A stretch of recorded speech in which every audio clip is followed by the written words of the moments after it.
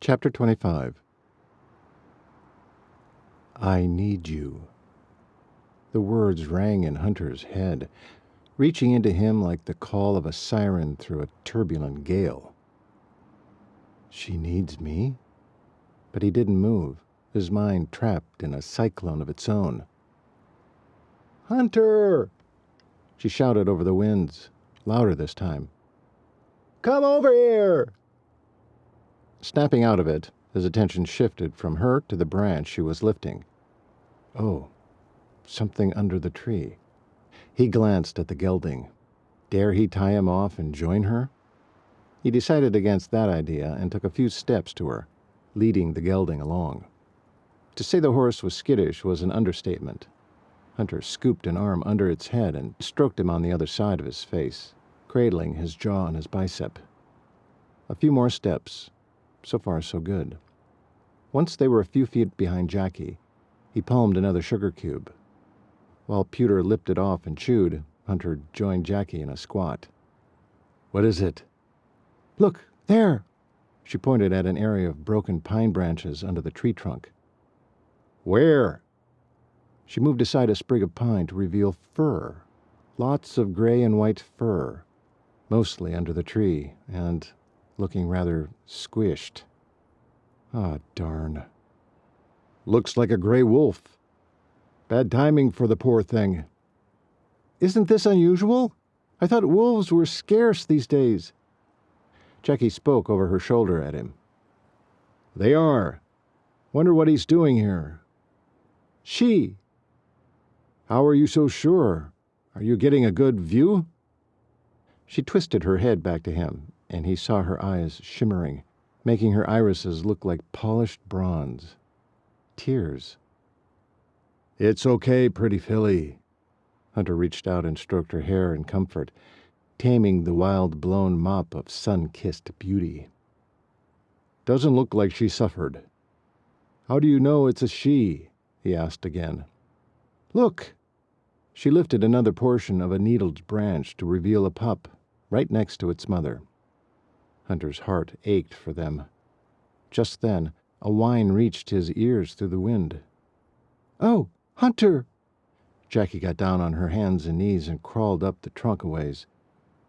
Moving another branch aside, a clump of gray fur wiggled. Then it whined again. Here's another one. It's alive. I think it's hurt, though. Okay, up you go. Hunter grasped Jackie's arm and lifted, effectively popping her to her feet. For such a tall woman, she sure was lightweight. What? No, wait! She looked ready to bite his head off. Her feistiness made him want to smile, but he knew that wouldn't be appreciated right now. Easy does it. You hold Pewter. Let me do my job. Oh, of course. She grasped the lead line and backed out of his way. He handed her a couple of sugar cubes, then turned to face the victims. After several long minutes, digging under the tree to free the pups, he checked them both. The mother had taken the brunt of the impact. One pup had been too near her, but the second had been a few feet away. As soon as he'd confirmed the mother and the nearest pup were dead, he reached for the whining one. A female. She was scared and had an obviously broken hind leg. But she was warm and well fed. She definitely looked old enough to be weaned. He carefully lifted the pup to his face and gave her a little puff of his breath into her nose. She blinked, but sniffed. Oh, let me see. Is it going to be okay? She'll be fine, Hunter said, turning her so Jackie could see her little face. She was beautiful, with her fluffy gray and white coat and those big blue eyes. As both Hunter and Jackie stared at the pup, Hunter marveled at the pup's distinctly almond-shaped eyes, slanted, close set, with the outer corners lining up with the outer base of the ears, different from the domesticated dog. He had to admit, whenever he was this close to a wild animal, he pondered God, wondered if the Almighty had spent extra time on such creatures, giving them a secure place in this intricate balance of the earth.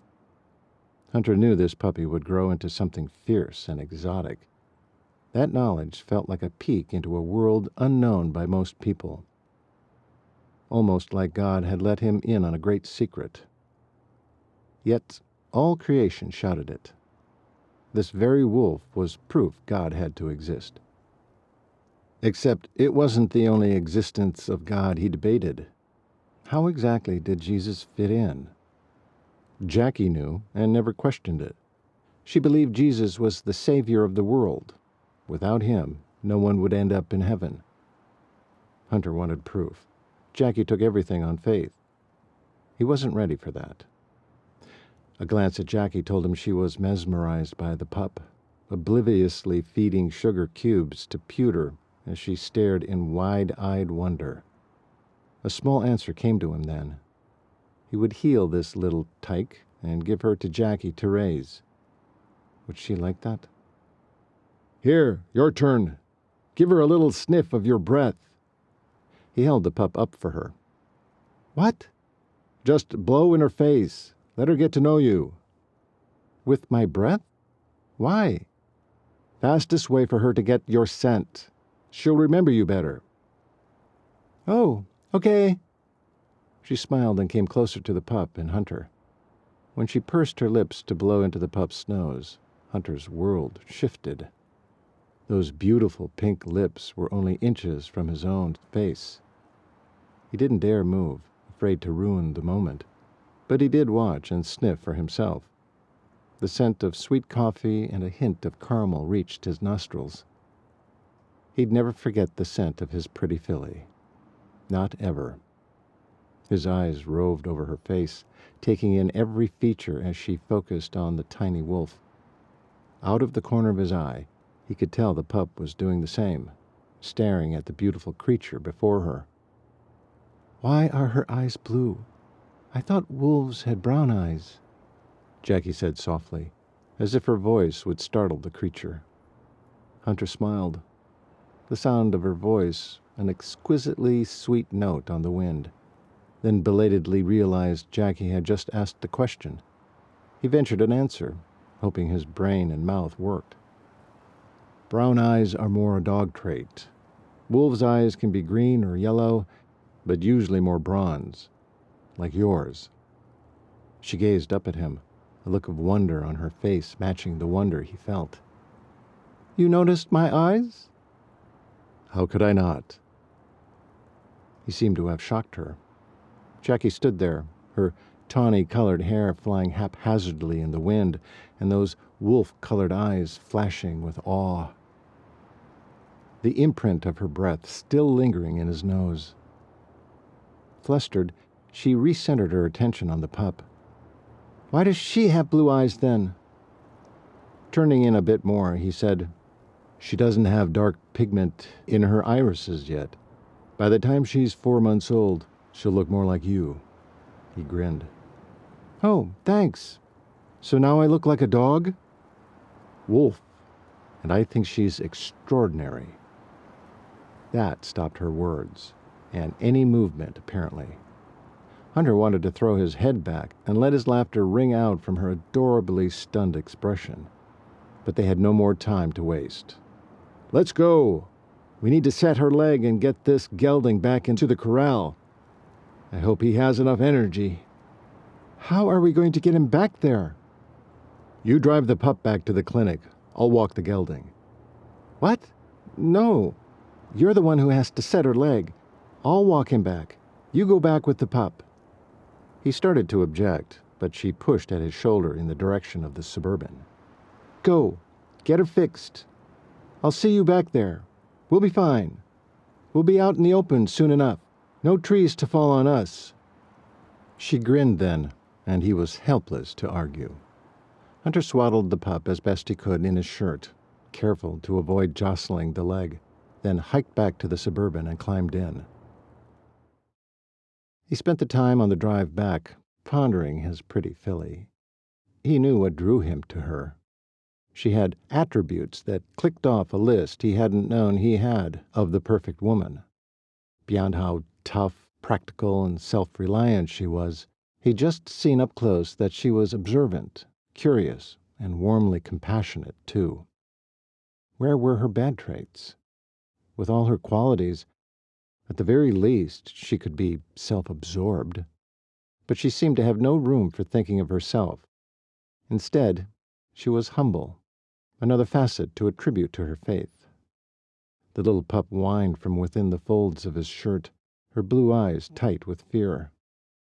"Easy now, girl," he said as he stroked her head and back tenderly. "You're going to be fine. I'll fix you right up, and then we'll decide what to do with you. Fair enough?" He scratched behind her ear, and her lids lowered some, bliss replacing the fear in her eyes. "Affectionate little thing, aren't you? Now I know your secret." A familiar warm grin took his mouth, one he saved for just his animal friends. By the time he reached the clinic, the winds had died down some. A quick look overhead showed dark clouds moving in now. Time for the rain, and maybe thunder and lightning. He hoped the gelding didn't give out on the way back and strand Jackie. If the clouds gave up their moisture, it wouldn't be a spattering. It would be a good old-fashioned Wyoming drenching. "Lord, would you mind holding off on your rainstorm until Jackie gets back?" He didn't know if God would pay attention to his inconsequential prayer, but Jackie would have done it for him. "Couldn't hurt, right, Missy?" he said to the pup. He'd have to remind Jackie they needed to name this little bit of fluff.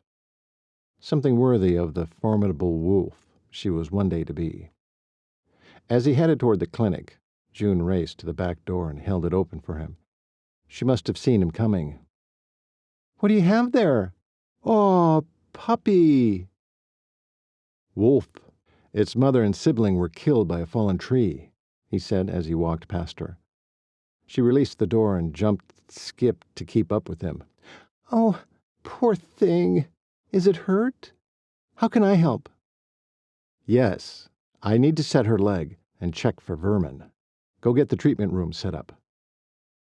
June laid out a clean blanket on the wet table, set out the bandage material, and then cupped the little wolf in her hands. Hunter delicately pulled the leg into traction to align the broken tibia and fibula. Cooing and apologizing for the pain, then placed a mite-sized Robert Jones bandage. He completed his physical exam, estimated the 15-pound pup to be 10 weeks old, administered the first set of shots, and dewormed her. "That is quite enough for one day, wouldn't you say?" he murmured to the little girl, bundling her in the thick blanket and setting her in one of the cages. "For a nap." He eased the cage door close and latched it just when a flash of lightning and clap of thunder hit. June practically jumped out of her skin, landing against Hunter. His arms automatically caught her to him to steady her.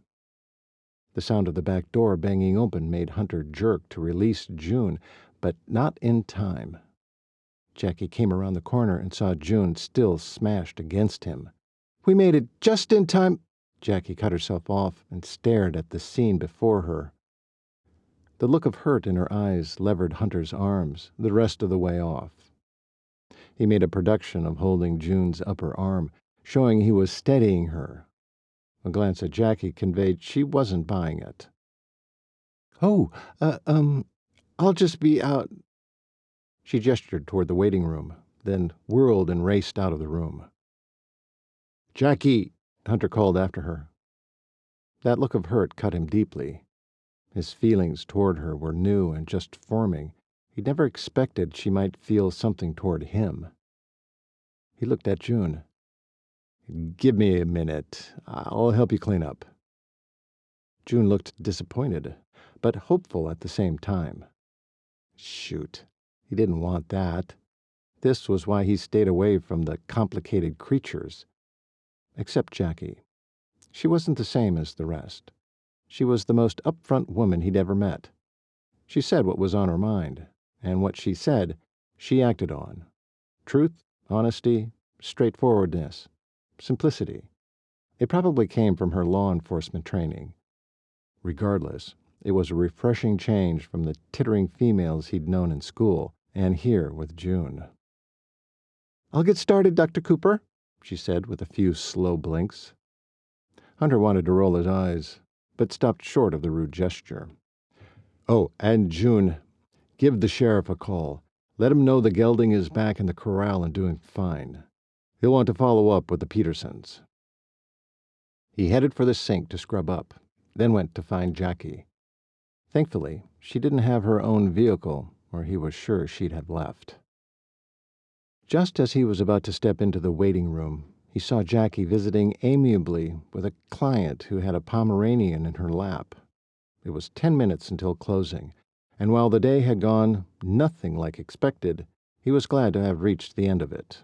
He certainly didn't expect to see any appointments right now. Neither woman noticed him, so he drew back, glancing at the schedule book on June's desk, when he heard the older woman say, "Are that new Dr. Cooper and cute little June a couple? I heard he was seeing her. The town's rootin' for her." Hunter nearly swallowed his tongue, but he waited to hear what Jackie would say in response before making his presence known. I don't think, well, maybe. I don't know either one well enough to know." Hunter couldn't see much, but her profile showed that her smile had vanished. She actually thought it possible he was interested in June? He told her he wasn't. Or was that Warren he told? He'd be sure to have this conversation with her soon. "Oh, I'm sure nature will take its course," the woman said.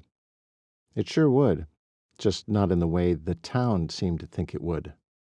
Darn busybodies. Hunter took his opportunity and waltzed in. He stuck out a hand. "Afternoon. I'm Dr. Cooper, and you are—" The older woman took his hand in a limp semblance of a handshake, then said, "I'm Daffodil Flowers." In an instant, Hunter's tension rolled over into amusement, and he had to grit his teeth to keep from choking out a laugh. What parents in their right mind would do that to their kid? Nah, she had to have married into it. "Good to meet you, Mrs. Flowers." "Miss Flowers." His eyes widened. So, her parents had done this to her. It was downright criminal. A quick glance at Jackie showed her small hand over her mouth. He thought he heard a giggle, but a cough took over the sound. She coughed again before removing her hand. The next glance and their gazes caught. Her eyes danced with mirth, as he knew his did. He turned back to the woman. "Okay, Miss Flowers," he said with a partial chuckle he couldn't quite contain. "Who have we here?" He squatted so he could look at the Pomeranian in her lap, and quit thinking about the woman's name or Jackie's ridiculous effort to control her laughter. He loved that about her. Humor was her strong suit, something she truly enjoyed. Too many didn't even understand a good joke. "This is Marigold." That did it. From behind him, Jackie's laughter rang out into the vacant waiting room. She nearly tripped over Hunter as she flew into the treatment area, clicking the door shut behind her. The shock of Jackie's faux pas stoppered his own laughter. Hunter swallowed hard and tried his voice. "Hello, Miss Marigold." He scratched her behind her ears as the little dog licked his hand. "And why is Marigold in today?" "She needs fixin'." "Fixin' as in she's hurt or needs to be spayed?" "No, fixin' as in stopping her from fornicating with that darn dog next door." Hunter did chuckle then. "That is spaying, Miss Flowers." He slid his stethoscope from his neck and did a head-to-tail exam of the dog on the woman's lap. "Right as rain, Miss Marigold is. Thank you for being willing to reschedule today's surgery to tomorrow morning. Do you want to carry Marigold back to get her settled for the night?" "Where will I sleep?" "Good grief. I'm sorry there's no place for humans here. June will call you tomorrow when you can pick her up. She'll be in good hands." The poor woman looked stunned. "Oh, okay. Are you sure?" Yes, I'm sure. Don't worry. Come on back. Let's get her settled. When Hunter led the way to the cages for overnight patients, Jackie was waiting in front of one that was all doled up with blankets. Her lips were smashed closed, and even twisted slightly as she held back her amusement. Hunter smirked at her and then had to look away before he lost control. Here you go. He moved aside and let Miss Flowers put her little dog in the cage. By the look on her face, you'd think her pet had been in line for euthanasia. She'll be fine. I'll see you out. Hunter touched Daffodil's elbow to help her back to her feet, then saw her out of the clinic, reassuring her the whole way. As he came back through the door to the reception area, one look at Jackie made him bust up laughing. She joined him. They kept at it for several long minutes, until June spoke up. "What's so funny? Did I miss something?" "I'm afraid you had to be there," Jackie said, not wanting to drag poor Miss Flowers through a gossip mill. "Yep, had to be there," Hunter said. Once they were able to settle down and gain control, Jackie slipped to the back. Hunter followed, curious where she was going, but also wanting to be near her. "Where are you headed?" he said at her back. "To check on our wolf patient. How's she doing?" "Let's have a look."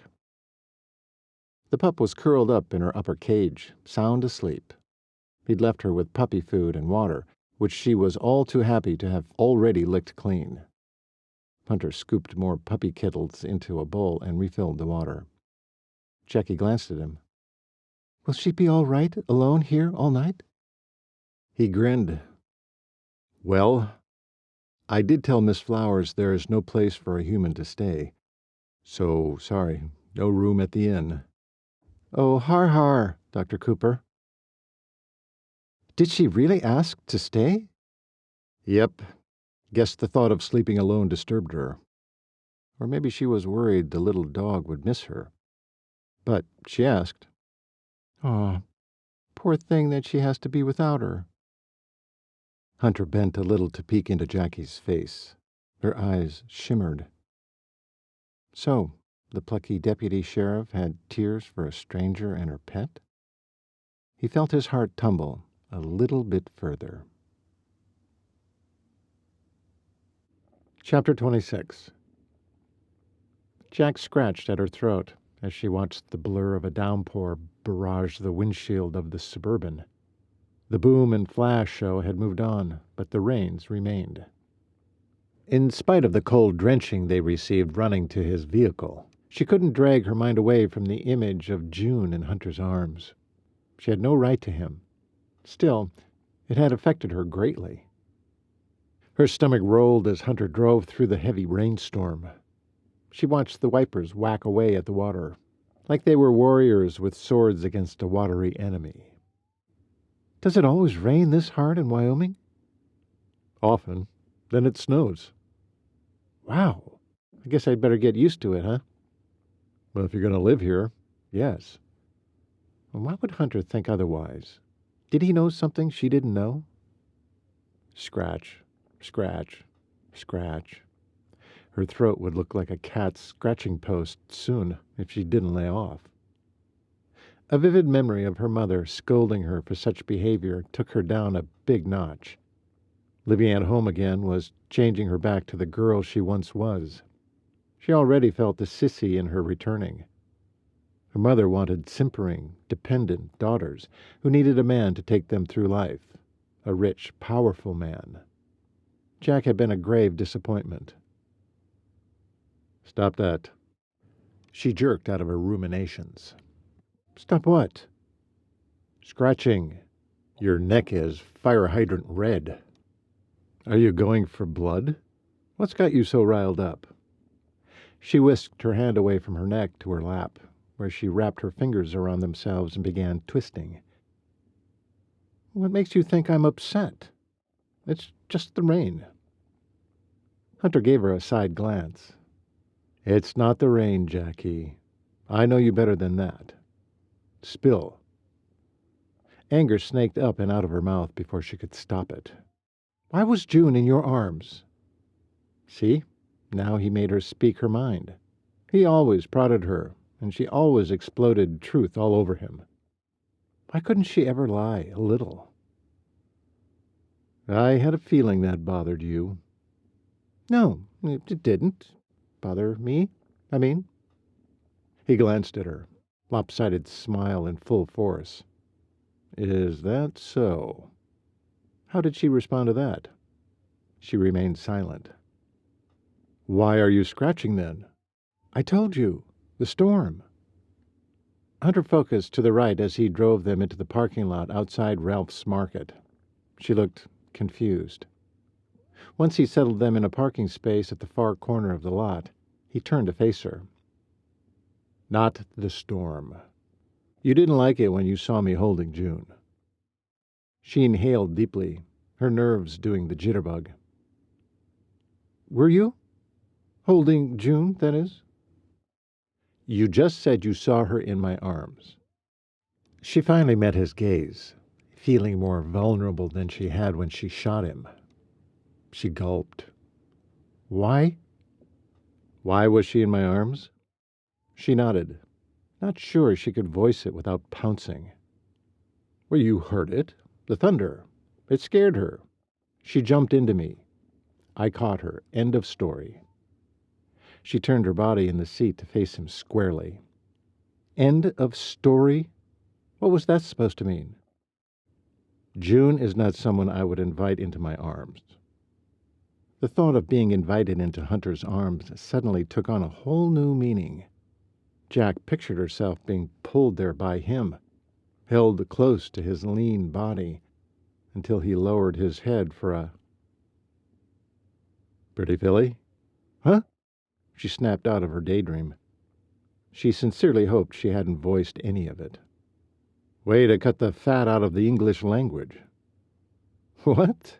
She said, around a chuckle. Huh. A word that says so much but doesn't take long to say. She threw her head back and guffawed. Couldn't help herself. She'd never heard something so ridiculous and so profound at the same time. Once she stopped laughing, the tension of the moment had been released. Clever man. Cute, Doc, she sighed. Okay, I'm glad June is not someone you would invite in for an embrace. She cleared her throat and ventured forth. I didn't like finding June in your arms, okay? Happy now? His brows shot up, which widened his amazing eyes, so dark blue in the gray afternoon. I'll have to remember humor gets the truth out of you. Without another word, Hunter put the Suburban back in gear and took them on down the road. The rain continued to pelt the windshield, but her neck no longer itched. The sheriff's office came into view, a smudge, abstract structure through the sheeting rain. Hunter pulled in and parked, then centered his attention back on her. She wondered what he'd dig out of her next. We need to name the wolf. She hadn't expected that. Goodness, he was a master at switching gears. Okay, she said, dragging the word out. Any particular reason? Aren't we going to have to release her back into the wild once she's healed? I'm pretty sure the law states that. He looked disappointed, turned his attention to the front door of the station and leaving it there. Tell me what you had in mind, Dr. Cooper. His jaw bunched, a grim line forming on his lips. She waited, and he finally turned back to her. Listen, I know there are laws. He hesitated, probably comprehending belatedly who he was talking to. When he opened his mouth to continue, she was relieved. She wanted him to be able to trust her, more than anything, more even than upholding esoteric laws, she realized. The pup will never survive in the wilderness at her age. She'll have to be full grown before we'd be able to take her back. By then she'll be domesticated, as much as wolves can be. You see where I'm going with this? Do I think so? I don't want her to get eaten in the wild any more than you do. But people will be able to take one look and know she's a wolf. Not necessarily. There are species that look like wolves. The Kuksha, Siberian Husky, Alaskan Malamute, Otonagan. You get the idea. So we lie and tell people she's not a wolf? Hunter scrubbed a hand over his handsome face and on down his neck, his muscular, tan neck. She shook herself to attention again, feeling that annoying itch down her neckline. She locked her fingers together in her lap. The truth is, he said, we don't know where the mama came from. Wolves shouldn't even be in Wyoming. She could be part dog. Oh, I get it. We just pretend she's a mix. When Hunter raked a hand through his damp hair next, Jackie was mesmerized. His frustration was beginning to distract her. Stay on topic, she chanted to herself. His gaze met hers before he lowered his brows, lining his forehead with a scowl. Can you shut down your deputy logic for just a moment? Her lips twitched in amusement. Sure. We can both agree the wolf needs time to heal and won't make it in the wild unless she's grown, right? Right.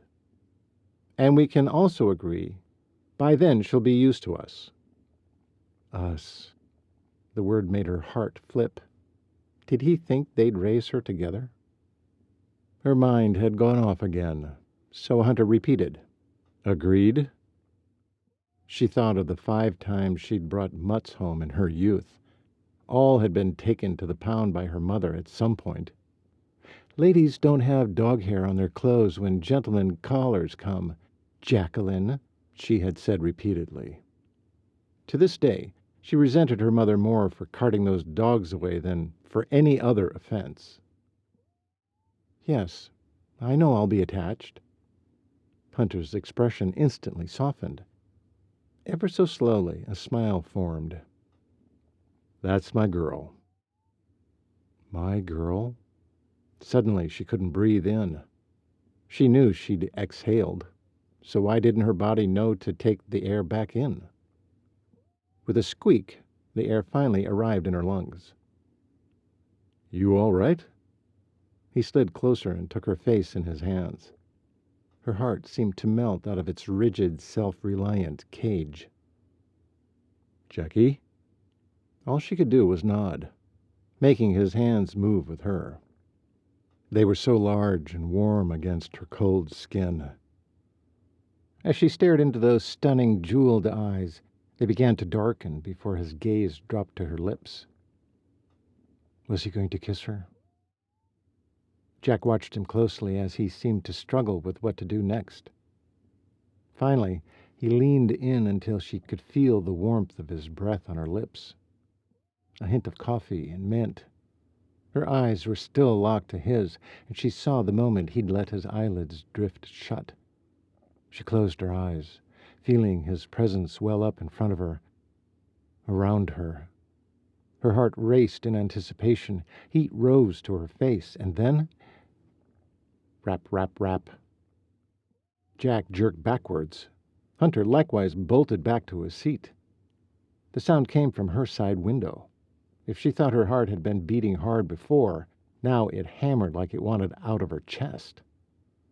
They both looked to the passenger window, to Eugene standing there, looking decidedly miffed and sopping wet. Jack wasn't about to lower the window and let all that rain in. She raised her hands in question and shrugged. Rain was sluicing down Eugene's face now as he gestured for them to come in, then turned his back and jogged to the building and in through the front door. Before he closed it, he curled his hand in a come-hither motion a couple of times before closing the door. What now? Jack turned to eye Hunter. His eyes were still darkened and centered on her, his expression showing he wanted to take up where they'd left off. But as sad as it made her, the moment had passed. We're needed, apparently. Hunter's gaze shifted to the front door, and he sighed. Apparently. She started to open the door, but Hunter stopped her with a hand to her forearm. Jackie? What was he going to say? That he shouldn't have gotten so close and considered a kiss? Or maybe the opposite. Where he wanted to take them from here. She'd be hugely disappointed if he did the typical male thing and apologized for trying to kiss her. Don't be typical, Hunter. Apprehension over what he was about to say swirled around in her brain when he interrupted her worry with, "The pup's name?" Two emotions deluged her at the same time. She pushed disappointment away and decided relief was the better choice. Once she took a much-needed deep breath, she gave him what he wanted. "Bathsheba?" Hunter raised a brow. The Bible story of the naked lady on the roof seducing King David into kidnapping her? Whoa! Now that's a different take on the story. She was Solomon's mother. Besides, it was David's sin that entrapped her. How do you say no to a king? She was kind of innocent in all of this, don't you think? She was bathing on the roof, for crying out loud, knowing anyone on his balcony could see her. Not so innocent, was it? He scowled like he meant it. Goodness, she'd never seen it that way before. One day she'd have to give the story more thought. Not today. Her dad was probably pacing inside. Okay, what do you want to name the pup? Blizzard? Rain? Wind? Oh, I see. You want to name her after the gale she survived. I like that. So, how about Storm? We can call her Stormy for fun. Stormy it is. His smile seemed stiff as he looked to the front window and saw her father glaring at them. Guess we waited too long. He looks pretty mad now. He's not used to waiting, she chuckled. He's fine. Talk about a storm. She laughed as she let herself out of the beast of a vehicle to race into the building. Beast. That's what she'd nickname Hunter's Suburban. The thing was a monstrosity. Once inside, Hunter was laughing right along with Jack over the drenching they got in such a short distance.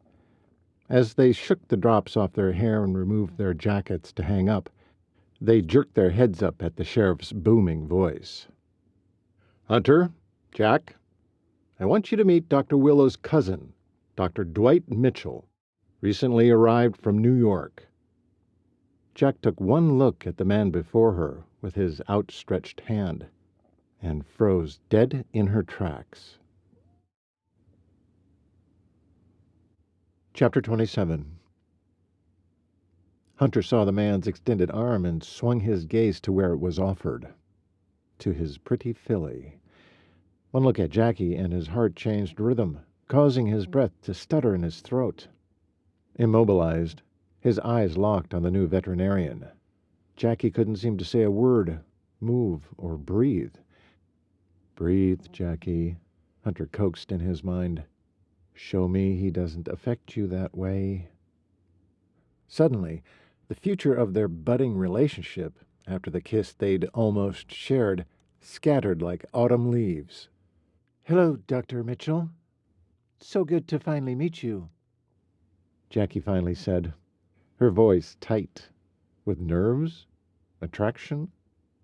And you, he smiled. By the wide eyes within Jackie's face, Hunter would have thought the sun broke through the clouds and paraded through the windows. Warren told me all about Dr. Cooper. Dr. Mitchell shifted his attention to Hunter and shook his hand next. A good solid shake. Drat. He searched for something he didn't like about the man.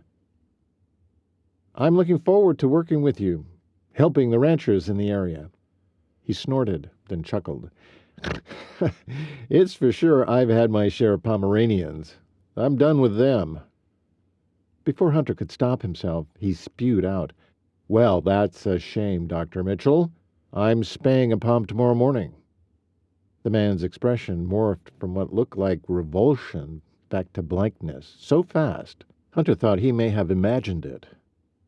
Before Dwight had a chance to say anything, Hunter continued. I'm sure Warren gave you directions to the clinic. Why'd you stop here? I was heading to the clinic when I saw the sheriff's office. I wanted to meet the sheriff. Warren tells me he's helping oversee the veterinary needs of the ranchers, that he's lent his deputy to assist." Dwight took his eyes off Hunter and grinned at Jackie. Clearly, Warren had said more about Jackie than Dwight bothered to share. "That must be you." Jackie nodded, not quite smiling. In fact, she still looked a little stunned by Dwight, and speechless. Hunter suddenly wanted to save her from spouting something she might regret in her stunned condition. He ushered Jackie toward the coat rack by the door. She looked up at him with confusion. "See you at the clinic tomorrow," Hunter said to Dr. Mitchell, as he lifted Jackie's coat off the rack and held it open for her. "My surgery should be done by 9. Hunter?" Jackie whispered. "Mm-hmm." She slipped one arm in, then the other. He took the coat by the collar and lifted it, straightening it on her frame. "I have my own car," she said into his chest, so as not to embarrass him with the others. Ah, shoot. How could he have forgotten that? But he knew why. He wanted her away from the good-looking New Yorker. He tilted his head down to keep the conversation between them. "It's time for you to go home. Get some rest. It was a tough day." She gave him a cute, one-sided smile, then began buttoning her coat. "Okay, I'll go.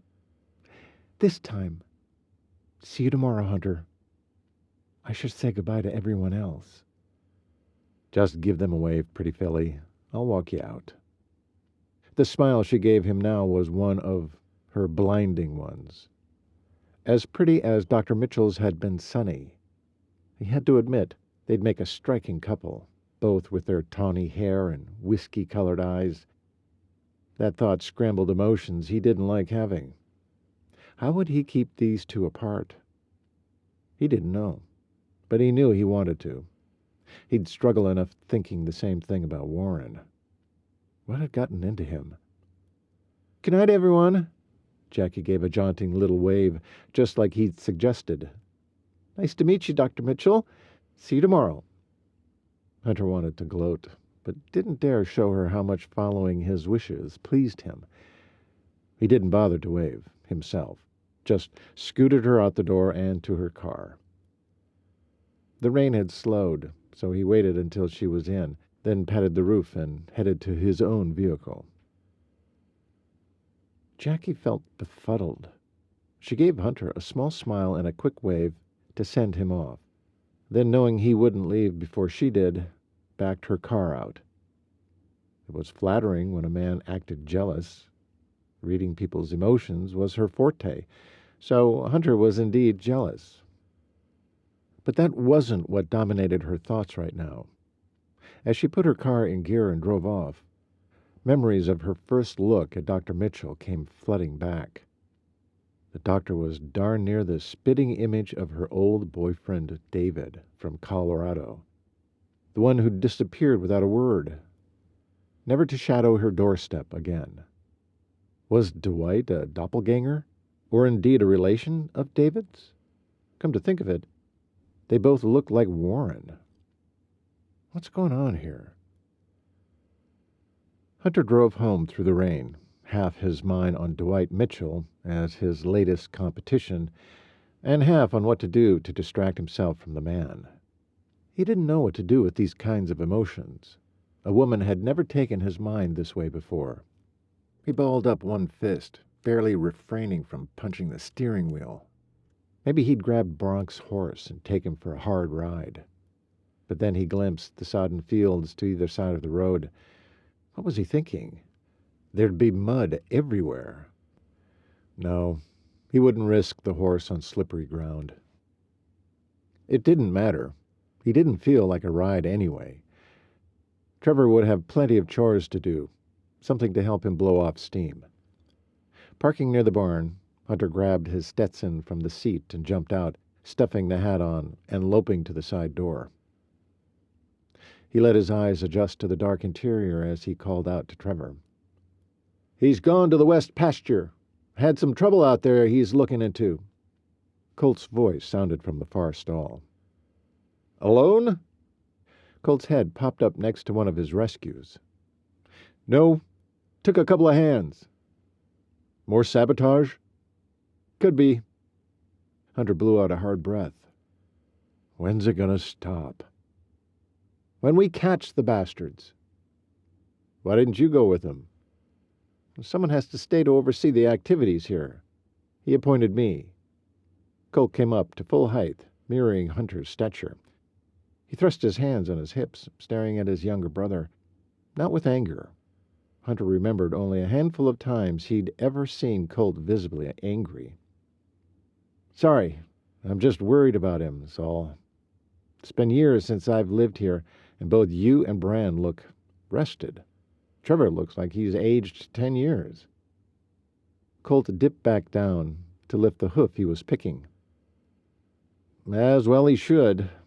Trev never rests, never has fun. He only works. Not good for him, but impossible to change. He's a stubborn old man before his time." "Gad, he's only, what, 3 years older than me? Is he 28 yet?" "In January." "Criminy, he looks like he's Dad's age.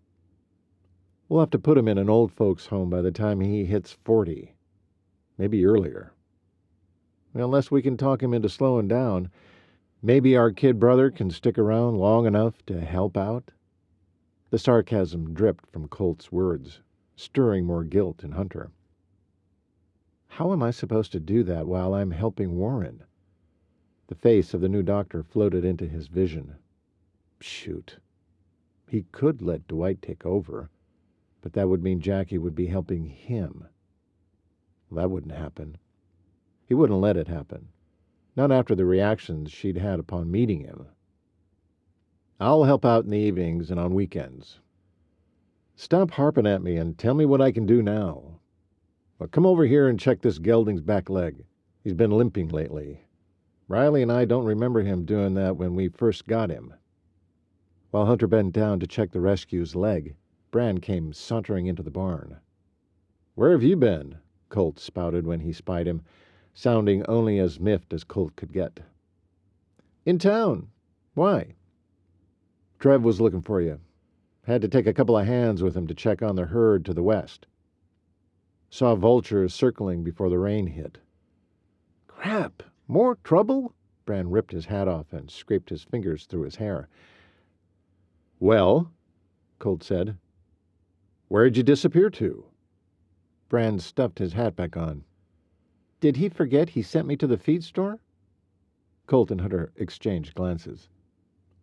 "See what I mean?" Hunter said. "We need to figure a way to get this big guy some rest. Got any ideas?" "Send him on vacation," Bran said. "Then who'd do the bossing around here?" Colt asked. "You," both Bran and Hunter said at the same time. Colt shook his head. "We need more hands. But if these criminals, whoever the heck they are, keep destroying our property and our animals, there's no chance of that. We'll figure it out. Have to. But I'm leaving for California as soon as Trev releases me. Dad wants him to have the last word on when," Bran said. "You're what?" Colt shouted this time, startling the rescue into sidestepping away. Colt barely noticed as he grabbed the halter and pulled him back to him. "Haven't seen you, so I haven't told you. Dad needs me to help get Bronk under control.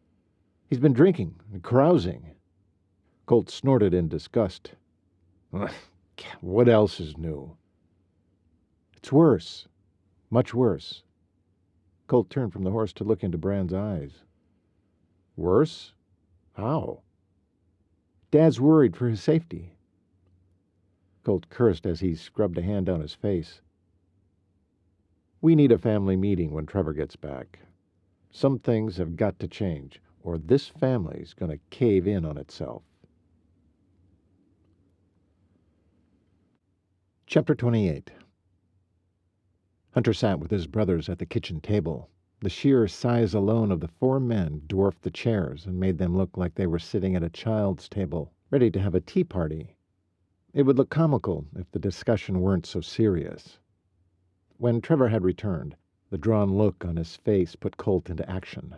He gathered the four of them and barked an order for them to meet in the kitchen. It was such a shock to them to hear Colt take charge over Trevor, they all hopped too, including Trevor himself. Or maybe he'd been too tired to argue. Riley had begged off, saying the discussion was for the Cooper men only, and that Colt could fill her in later. He'd given her a heated kiss that carried Hunter's thoughts back to the ones he'd almost given Jackie. From that point on, his thoughts had been on the hypnotizing deputy sheriff instead of the challenges facing the ranch. "You even listening?" Colt nudged Hunter in the arm. Hunter whipped his head in Colt's direction and caught his eye. "Go on," he said, as if he'd heard everything, which he hadn't, other than there were more dead cattle. Colt looked back to Trevor. "Who do you think did it?" Brand planted 2 plates of sandwiches in the middle of the table. He'd sure be missed when he drove off to California. "Same weasels who did it before." Trevor turned his gaze on Hunter, showing the bloodshot, dull eyes, ones that looked like they would need a month of rest in order to brighten again. "Can't you get that deputy of yours to do more digging? Need this resolved." His voice was husky with exhaustion and defeat. Guilt rode Hunter at the sound, flipping his initial decision about helping Warren. "I'll get her on it. Warren's cousin just got here from New York. He's a veterinarian and can take over for me and Jackie. We'll work together to get this figured out, Trev. You have my word." The brothers all stared in his direction, Brand's eyes amused, Colt's hopeful, Trevor's skeptical. He waved off their expected reactions. "She'll have to come out tomorrow to look into this latest slaughter. How many this time?" "Half a dozen. 3 cows and their calves." Trevor ran a hand through his greasy hair. Hunter's stomach dropped a little. Keeping good hygiene and looking pressed and clean was the one thing Trev could take great pride in, even when there was no time for it. This Trevor was too drained to keep up. A dangerous sign. "Exactly how many calves do we still have?" Hunter asked. "We had to sell a bunch to keep the ranch afloat. After the fire last month, we've had to buy hay, not sell it as usual. Like I said, we can't take much more." And neither could Trevor. "Okay, here's the plan," Hunter said. "I'll bring the deputy over here tomorrow once I get Dr. Mitchell up and running at the clinic. We'll check in with you right after Jackie investigates a bit. She's been wanting to talk to some of the hands, see what they've been noticing." Colt frowned. "They're pretty closed-mouthed." "She knows that. She already talked to Bobby. Gotten some good feedback." Trevor scoffed. "From Bobby? About what? The kid barely did his job. Bent on competing with Colt over women. Besides, we put him in jail. Why would he help us?" "I'll let her tell you all about it tomorrow, Trev. Go get some sleep, and don't get up at your usual 4 o'clock tomorrow." Hunter glanced at Colt and saw his affirmative. "We've got you covered until 6. Trevor opened his mouth as if to argue. Colt slammed a palm on the table, once again shocking the heck out of all of them. "Go! Now!" Trevor's glare dropped to the table, then back up to Colt. "Fine. But you be out there at 4. Colt nodded. Trevor rose slowly, as if every muscle ached, and staggered out of the door and up the stairs. Hunter watched him through the swinging kitchen door until he was out of sight. "He looks ready to drop. We have to figure out a way to let him rest more." Colt and Brand nodded their agreement. "I'll join you both at 5. We can get the feeding done in an hour if we all pitch in. Then we'll meet back here and you can feed us," Hunter said, looking from Colt to Brand. Shifting his gaze back to Colt, he said, "Are you up on the ranch's finances?" Colt nodded, looking pretty tired himself. "It doesn't look good. I'd say we have a year to survive, maybe 2, before we have to sell off all the cattle. That's only if we don't take any more hits. If we do, we have less time than that. We're finishing up the last of the hay.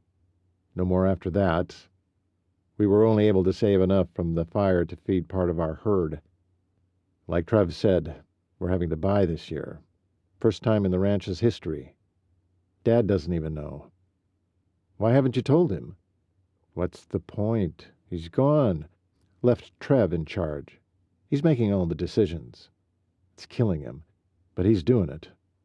I'm sure Dad didn't mean for Trev not to call him, discuss what the ranch needs. Well, if he did, he didn't make it clear. You know Trevor. He just plows ahead. First thing we have to do is hire a few more men, Colt said, then turned sharply to Brand. And now you're leaving too? Brand inhaled and puffed out his cheeks as he blew the breath out. Hey, I just found out last week. Relax, Daddy-o. Brand spouted what Bronk would say, then grinned. Typical Brand. Always trying to lighten the mood. Okay, Hunter said. Then we hired 2 more men at least.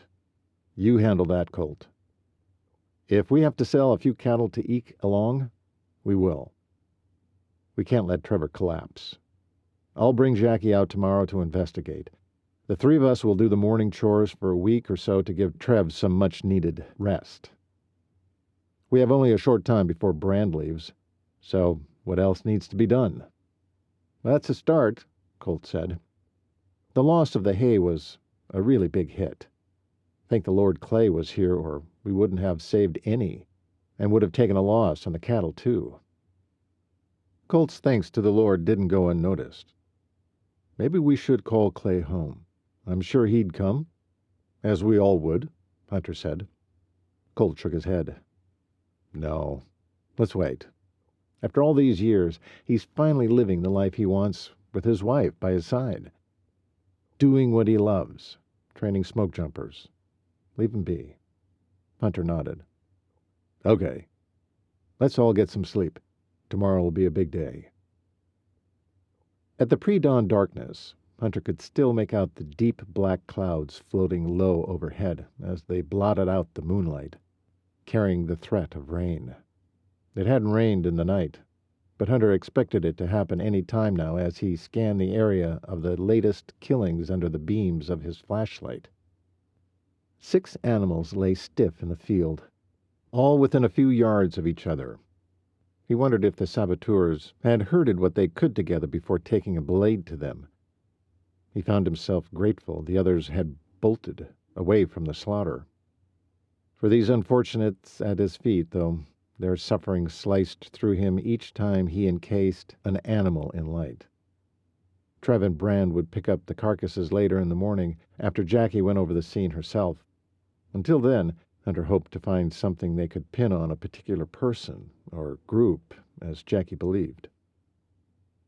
He scrubbed away wetness from his cheek with his shoulder, the flashlight wavering in the dark from his trembling hand.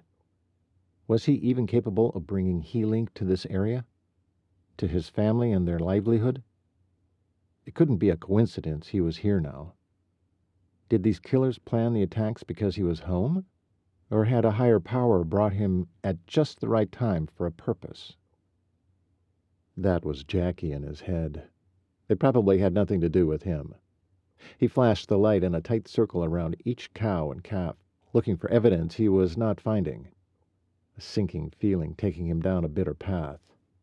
What good was he to them? He was a healer, and all he'd done was verified death. As the sun came up and over the eastern horizon, he realized he'd been wandering the area for over half an hour now, careful not to contaminate any evidence that might be found in the light of day. He nonetheless had felt compelled to witness the shock and suffering on each face. It's time to go. There's nothing more I can do for them now. He fed Colt's rescues in the barn and paddocks, soaking hay and making mashes, then carted hay bales to the cattle in the south pasture, working up a sweat. He noticed new spans of sagging fence, a drainage problem around 2 of the water troughs, and a patchwork of gopher holes big enough to break an animal's leg that would need filling in.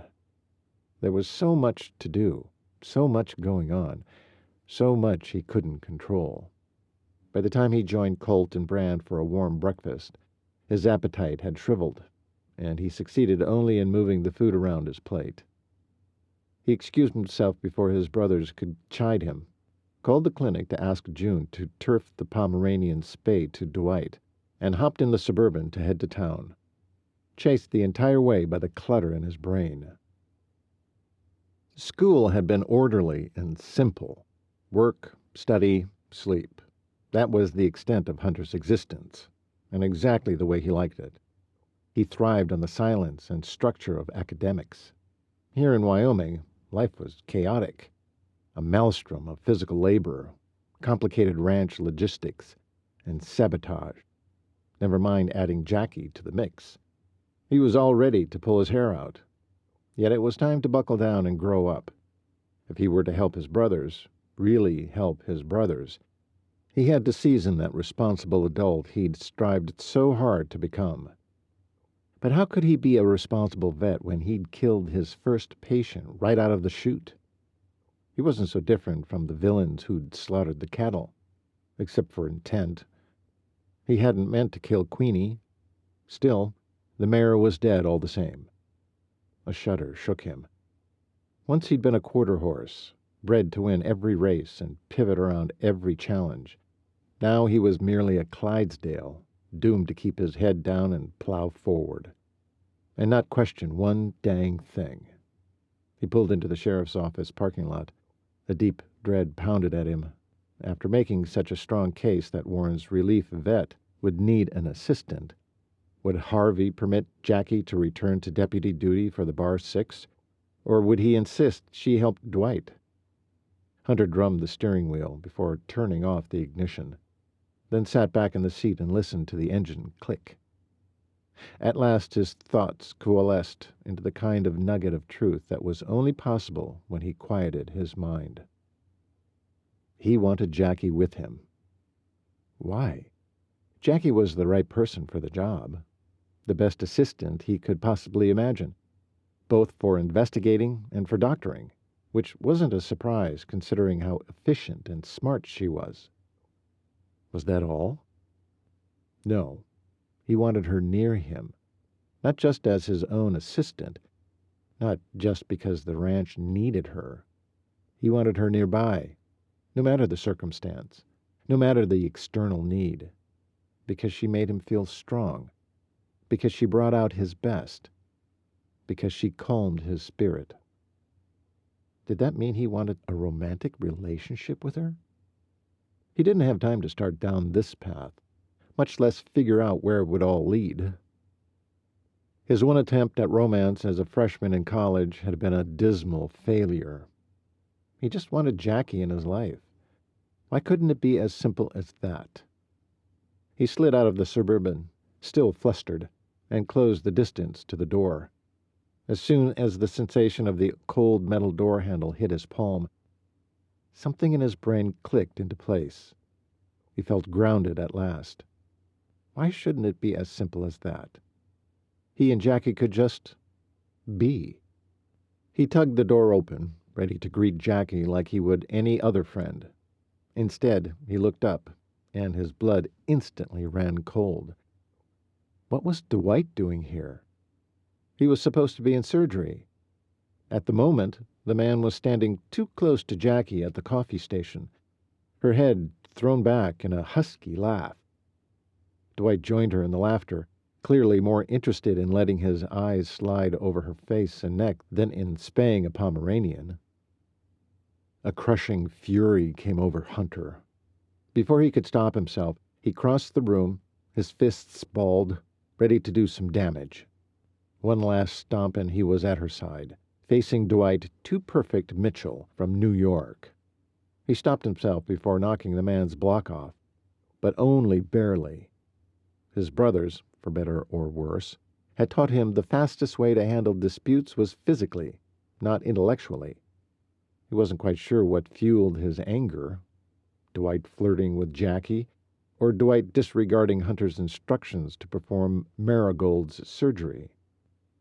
A glance at Jackie showed her glare before he forced in 2 hearty breaths and turned to the man. "Aren't you supposed to be in surgery?" Dwight snorted as if it wasn't important. "It's just a spay. I'll get there shortly. I was just having some coffee with the deputy here." Jackie released her glare from Hunter and redirected it to Dwight, her pretty mouth distorted into derision. "I had no idea you were supposed to do that surgery." She gazed up at Hunter then, a question in her eyes. He didn't answer, though he knew why she was confused. "Is your father in? You and I need a word with him." She was smart, caught the edginess in him. "Of course. Let's go." She turned, getting ready to head into her father's office. Before she opened his door, she turned back to Dwight. "You should go. That surgery should have been done by now." Once on the other side of the door, she turned to close it, then peered up at Hunter. "Are you all right?" Her genuine concern always calmed his frazzled nerves. Yes, because now that she was with him, he would be all right. "What happened?" "Sit down, you two." Her dad's deep voice broke in. "I assume there's something you want to involve me in?" "Yes, sir," Hunter said. He sat quickly and leaned forward, resting his elbows on his thighs and focusing his gaze on Harvey. 6 more cattle were killed yesterday afternoon. Trevor is hanging by a thread. I'm concerned about him and the ranch. I need to shift some of my time there. I'm hoping Dwight will take on the brunt of the vet work." Her father cursed and rubbed both hands over his face. "Okay, I'll get more involved in your case. Jack can assist Dwight with the doctoring." Hunter stiffened in his chair, afraid of just this. "No." He realized too late how that must have sounded. But he didn't care right now. He needed this to go his way. "Jackie has already made progress. I want her to head up the case." The sheriff scowled. "It's not up to you, Dr. Cooper. What I say goes." Hunter leapt to his feet and planted his knuckles on the desk, leaning towards the sheriff. He felt every bit of the tension that was hardening his muscles. He had to win this argument, or he feared he'd lose his chance with Jackie.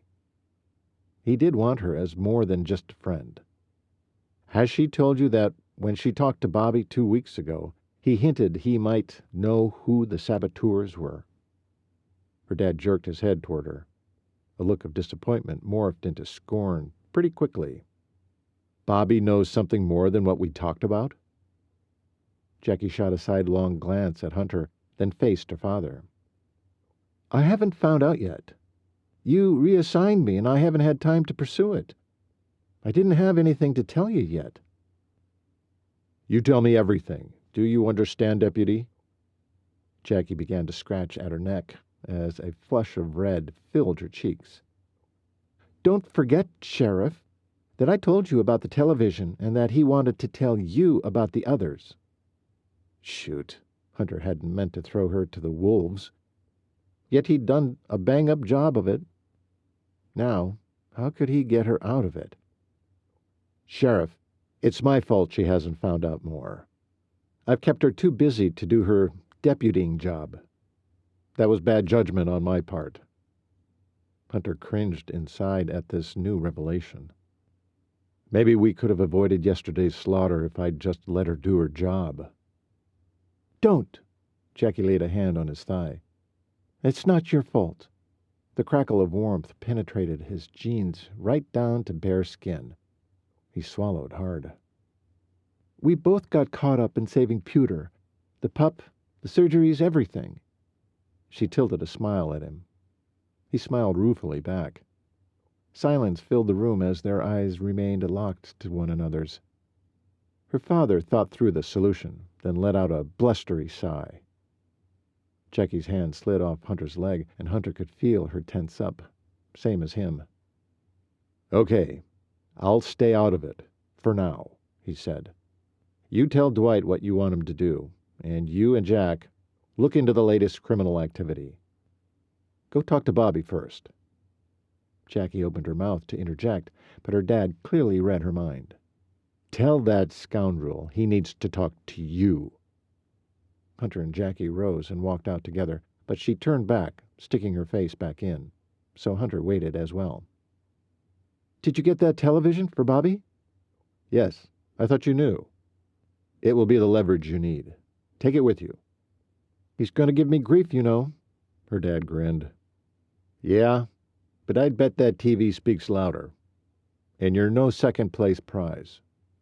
Hunter couldn't agree more. Chapter 29.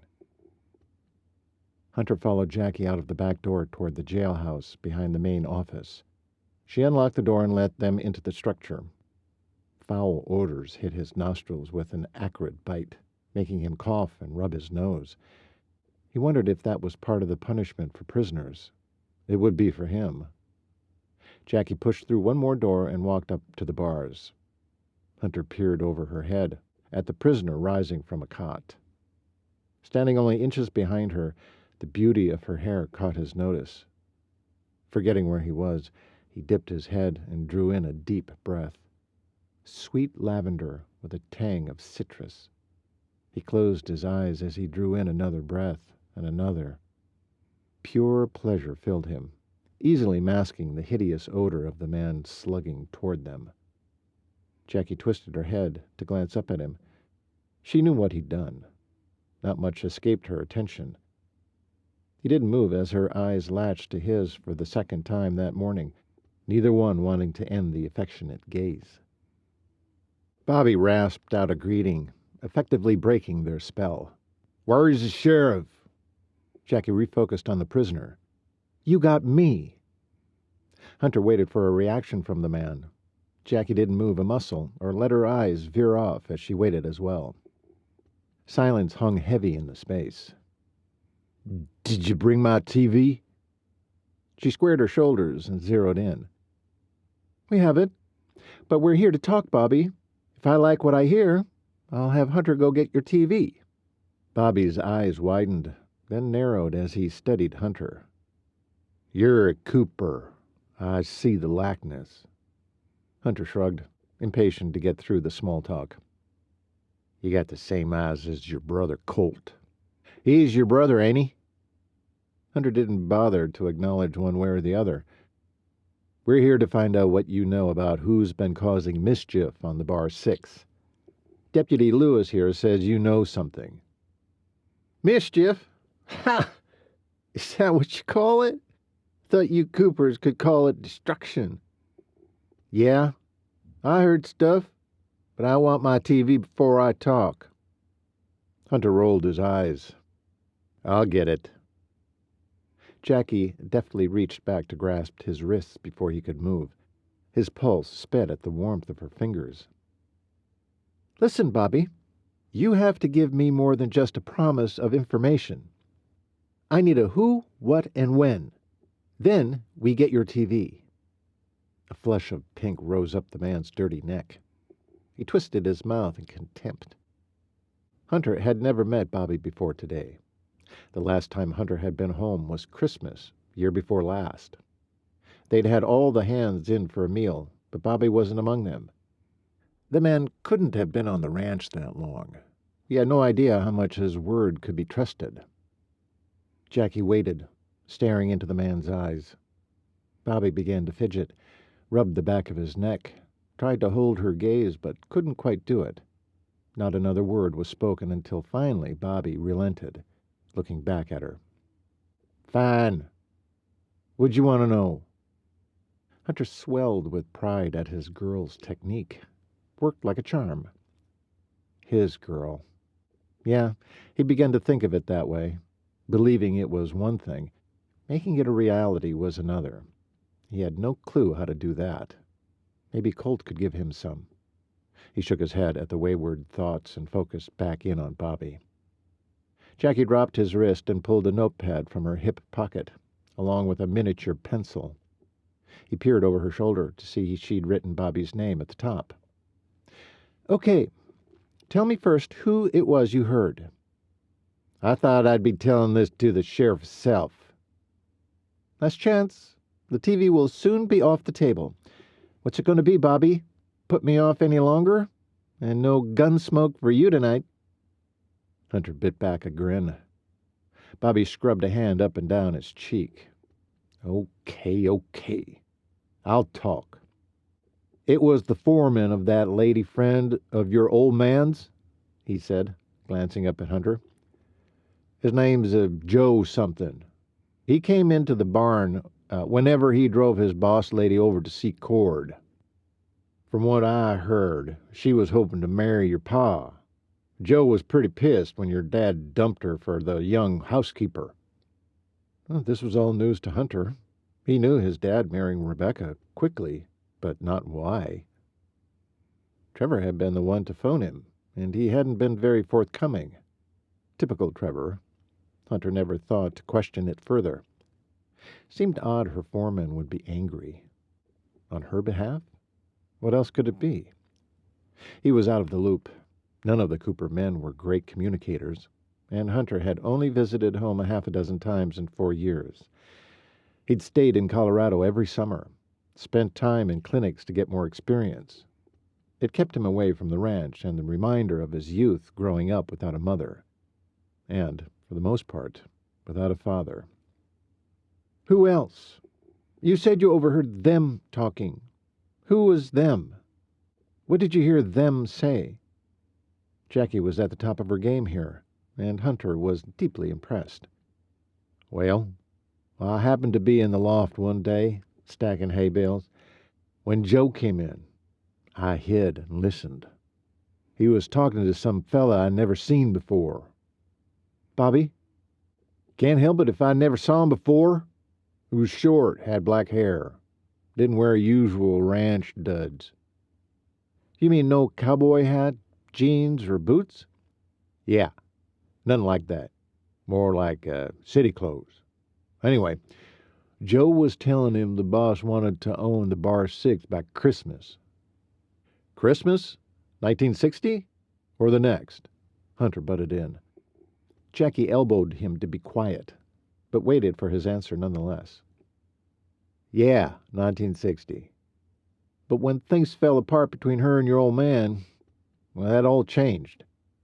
"Heard that part, too." "How is it you heard all this and never informed your employers?" "Didn't like 'em. You already know that. Colt was my rival." "Why?" Hunter butted in again. Again he got an elbow to the ribs. Oof! This one hurt. Bobby lifted his eyes from Jackie to Hunter. "He wanted the same woman I did." "Colt?" Hunter let out a burst of laughter so great it made Jackie jump. "You're talking my brother, Colt?" Bobby scowled at him. "You laughing 'cause you think I couldn't compete with him?" Hunter laughed even harder. "You couldn't compete with him?" Bobby slammed up against the bars, doing his best to intimidate. Jackie didn't budge, didn't even startle. "But no, I'm laughing because Colt wanted nothing to do with all those women clamoring for his attention. Never did. If they'd wanted you, you could have had them all." Jackie turned to look up at him, arching her brows in surprise. "No joke," he said to her. "Before Riley came along, Colt had sworn off women." Jackie turned back to Bobby. "Okay, back to what was being said. Wait a minute. You said Joe was telling him the boss wanted to own the Bar 6 by Christmas?" "Yeah. So?" "The boss, not my boss. Like they share the same one? They both worked for the widow?" Bobby's eyes shifted away. He blinked.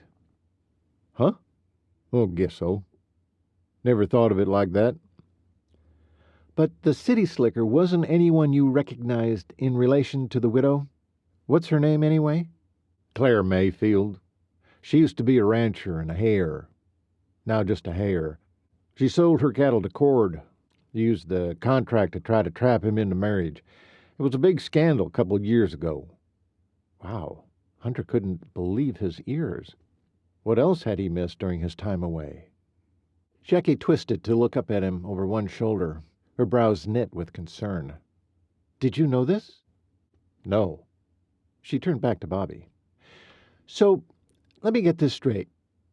Joe, Clara Mayfield's foreman, was angry that Cord didn't get trapped into marriage with her.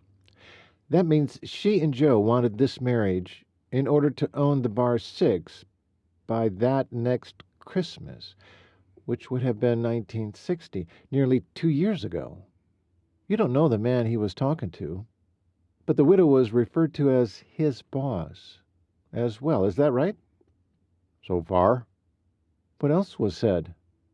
Joe mentioned something about a portion of the ranch he wanted divided up as soon as possible. Divided up? With him in charge of the new parcel? Like that? I guess. Why? Jackie and Hunter said at the same time. Jackie harumphed at his continued interference, but stayed quiet until Bobby spoke again. Dunno. Sounded important. Where exactly? Hunter said, backing a step so Jackie's elbow missed him. Dunno. That's all I heard. That time. That time? Hunter took a step forward again, straightening his spine. What did you do? Spend all your time eavesdropping on people? No wonder Trevor fired you. Bobby barreled into the bars again. He didn't fire me. I got arrested. As if that were a more noble outcome.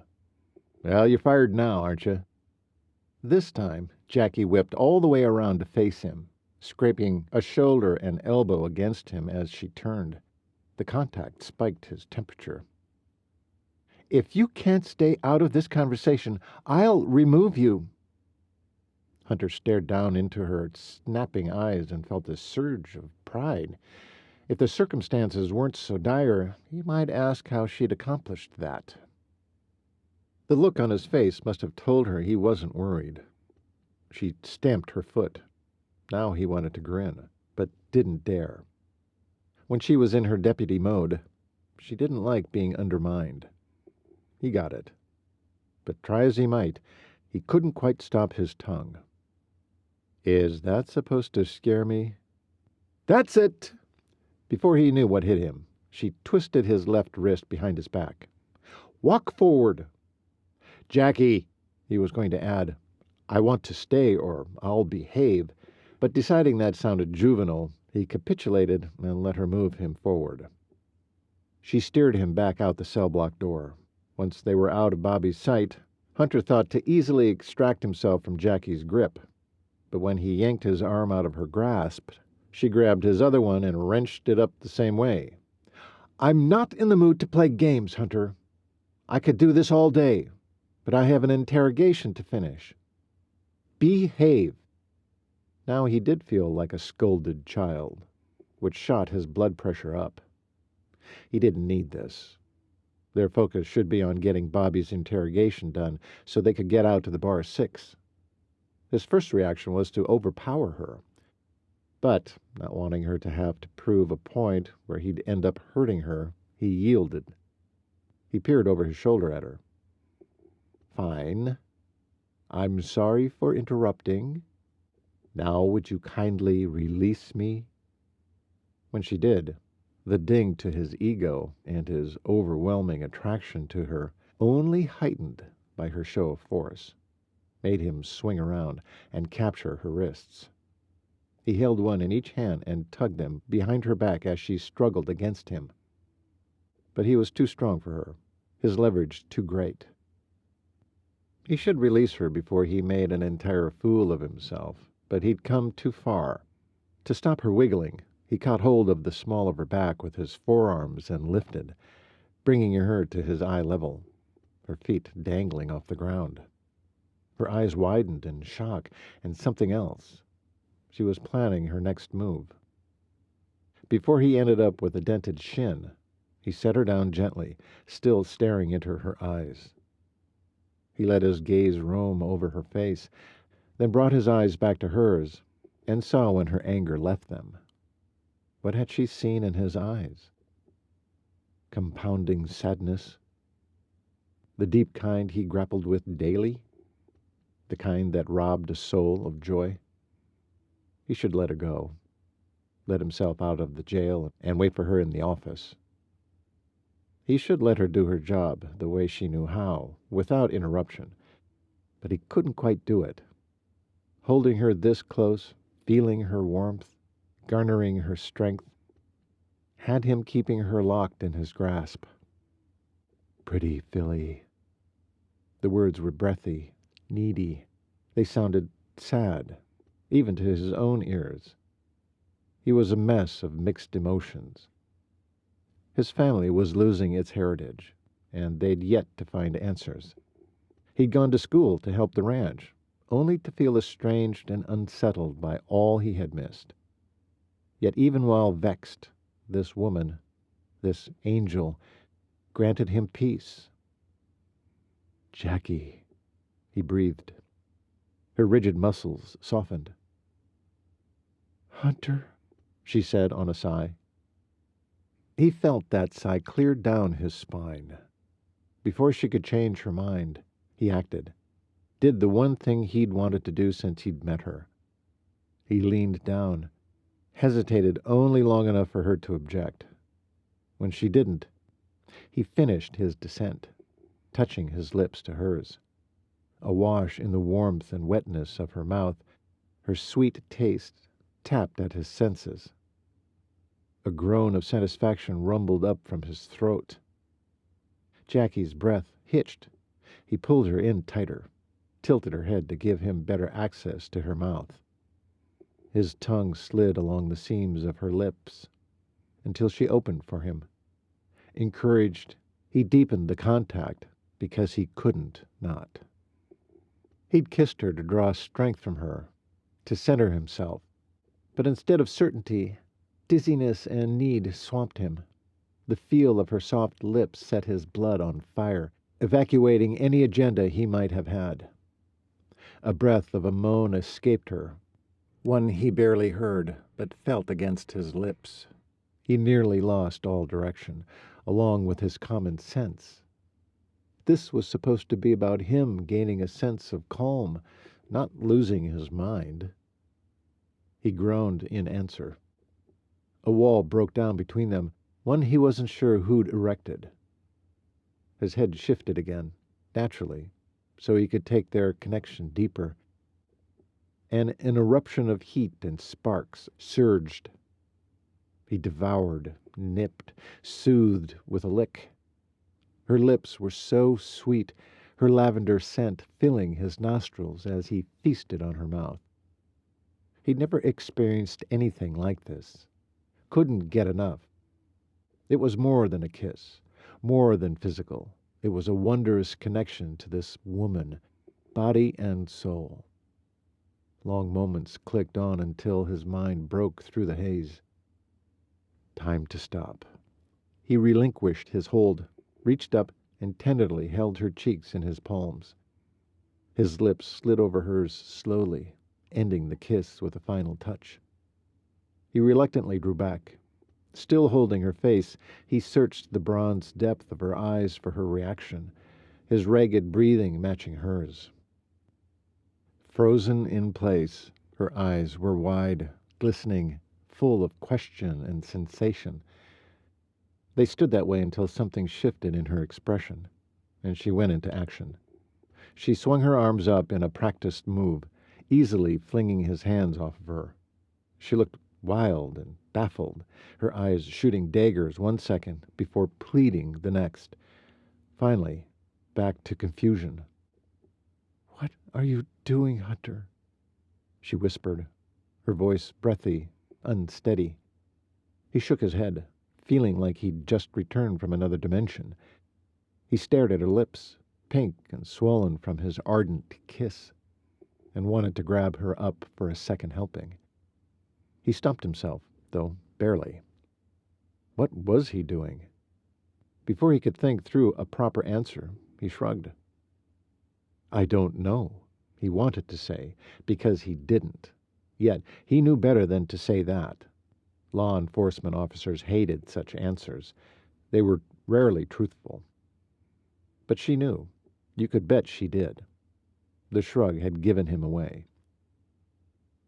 "Well, if you don't know, then who does?" And there it was. Looking confident, but a mite wobbly, she hooked her thumb on her thick belt and lifted her chin. Waited. Hunter's shoulders slumped. "Listen, Jackie." "Don't." "Don't what?" "Don't give me an excuse. Tell me the truth." "What was that kiss for, Hunter? Control?" Her voice held a great deal of agitation, though he heard an underlying tremor. He couldn't deny what she said.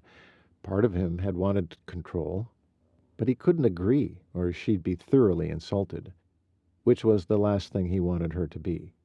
He had to give her the truth, at least part of it. "I wanted to." She blinked up at him. "Why?" At least her voice had softened. She really wanted to know. She seemed to have enjoyed it as much as he had. He sighed. "I had no right to kiss you like that. I admit it may have started out as a way to "I knew it," she said, and swung around toward the jail and Bobby. Crap. She thought he was going to say control, not calm, like he'd planned. Should he continue? Make his case? He followed her. "Stop."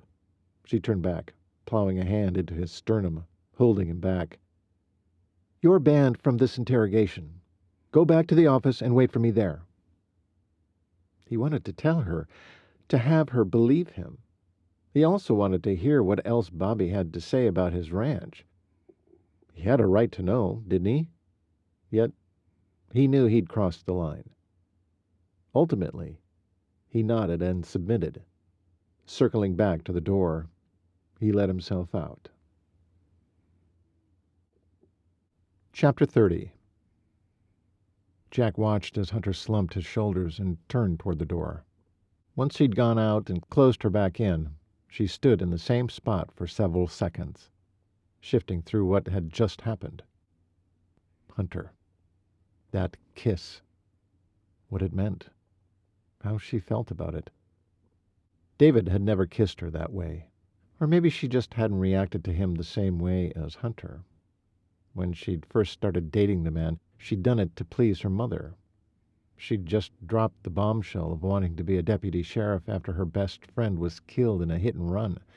She needed to appease her mother. David came from one of those families. Wealthy, entitled, spoiled. It had all gone well enough for nearly a year until David did something to get disinherited.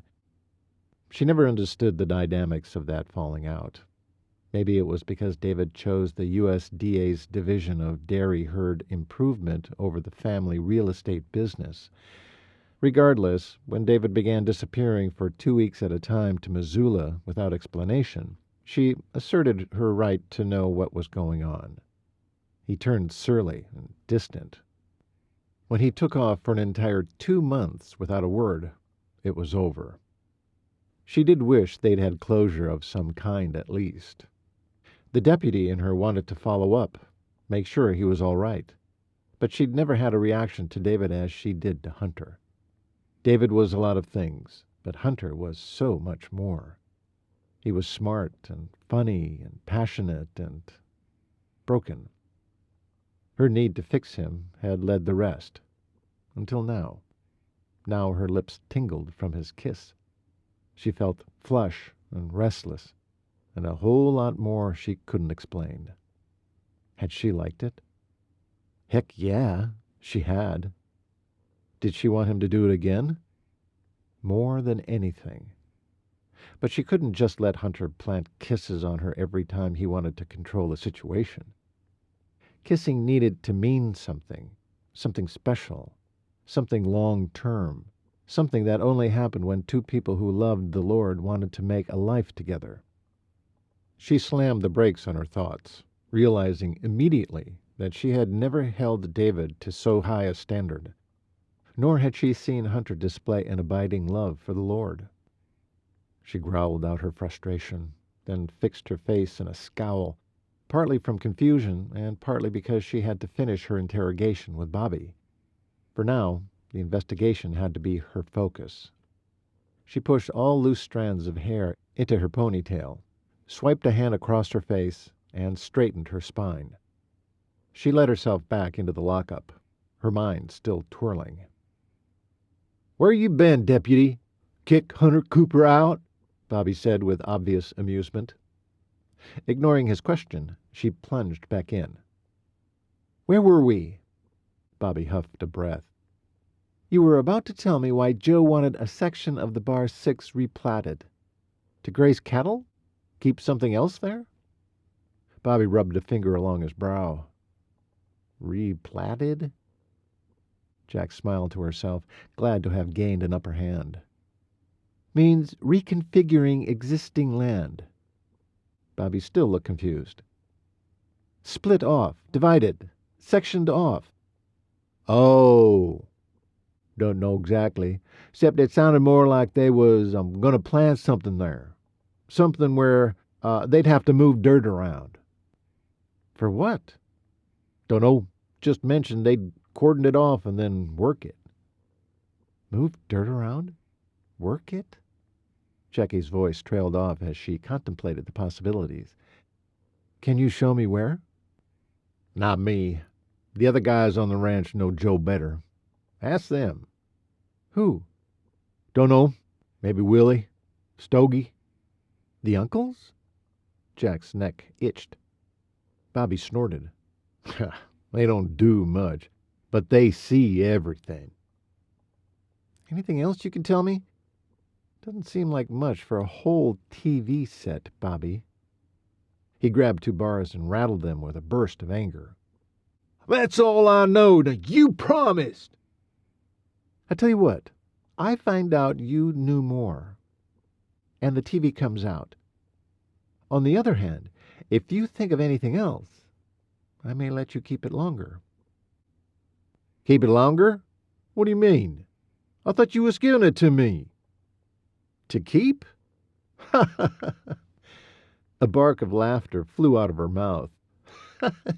"Do you know what these things cost? You are borrowing it, Bobby. Take good care of it. You won't get another." Bobby sneered, but dropped the attitude when she stared him down. "Fine. I'll take good care of it. And I'll let you know if I remember anything else. I promise." His eyes went wide with anticipation, like a child ready to open the big present on his birthday. "I'll send someone in with it." "Thanks," he said, then looked like he'd wished he hadn't played that hand. "Mm-hmm." Jackie turned, exited the jail on autopilot, and headed back to the sheriff's office, wondering what she'd find there. A humble hunter? A regretful one? Would he avoid her? Want more of her? Rubbing her eyes with her fingertips, she tried to stop thinking of Hunter's behavior through her criminology lens. Means opportunity and motive. Women obsessed too much as it was, but add law enforcement training to that, and she was going to drive herself mad before she knew what she and Hunter were to each other. The sheriff's office door swung open just as she was reaching for the knob. She jerked back. "We gotta go." Hunter reached out and grasped her elbow, then scooted her past him. Her heart leapt into her throat, and not from shock. With effort, she got hold of herself enough to ask, "What's up?" Silently, he moved her through the room toward the front door. She twisted to talk over her shoulder, her pace making it difficult. "Eugene, take that TV into Bobby and set it up. He's earned it for now. And," she pulled out of Hunter's hold to finish her thought, "it's your turn to clean the squalor. It stinks in there, Eugene. Give the guy a break." Hunter grabbed her elbow again and pulled her to the door. What was the big hurry here? She swung her gaze to Hunter's face. "What's going on? I need to talk to Dad first." "No time. My brother just called. He found some evidence. It's about to rain, and he's worried it will wash away. Come on." She nodded curtly. All business, then pulled out of his hole to go grab the investigation satchel they kept in the cupboard behind her desk. "Eugene," she called over to him, "tell Dad I'll fill him in later." Hunter had her out the door with it shut before she could say any more. But she understood. Time wasn't on their side. She hustled to the beast, threw her coat and the satchel into the back, and jumped in. They sped down the road a little too fast for town, and soon turned toward the Bar 6. No more words were needed. Jack was determined to find the right kind of evidence today. She'd already pored over their past records in the evening, burning the midnight oil to find something, anything that made sense and could connect the incidences or point to the people involved. But no, nothing. Either the saboteurs were that smart or that lucky. Hunter leaned over the steering wheel, peering up into the sky as he drove. "Dang, that's a black cloud. Better pray it doesn't burst its seams." "Shall I pray right now?" Hunter snuck a quick glance in her direction, looking surprised but intrigued. Then he nodded. The air around him crackled with intensity.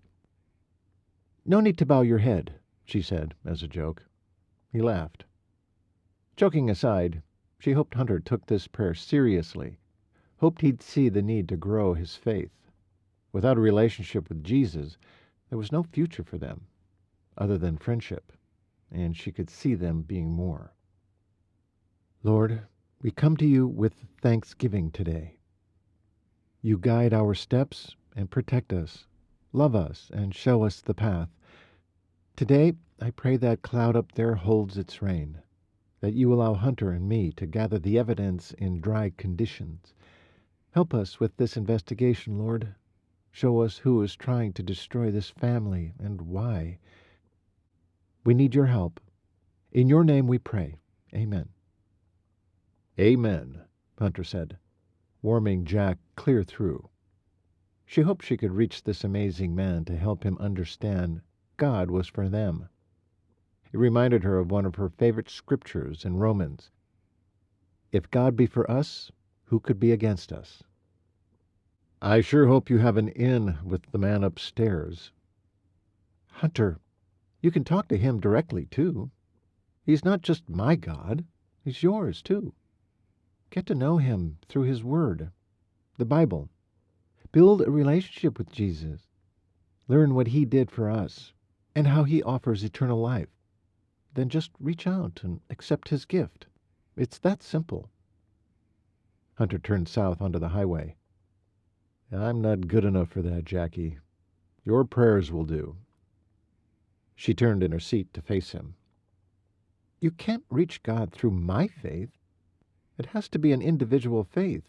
Each and every one of us has to reach out for the gift Jesus offers, or we're bound for hell." "Hey, I don't plan to go to hell. I'll work at being better. I'll get to heaven somehow, in spite of my shortcomings." "There's only one way, sweet man. If it only took good works, you would already be heaven-bound." He jerked his head in her direction briefly, frowning with confusion. "Our works can never make us good enough." She strove to find the right words. "The Bible says in Isaiah, our deeds of righteousness are like filthy rags. There's only one way to have eternal life, and that's through his Son, Jesus Christ. Believing he died on the cross for our sins, rose again on the third day, and purchased a place for us in heaven. Remember, it's only through him and what he did for us that we can get to heaven. He is the only way." Whoa, that's heavy stuff. Can we change the subject? Ponder it, Hunter. It's important. In fact, it's life-saving. Jack left it at that, torn between disappointment and hope. She let the truth bathe Hunter in its glory. Just talking about it gave her peace all over again. Somehow, she would help the Cooper men find their saboteurs. But more importantly, they needed God's help. They didn't have to do this alone. As the beast bumped down the potholed lane, Jack turned to study Hunter's face. The lines bracketing his eyes and the grim set of his mouth broke her heart. "We'll find them. It may take some time, but we'll figure it out." "Did Bobby tell you anything else that was helpful?" "Well, you heard him say Joe and the other fellow wanted a specific section of your ranch. He didn't know why, just felt it had something to do with moving dirt around. Work it. That's how he put it." "Like getting ready to plant something?" "It could be. He thought Willie or Stogie might know more." "Seriously? They don't exactly get around much anymore." "I think that's precisely why they might know something. Their entire existence revolves around the comings and goings of your ranch." Hunter's eyebrows arched. Then he grunted acknowledgement. The beast rocked on its suspension as they dipped into 2 more potholes. "Who found something and called this in?" Trevor had Brand called the sheriff's office. "I'm sorry, Hunter. We should have been out there at first light." Jack felt out of sorts. Her usual focus as a deputy had been disrupted by her new job as a vet assistant. Talk about distractions. "I was out there this morning. I don't know what they found, but I didn't see anything special. Of course, I was looking by flashlight. I must have missed it." "I'm assuming it's out where the last cows and babes were slaughtered." Hunter winced, then nodded. Jack watched as his Adam's apple bobbed in a deep swallow. "I promise you, Hunter, I will give it my all."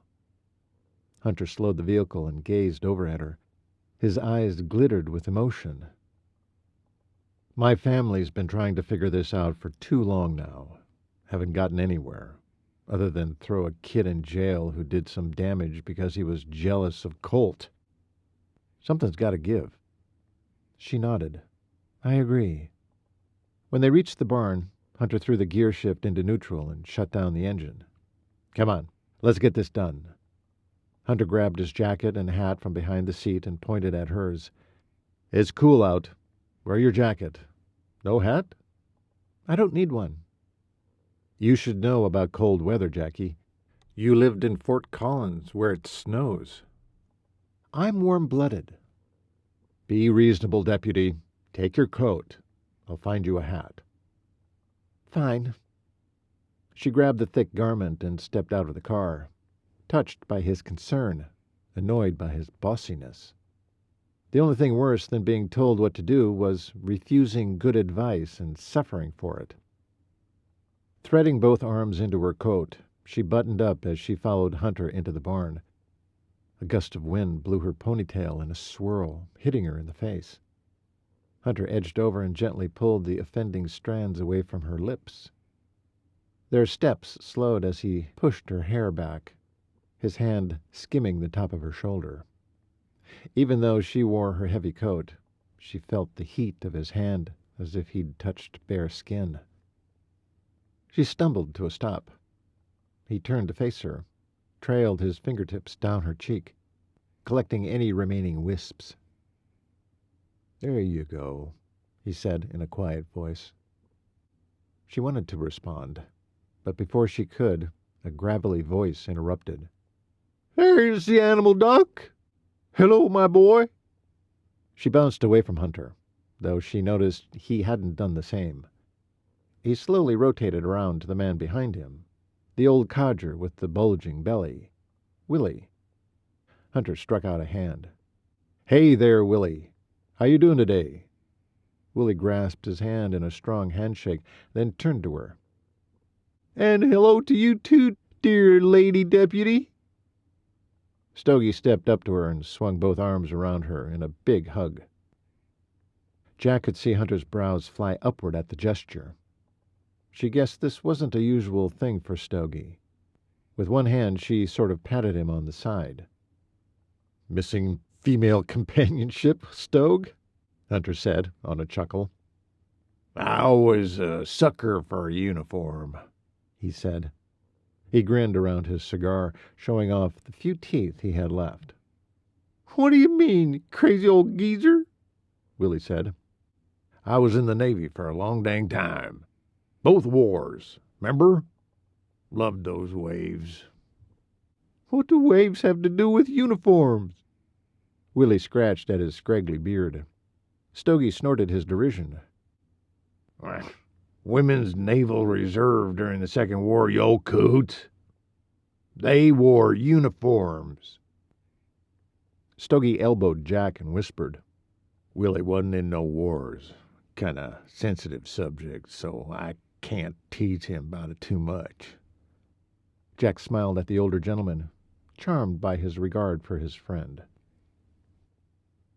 Hunter caught Jack's eye. We need to get going out to the west pasture. His eyes landed on Willie. Is Trev out there? Willie nodded. Stogie pointed.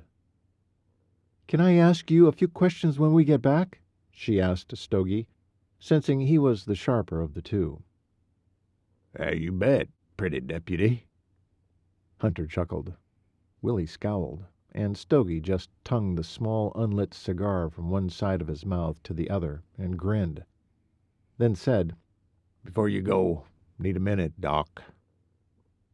Only a minute, Stogue. We have to beat the rain. Stogie pulled Hunter to the side, away from Willie, she assumed.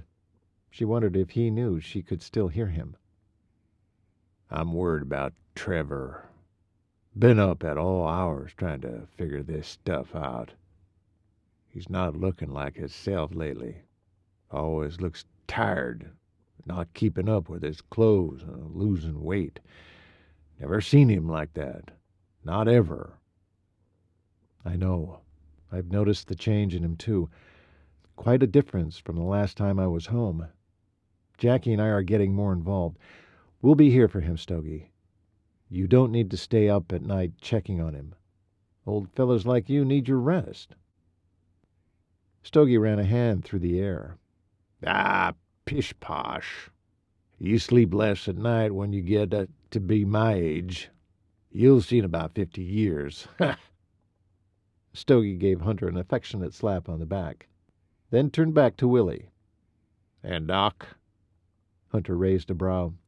He tilted his head subtly toward Jack. You got yourself a keeper there.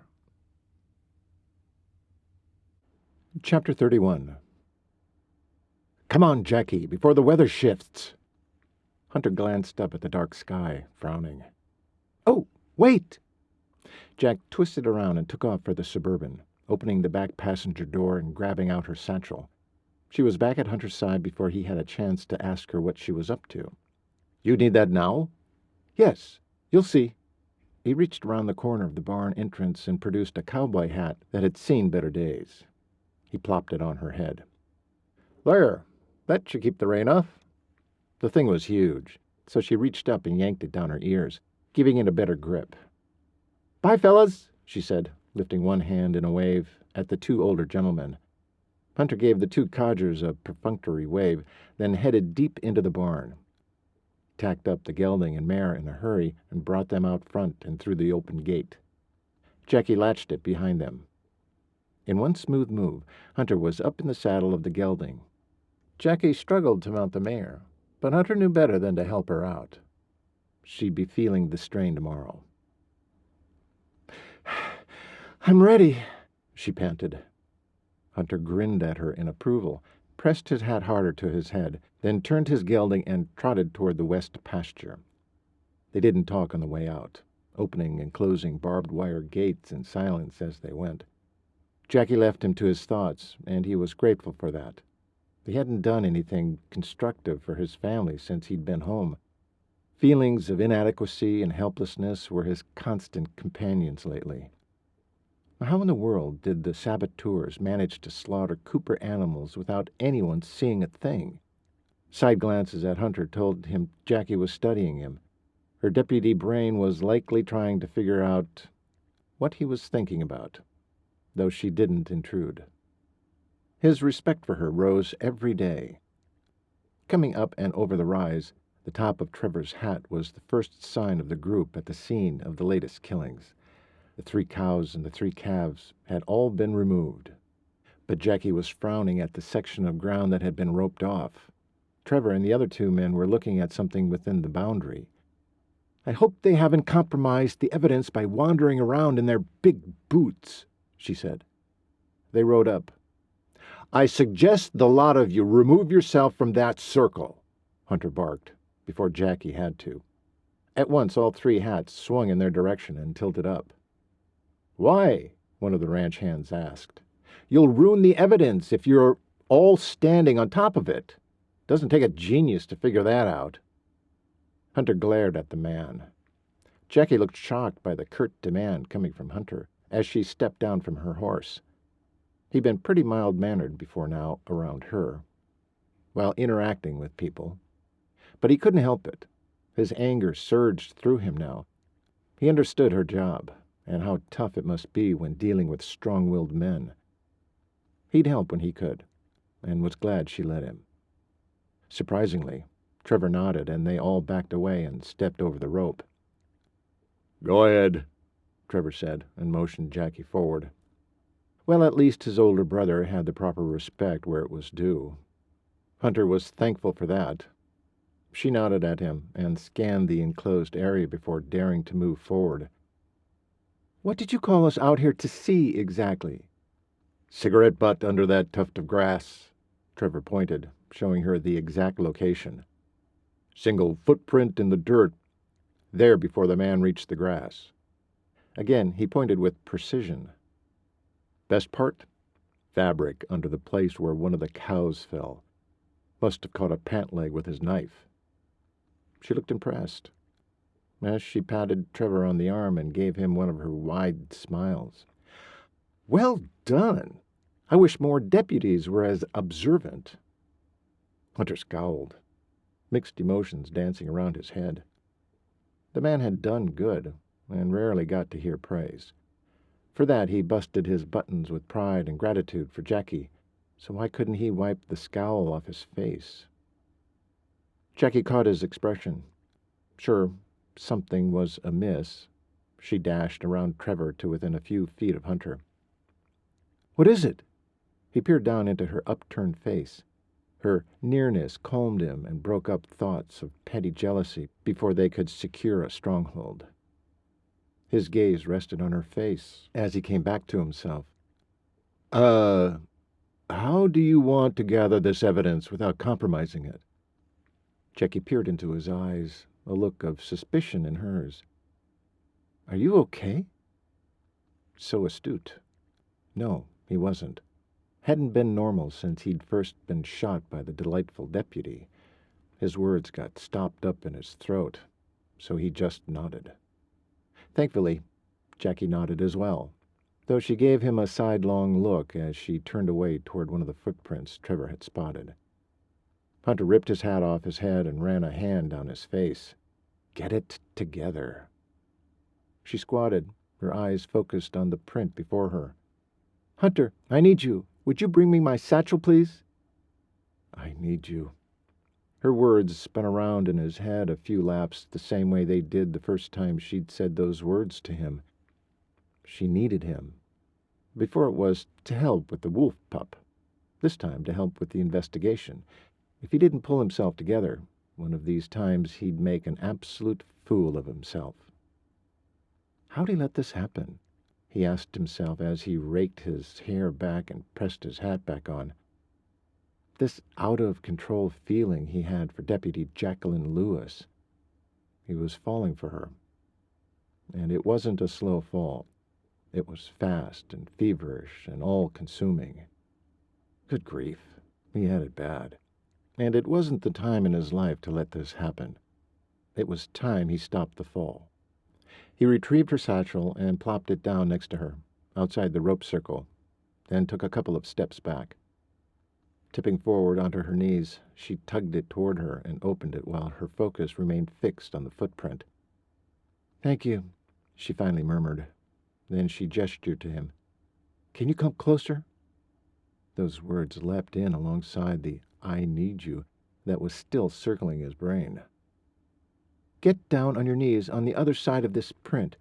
Right there," she pointed. Determined to stop dwelling on her and start helping with the investigation, he dropped to his knees beside her, waiting for instructions. Resting on his knees in the mud, hands on his thighs, eyes focused on her face, he saw a smile flit across her mouth just before her eyes met his. "Thank you for using your head and not dropping that satchel inside the circle." And just like that, her smile dropped off and she was back to concentrating. "Okay, this is what we need to do. I've dug around the print." She burrowed into the satchel again, removing a tool. "There's no time to pour plaster of Paris on the print. It would have to dry, and it's about to rain. Here's a trowel. We're going to lift together and place the footprint on this piece of plywood. Then I'll pack it in one of my evidence boxes to take it back to the sheriff's office." "To match shoe size and tread pattern?" She stopped what she was doing and focused in on him this time, her eyes wide. Her smile was appreciative and luminous, and the one she saved only for Hunter. Her eyes sparkled, and for the first time he noticed how the flecks of gold within the bronze shimmered when she was smiling at him like that. "Yes, that's exactly what we'll do." If he'd had praise in his life, he knew it would have been just like this. It was why he'd worked so hard in school, in hopes someone would commend him for getting it right. But no one ever did. They either brushed it aside or presumed it of him. More often than not, he was only told when he'd done something wrong, from his dad, from teachers who always expected him to excel. But now, here he was, kneeling in the mud on a cold, gloomy day, and yet he felt like sunshine was pouring into him, and love was pouring out of him, for the woman kneeling just a few feet away. But the minute that thought left his heart for his head, he worried the love he felt was only an adolescent's need for praise, not a grown man's love for a woman. Just then, she looked up and smiled at him, as if she were reading his thoughts. He grinned back. Their eyes remained locked until someone behind her hollered that they should hurry since he'd felt the drop of rain. "Oh, shoot! Ready?" Her focus was on him. He nodded. "On 3. 1, 2, 3. And they lifted together, placing the footprint on the plywood. She tucked it away in one of the evidence boxes, then placed it carefully back in the satchel. "Trevor, you have gloves on. Here's a baggie. Would you carefully place the cigarette butt in here? We'll try to lift fingerprints, so lift end to end. I'll gather the piece of fabric." Trevor reached her side in 2 strides, then jogged over to the stub in the grass. Feeling a drop or two on his face, Hunter sprang to his feet. He took hold of Jackie's elbow to help her up, then grasped the satchel slowly to take with them. "It's going to rain any minute now." Jackie carefully lifted the piece of denim from the grass and slipped it into a baggie. They only just got the cigarette and the fabric tucked inside the satchel when it began to rain in earnest. Hunter was glad she acquiesced to wearing the barn's spare cowboy hat. Otherwise, she'd end up with her head and hair drenched by the time they got back. "Let's go. Trev, let us know if you'll find anything else," he said. "Jackie wants to talk to Willie and Stogue when we get back. Has Brand made lunch?" Trevor nodded, then unstaked the coiled rope. That was good news, at least. With Brand at the helm, Hunter could invite Jackie to stay for a meal. By the time they'd reached the barn, they were soaked, along with their mounts. Helping Jackie down from the mare, he grabbed off her hat and slapped it on his thigh. Water sprayed out in all directions, but one look at her head told him it was dry. Good. "Nice to see you're back. We was getting worried you might drown," Willie said, limping up to them. "Why are you limping, Willie?" Hunter asked. Just the weather. Knee aches up." "Apply heat and get off your feet. Drink more water." "Huh. Nice to have a doc around, but I ain't a horse," Willie snickered. "Did that sound like advice for a horse?" "You know about doctoring people?" "There's lots of similarities between you and a stubborn old mule, you old coot," Stogie said, coming up behind them. Stogie looked to Jackie and then, "You got questions for me, missy?" Jackie shrugged out of her wet coat and laid it across the bale of hay. "Yes. Thank you for remembering, Stogie. Think back. Do you remember a time when Joe—" "The widder's foreman, Joe?" Jackie brightened, clearly impressed by Stogie's acuity. Yes, that's the one. Have you seen him talking to anyone on the property? Maybe someone who didn't belong, or someone he cornered to have a conversation with? Stogie rubbed his chin back and forth. Willie chimed in. Well, sure we do. Willie's attention was on Stogie. Remember that guy we used to wonder about? The one you said you'd seen at the neighbor's place once? Stogie perked up, like a light bulb went off. That's right. Yep. We heard him talking one day. Bobby was listening too. Saw him in the loft. Jackie nodded. Yes. He told me what he heard of that conversation. Would you tell me your version? What was his? Willie said, clearly curious. She can't tell you that. Just tell her what you heard, Hunter said. Jackie smiled at him, appreciatively. Stogie and Willie said in tandem. Stogie rubbed his chin while Willie scratched at his. Was a long time ago, before Cord got married. Let's see here. Willie addressed Stogie again. Did that short guy tell Joe the widder wanted the ranch? Something like that. Said something about roping off some of the property. Willie and me tried to guess what part he was talking about. Did you hear what they wanted with that part of the property? Hunter asked. This time, Willie removed his beater hat and scratched the top of his head, then smoothed down the few stragglers of hair he had there. Nope. They said, one after the other. Would you recognize the guy if you saw him again? Well, sure enough, I would, Willie said with a grin. Yep, me too, said Stogie. Anything else you heard? Jackie asked. You know, we thought the little feller was just visiting Peterson's, but once he said something about running next door to get something out of his bedroom for Joe, a paper of some kind. Don't know what. Willie yanked his hat off and slapped his knee. That's right. He did say that. A paper, Jackie said. It wasn't a question, since it could be any paper that had nothing to do with the Bar 6. Hunter knew she was hoping for more. Dead ends. That was all this poor family had gotten so far. Hunter held up her coat for her to slip into. Once Brand feeds us, I'll take you home. It's been a hard day. I need to process the evidence at the station. Then, can we stop at the hospital before you take me home? Hunter stiffened. He managed to quickly temper his jealousy toward Trevor. Now it had to raise its ugly green head again. But how could he deny her? Chapter 32. Jackie strode down the Crook County Hospital hallway next to Hunter, stretching her legs to keep up with his long strides, wondering what the man was thinking. Ever since she'd suggested visiting Warren, he'd been quiet, not uttering more than essential words. She'd even suggested he remain in the Suburban if he was too tired to come up, but he'd refused. Hence the last two words he'd said. Not happening. Instead of stewing over Hunter's reticence, Jackie thought about the progress of the day. She felt encouraged that they had collected some evidence. Now all she and Hunter could do was wait for the footprint and fabric results from the lab. So there was no reason not to be bound for the vet clinic again in the morning. Here we are, she said, stating the obvious, as Hunter was already opening Warren's door. Well, who have we here? Warren said with a bright smile, looking right at Jackie. Good evening, Warren. How are you feeling? Jackie glanced around the room, noticing his cousin Dwight in the big cushy chair under the window.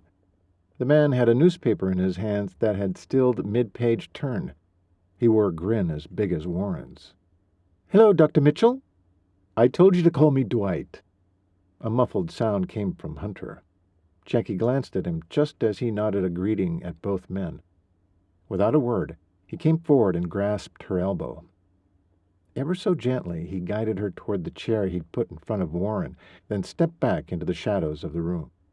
How was your day? Warren said, smirking at Hunter before turning his attention on Dwight. Dwight, It seems was the only one at the clinic. Where were you two? At the bar 6, Jack said, not wanting to tell him any more. She turned toward Dwight. How was everything at the clinic? Who came in? Dwight took his time folding the newspaper and laying it next to him on a small table. His eyes locked to hers. He looked neat and put together still after a long day of doctoring. Amazing how some people could pull that off. She and Hunter sure didn't have the knack. Both of them had wild hat hair, wrinkled jeans with circles of mud on the knees, and sodden, mud-splattered boots. Funny how she didn't care what these other men thought. I spayed a Pomeranian. It went well. Saw 2 cats, 3 dogs, and then got called out to Reynolds Ranch to recheck the kitty's eye, which is pretty much all cleared up. He eyed Hunter then. Apparently, the child had been expecting her hero, Dr. Cooper, and seeing Dr. Mitchell, he pointed a thumb to himself, was terribly disappointing. You were supposed to go out there today. They had animals with other issues they were planning to show you, but you weren't there, and they wouldn't let me near them. You're expected tomorrow. You're going to have to let people know they can trust me. The look on Hunter's face said, I don't even know you. But he was too gracious to say that. Instead, he seemed to be gathering his thoughts. Dwight rose and took a few steps closer to Hunter, who was still at the back of the room. Are you going to help me help him? He gestured toward his cousin. Or are you going to continue to play big man on campus and blow off appointments like you did today? Hunter was amazingly stoic. Jack wanted to slug Dwight for his insensitivity. A muscle bulged in Hunter's jaw as his gaze rested on Dwight for several long seconds. Finally he said, I appreciate your handling things today. I'll let the ranchers know they can trust you. Dwight gave him a curt nod. Good. With a smug look, he returned to his seat. Jack wanted to escort Hunter out of the room before the steam that seemed to be building found an outlet with words attached. She was proud of him, but a person could only remain cordial so long with someone as self-important as Dr. Mitchell. Before he did that, Hunter excused himself. I'll wait for you outside, he said to her. He gave a wave to Warren and let himself out the door. One look at Warren told her that man was amused. This was probably more activity than he'd seen in days. Are you going to be discharged any time soon? Warren shook his head. They're still watching the fracture in my skull. Soon, they tell me. I think I'm going to die of boredom before they let me out of here, though. She nodded, then looked over at Dwight. Is there anything you need us to know for tomorrow? I need your help with 2 surgeries. Your Dr. Cooper is going to have to go see his ranchers on his own. Can't June help? Warren answered for him. She gets squeamish with surgeries. I wasn't able to use her much. Besides, she has to handle the front desk. She told me you're good at helping. Blood and guts don't seem to bother you. Oh, perfect. Now she'd be the one to have to deliver more bad news to Hunter. All she knew was it had been a long day, and she was tired. She sighed. I'll see you in a day or so, Warren. Get well. Soon. She ambled over to him, gave him a peck on the cheek. All I have to do is get kicked by a horse, and I can get a kiss? Dwight said, rising up and coming over to Jack. She backed out of his space. Yep, that's all. I'll see you at the clinic tomorrow, she said, then let herself out of the room. The first thing she did was hightail it down the hallway, the whole time scanning for Hunter. Jack found the man outside, breathing in the night air. He looked a bit calmer, but still not happy. Are you all right? She asked. He lifted one brow, then set out toward his vehicle.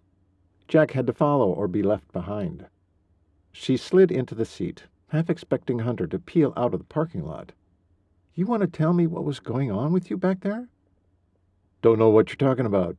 Hunter calmly turned onto the highway and gently got up to speed. Sure you do. You forgot you're talking to someone who can read people and get information out of them. Don't make me prod. Just tell me." So many minutes went by. Jack thought Hunter would not talk again, but she knew better than to jump in first. She watched the town pass by, knowing they were fast approaching the sheriff's office.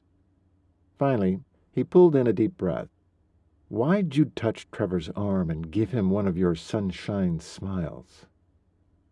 Well, that was the last thing she expected. Stunned to silence, she waited a beat, trying to decide how to respond. She decided casual was best, choosing her words carefully. "It was no different than what I do with one of my sisters when they did something good." "You mollycoddled them?" She bit back a laugh. She knew Hunter wasn't in the mood to join in. "Not mollycoddle, as in pamper or indulge. Just congratulate or praise." "And you think my brother needed to be treated like a kid?" Whoa! Now they were treading into deeper water. Hunter seemed to be pushing for a fight. Neither one of them needed that right now. "Well, no, but you know what? Maybe. Did you see how he looked, Hunter? He's worn thin. Does he have to handle all the decisions around your ranch? Can't your brothers help?" "Hey now, I just got here a month ago." "Couldn't you have come home earlier, or done something from afar?" She knew it wasn't quite fair to poke at him like this, but she needed to turn the tables or he'd embarrass himself with a jealous fit, then never want to be around her again. She felt it in her gut. Why wasn't the sheriff's office handling this yet? "Huh, Jackie?" "Ooh, good fade." "I only just got here a few weeks ago myself." They were at an impasse. Hunter remained silent until the truth of what she'd said seemed to sink in. "I understand you weren't here," he said, "but your dad was." Deflecting that statement for now, she countered. "I understand you weren't available, but what about Colt and Brand? Why didn't your dad and Bronk come home?" His nostrils flared. "Even though you're meddling now, I'll tell you.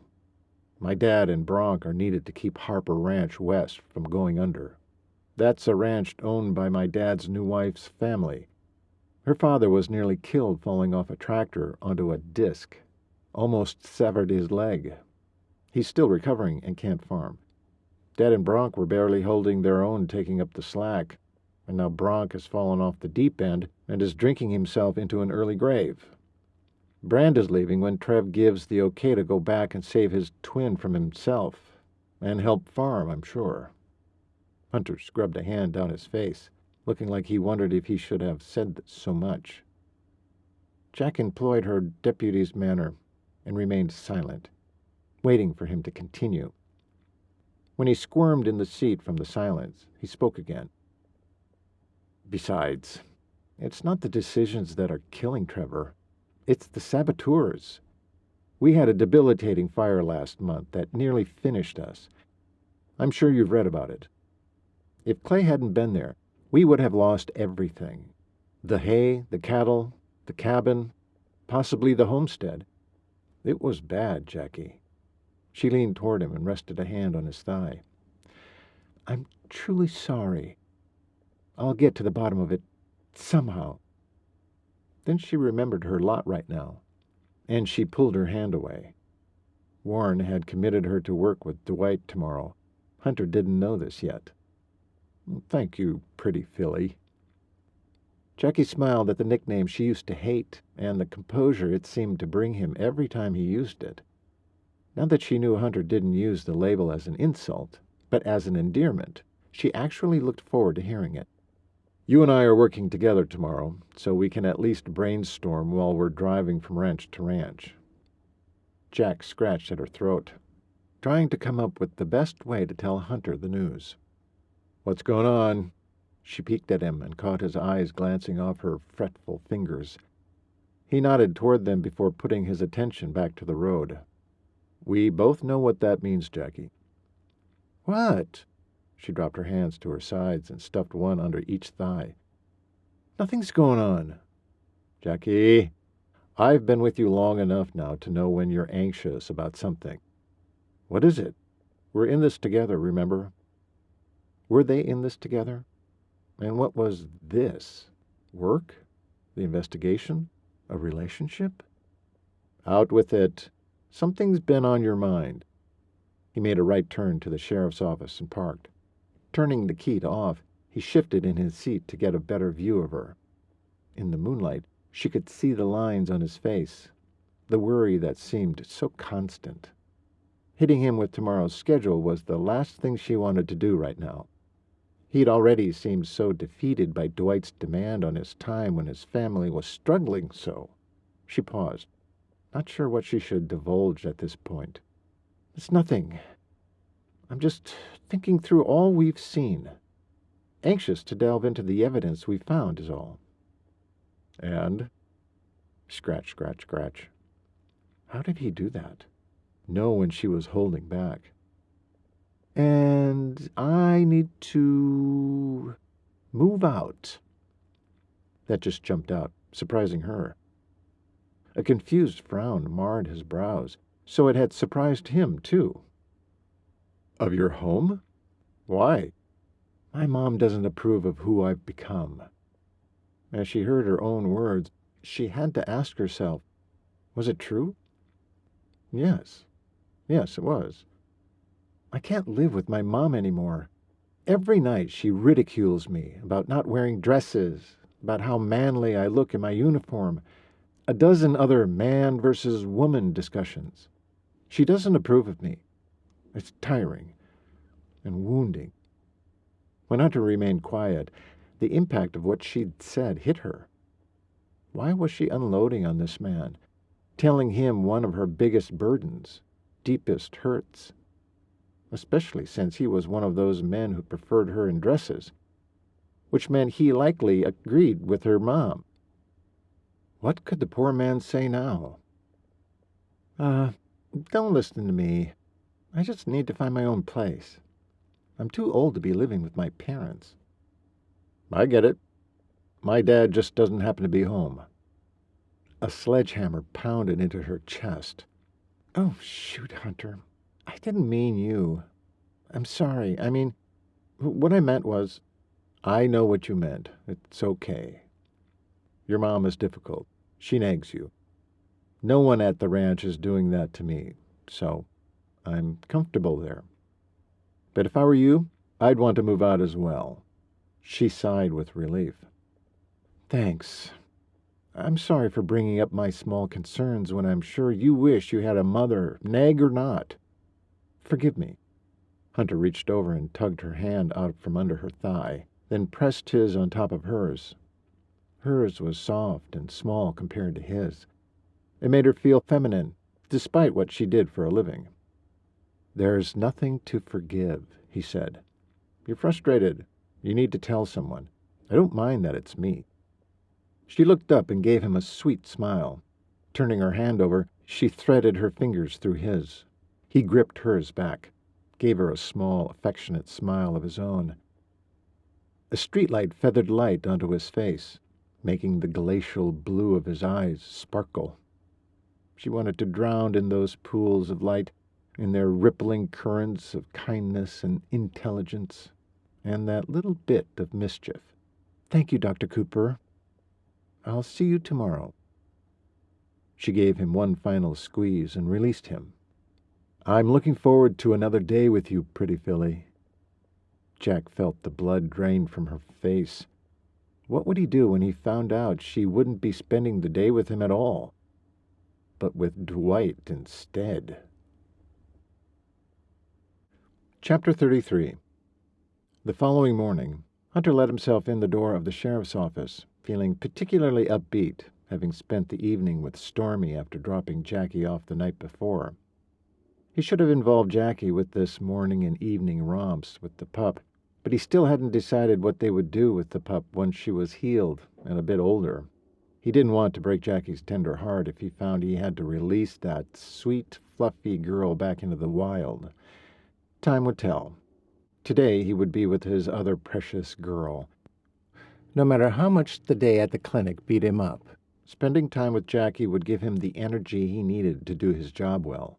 He remembered the feel of her hand in his. Was it possible Jackie might feel the same way about him? Their intimacy with each other had deepened last night. He was still touched by what she shared. As tough as she was, he knew confessing her mom's ability to wound her was something she'd held close to her chest. As he opened the door to the aroma of strong coffee, his first vision was of the woman of his thoughts, and the second, the man he consistently wanted to punch. Dwight Mitchell. Jackie was in an all-white clinical dress.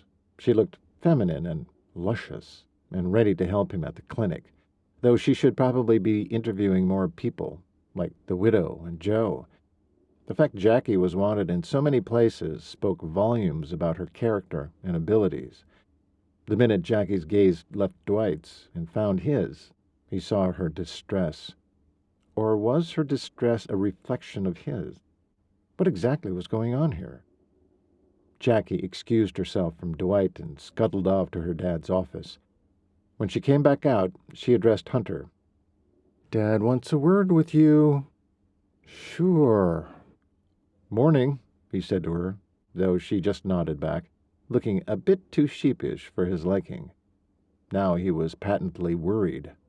He leaned in. "What's up, pretty filly?" he said to her ears only. She peered up into his eyes. For a brief moment he saw her usual softening toward him, and then a sudden change to an apologetic grimace. Dad'll fill you in. See you later." She smiled and nodded a goodbye, then scooted out the door and closed it, leaving him to face the burly man behind the desk, alone. "What's going on?" Hunter barked gruffly. "June got a call from one of the ranchers yesterday, the Reynolds. They want you, not Dr. Mitchell, to come out and check a horse that hasn't been herself lately. Dwight tried to handle things yesterday, but they weren't having it." Hunter's heart stuttered over the type of patient, but with Jackie by his side, he'd be okay. "No problem. I'll gather up Jackie and head out now." He started to turn when the sheriff called him back. "Jack will be with Dwight today. He has 2 surgeries he needs her help with." Hunter swung back, working hard to keep the scowl from his face. No wonder Jackie left him in here alone. She knew he'd be livid about this. "No, see, Jackie is supposed to be my assistant. That was the deal. I'm in charge, Hunter. June doesn't usually handle complaints from the ranchers. Warren does. Now that there are 2 of you big bulls in there, as Warren puts it, he wants me to set the schedule." Hunter's fury made his skin tingle with heat. Why the heck did the sheriff need to be so embedded in veterinary medicine? Sure, he got that his county was loaded with ranchers, and that Harvey wanted his citizens happy. But this was too much. "Sheriff, I don't think you need to be so involved. We can handle this. And I need Jackie with me at Reynolds Ranch today. She was a great help last time, and I'm sure she was," he interrupted. "But Dwight can't do these 2 surgeries alone. You'll be fine, Hunter, and I will handle your schedule." Hunter wanted to blow a gasket. How could he change the man's mind? "Listen, Harvey, you do know Dr. Mitchell is the more experienced doctor between us, right? But from what I hear from my daughter, you're the natural healer. You'll be fine. Now, I've got to get back to my paperwork, son. Check back later." And with that, the sheriff focused on the papers on his desk, effectively dismissing him. When Hunter let himself out of the sheriff's inner office, only Eugene was there to see it. "Where'd they go?" Hunter asked the young deputy. "Left for the clinic. Surgeries, you know." A little offended and a whole lot angry, Hunter waved off Eugene as he let himself out the front door. Jackie hadn't even had the guts to say goodbye. This was going to be a long day without her in it. Then that thought was mowed down by the real problem. She would be at Dwight's beck and call all day, right by his side, start to finish with lunch in between. Hunter threw his hat on the passenger seat, where his Jackie should be sitting, and jammed himself behind the wheel of his Suburban. He couldn't remember being this mad, or this lonesome, all in the same heartbeat.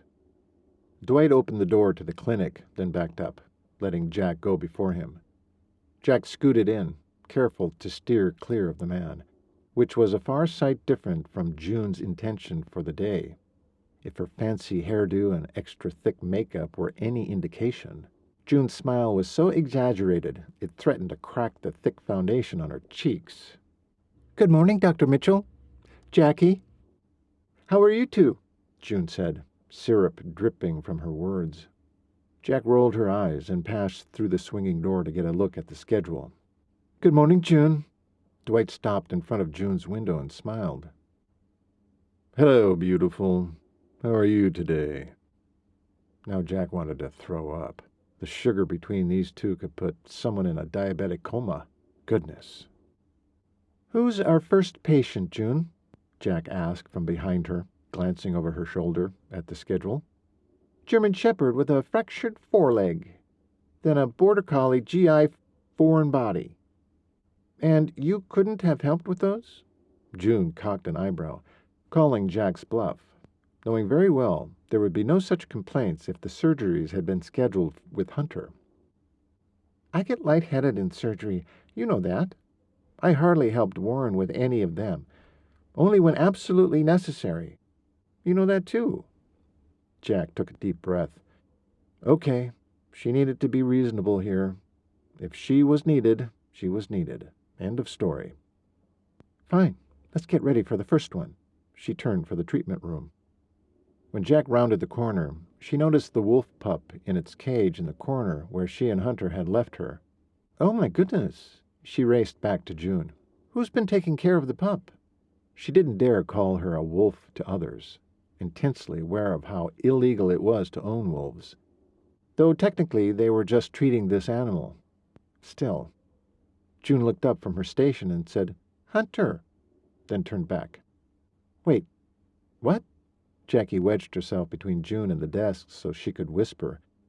"Are you saying Hunter has been feeding the pup?" June pushed her chair back a bit in order to look up at Jack.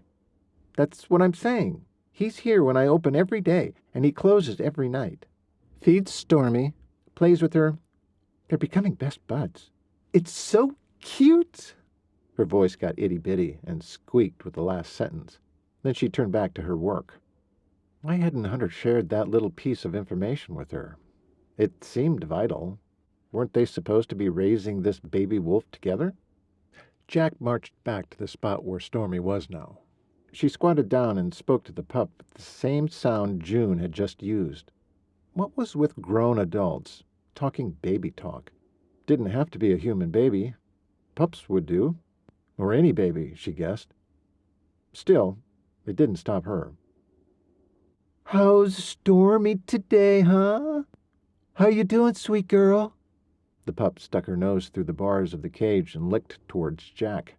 "Oh, look at you. So friendly. I guess someone we know has been playing with you all right. How have you been? Getting bigger, I see. I'm so sorry Hunter's been the only one looking after you. I'll do better. I promise." She wondered if Hunter was taking her out of the cage and playing right here on the clinic linoleum floor. She was about to open the cage when Dwight's voice startled the heck out of her. "Is that a wolf?" Jack jerked back, then turned her face up to scowl at him. "Oh, you scared the tar out of me." "Sorry, but is that a wolf pup?" Jack remembered what Hunter had said. People were going to wonder about this. Then it would become a problem. Her vow not to lie about the wolf skated clean away. "We think it's a husky or a malamute." "Who does?" "Well, Hunter does. We found her. We fixed her broken leg." "Well, I think it's a gray wolf. You'll have to let her go." "Don't think so, pal." She wanted to shout at him. Jack jumped to her feet to get Dwight's mind off the wolf. "Come on. Don't we have a surgery to get ready for?" Hunter strode into the Reynolds' humongous calving barn. The soft sounds of mooing and chewing filled the air, right along with the scents of manure and hay. Hunter breathed in deeply. Yeah, nothing like it in the world. He loved it. Hey there, Doc. So glad it's you come to see us, Mr. Reynolds said from behind him. Hunter swung around and offered a hand. They clasped. Hunter had big hands, but nowhere near the size of Mr. Reynolds. Nothing but bare paws like working cattle. "Hello, Mr. Reynolds. How are you?" Good, good. Where's your little helper? The reminder made Hunter grind his teeth. "She was needed elsewhere. Well, what can I do for you today? How are the cases I handled last visit? Doing okay?" You bet. All good. Even my youngest daughter's kitty is great, But she'll want to tell you that herself. He stepped forward and clapped a hand on Hunter's shoulder. "Come on. Got a Morgan what's having a problem. It's my oldest daughter's horse. She's plumb wore out, worried about her. She sleeps out here the nights I let her, mostly when I'm out here anyways, with the late calves and whatnot. But in case you're worried about that, she and the horse are in a barn closed off from the weather, especially this latest storm." He grinned in pride, but Hunter grimaced. Any time an ailing horse was closed in a barn for too long a time could be disastrous. Hunter followed Mr. Reynolds out of the airy calving barn toward another outbuilding, so fastened down it may as well have been boarded up. Before he made his way in, he glanced over the roof. No cupola, no soffit or gable vents, that he could see. No proper ventilation. This was bad, and he knew he was right the moment Mr. Reynolds slid open the big door to the structure. The smell of ammonia hit him in the nostrils, acrid and biting. The straw had to be saturated with urine in order to smell this bad. "Open all the doors, Tom." Mr. Reynolds rotated his head to Hunter and gave him a puzzled expression. He'd never used the man's first name before, but he needed Mr. Reynolds to pay attention. "Now, all of them." When the man just stood there, looking as if he would argue, he held up a hand. "It's plenty warm enough today. Where's the horse?" Mr. Reynolds wasted no time putting his feet in motion and walked him over to the stall in the corner, the most stuffy area of the barn. Hunter took one look at the mare and knew he had a problem. Her eyes were dull, and she was breathing with effort. "We need to air out this place right away. Also, get someone in here to clean this stall." He gestured toward the urine-saturated straw under the horse. What's going on? Mr. Reynolds asked. "Well, let me examine her first, then we'll talk. What's her name? How old is she?" The older man swallowed hard, guilt showing on his face as his part of this began to dawn. Lulu. "It's Lulu. My youngest daughter named her. The mare is 5. "Okay." Hunter paced up to the horse slowly. "What can you tell me about what you've witnessed?" "Her eyes are dull, so she's likely got a fever. I'll check that. Anything else?" A young girl with a blonde braid bounded in through the back door, looking distressed. "Dad, is that the vet?" Without getting her answer, she looked to Hunter. "What's wrong with Lulu? I need to know." Lulu pivoted her ears forward and raised her droopy head to nicker. The girl closed the distance to the mare and buried her face against Lulu's neck. "Donna, you shouldn't be here. I told you to stay with your mother today." Donna hiccuped herself back upright. "You didn't tell me you were bringing out the vet." She turned back to Hunter. "Lulu is mine. She has to get well. She just has to." A sob left her mouth on the last word, but she sucked it back in and stiffened.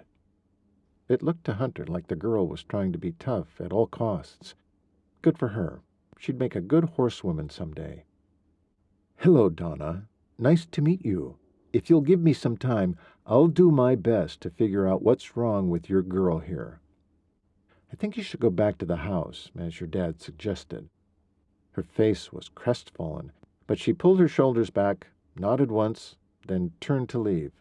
Whipping back, she said, "You'll be sure to come and get me after."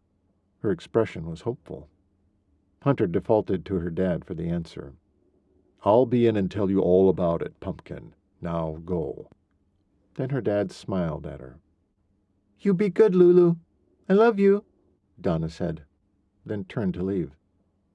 Without another wasted moment, Hunter let himself into Lulu's stall. She was an affectionate type, Hunter found out right away. Curling her head around him as if to give him a hug, she broke his heart and warmed it all at the same time. He could feel the heat radiating off her skin. Skirting toward her haunches with a rectal thermometer, he soon had his answer. High fever. He returned to her head, pulled up some skin at her neck, and noted how long it stayed pinched up before finally flattening out. She's dehydrated. I'll need to get fluids into her, and you'll have to stay with her tonight to see how she does. No problem. I'll watch over her. What's wrong with her? Just then the horse lowered her head and gave a cough, then another.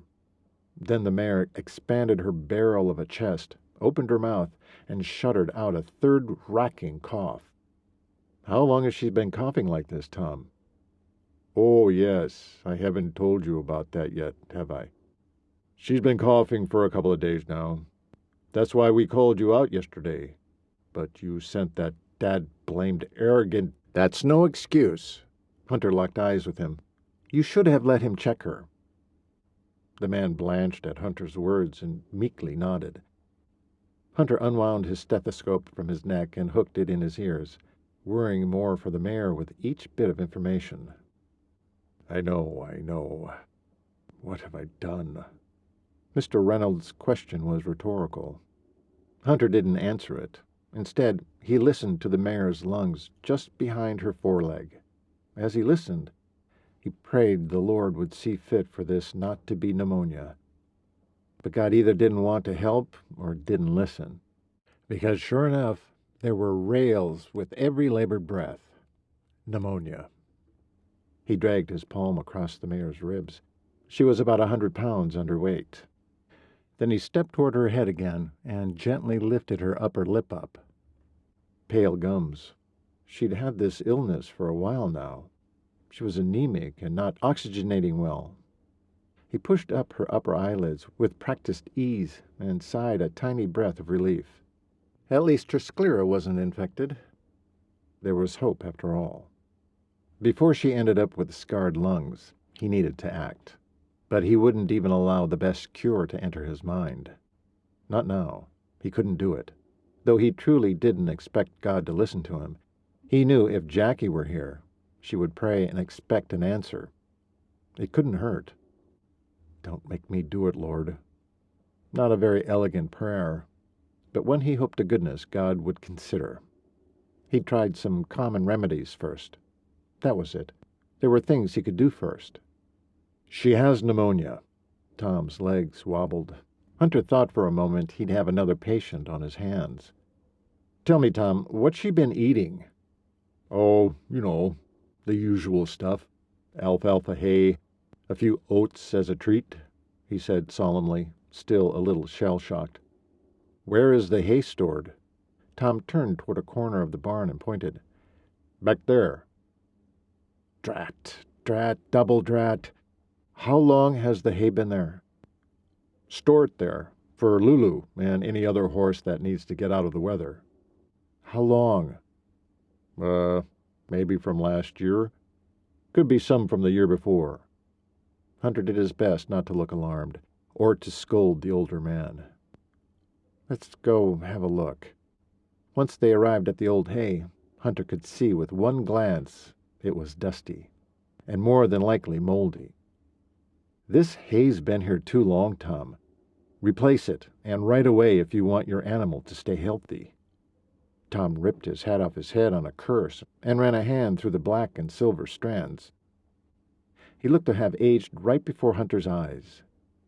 My sight hasn't been too good these days. Is that what got her sick? Most likely. Then, being cooped up in a barn with no proper ventilation... He let the thought drift. He didn't need to add more guilt to the poor man. He got it. That was all that mattered. Get clean hay, replace the straw in her stall, get the doors open as long as possible. Next, I'll give her some fluids. To try and get her to drink, Soak some fresh hay in water and offer it to her. As soon as you can. You need proper ventilation for your roof. The feed store in town has resources for that. I'll be back tomorrow to see how she's faring." Hunter headed back to his Suburban to gather the metal bucket, pump, and nasogastric tube for Lulu.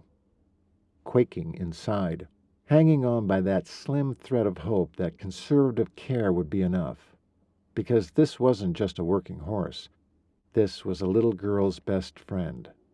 He lubed the NG tube and gently placed it through the mare's nose and into her stomach, checking for stomach contents before adding electrolytes to the water in the bucket and pumping 20 liters in.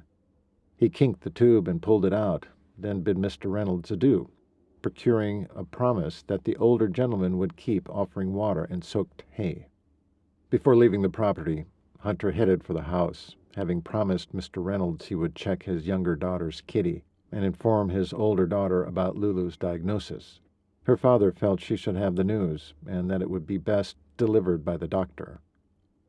Donna again fought back tears as Hunter explained how sick Lulu was, and what he and her dad and she would do to help her. Stiff-backed and poised, Donna offered her hand to Hunter, just like her dad had. "Thank you, Dr. Cooper. I know you'll do your best." Hunter shook her small hand, feeling utterly humbled and haunted by her simple trust. "Please, Lord." He cleared his throat, surprised to find emotion thick in his voice, and asked if he could speak to Shirley next. Donna hollered, and Shirley came flouncing into the room. Without a fear in the world, the round-faced, curly-haired little person came right up to him and peered straight up, as if he were a tall pine. "Want to check my kitty?" "First, say hi to Dr. Cooper," her mother said. "Hi, Dr. Cooper. Want to see my kitty?" "I sure do. Can you bring her to me?" "Yep, be right back." When she showed up again in only a short minute, she had the kitty hugged to her belly with one arm, 2 fuzzy front legs spilling over and 2 dangling back legs hanging from under her embrace. Kids and kittens, they always made him chuckle and grimace. Hunter rescued the kitty from the girl and brought her up close to his face. "Well, Daisy, how is your eye?" "She can't talk," the girl said. Another chuckle escaped him. "Is that right? Well, I'll just have a look-see then. Shall I?" It only took a few seconds to see that the conjunctivitis and tearing were gone. All better. Hunter placed the kitty in the little girl's hands, wordlessly showing her how to hold the animal, then patted her on the head. "You did a very good job of taking care of her. She's all well now." He grinned at her in emphasis. She beamed back. "She's all well, doctor?" "All well. Take good care of her now, okay?" "Okay." Then she proceeded to juggle her in her arms. Before she could drop the kitty, Hunter eased her out of Shirley's arms and to the floor. It ran off for the safety of her bedroom, while the little girl wrapped her arms around Hunter's legs and squeezed. "Thank you, doctor." He pulled her arms from around his legs and dropped to squat in front of her. "It's you who loved her so well. I'm really proud of you. Now be sure to take good care of her, and of your sister, and your mom and dad, okay?" The girl's big eyes got bigger. "How?" "By loving them, and obeying your mom and dad. Can you do that for me?"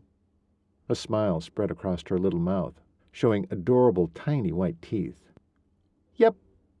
"Good. I'll be going now. Be good." Hunter nodded to her mother and gave the big sister a confirming gaze that she would do for her mare everything Hunter had laid out. Then he turned and let himself out the door. He caught sight of Mr. Reynolds standing with Lulu through the open barn doors, and felt the smile vanish from his face. "I know you'll do your best." His steps got heavier as he approached the Suburban, heavier still as he strode past the vet box in the back that held Warren's big bottle of Pen-G. He slunked into the driver's seat and cranked the engine, the bottle relentlessly tugging at his mind. But he wouldn't chance it. He set his foot on the accelerator and let Reynolds Ranch shrink in his rearview mirror. He felt rotten, which made him even more convinced that he'd walked into the vet clinic to find Jackie in Dwight's very capable arms, because Dwight would have given the mare the antibiotic. Hunter bolted upright. Dwight could give the antibiotic. Hunter would just tell him to do it tomorrow. Cowardly? Sure. But if it saved the horse's life, he knew immediately what expression Jackie would have on her face when she found out. Well, maybe Dwight really was the better man. Maybe Jackie would be better off with him. Hunter's insides churned and churned and churned until they didn't, because at last he realized Lulu was only the beginning. He would face the future patients who needed penicillin. At least he knew how devastating a mistake could be, and how badly he wanted to be a man worthy of Jackie's respect. The vet clinic appeared ahead, and his thoughts coalesced into a final resolution. He had prayed God might intervene, which meant he would not turn around and head right back to the Reynolds place. He would visit Lulu tomorrow, with Penji in one hand and hope in the other. Chapter 34. By the time he reached the clinic, sweat clung to Hunter's neck in spite of the cool breeze. A glance at his watch told him it was close to lunchtime. His plan was to grab Jackie away from Dwight and have a nice long lunch with only her. He strode up to the clinic door, grabbed the doorknob, and plowed forward. Wham! Right into a locked door. Locked? Why? Usually June had her lunch here. Using his own key, he let himself in. The lights were out and all was quiet. Where was everybody? Before he knew it, a rush of heat prickled up his neck. They'd gone to lunch. At least he could take solace in the fact Dwight had taken both ladies. His breathing slowed, and the heat at his neck abated. He zipped through the swinging doors and rounded the corner to head into the treatment room, and a particular pup he hadn't seen yet this morning. He felt bad. He had yet to miss a morning of feeding and playing with her. She had to be hungry. Reaching her cage, he crouched and called her name. She looked like she'd been napping, stretching her little body out before limping awkwardly with her cast toward the door of the cage. "You're pretty relaxed for someone who hasn't eaten yet today." But another glance around the cage told him how wrong he was. It had been cleaned out. She had new water and half a bowl of food. Someone had done this job. Thank goodness. But the thought it might be Dwight brought another wave of frustration. Dang the man, invading his territory from all sides, and he had no one to blame but himself. The thought Jackie might already be enamored with the man tore him up inside. He huffed out a breath and concentrated on the pup. "Looks like you've been fed. Want to come out and play a while?" But the pup blinked a couple of times before she turned her fluffy body around and dragged herself back to bed. So someone had already played with her as well. Yeah, he was afraid of that. Wondered what else to be worried about. Just then, he heard the rattle of the front door handle. They were back. Excellent.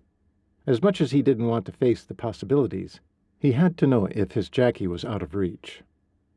Rising from his spot, he straightened his pant legs back over his boots, then strode through the clinic to the front.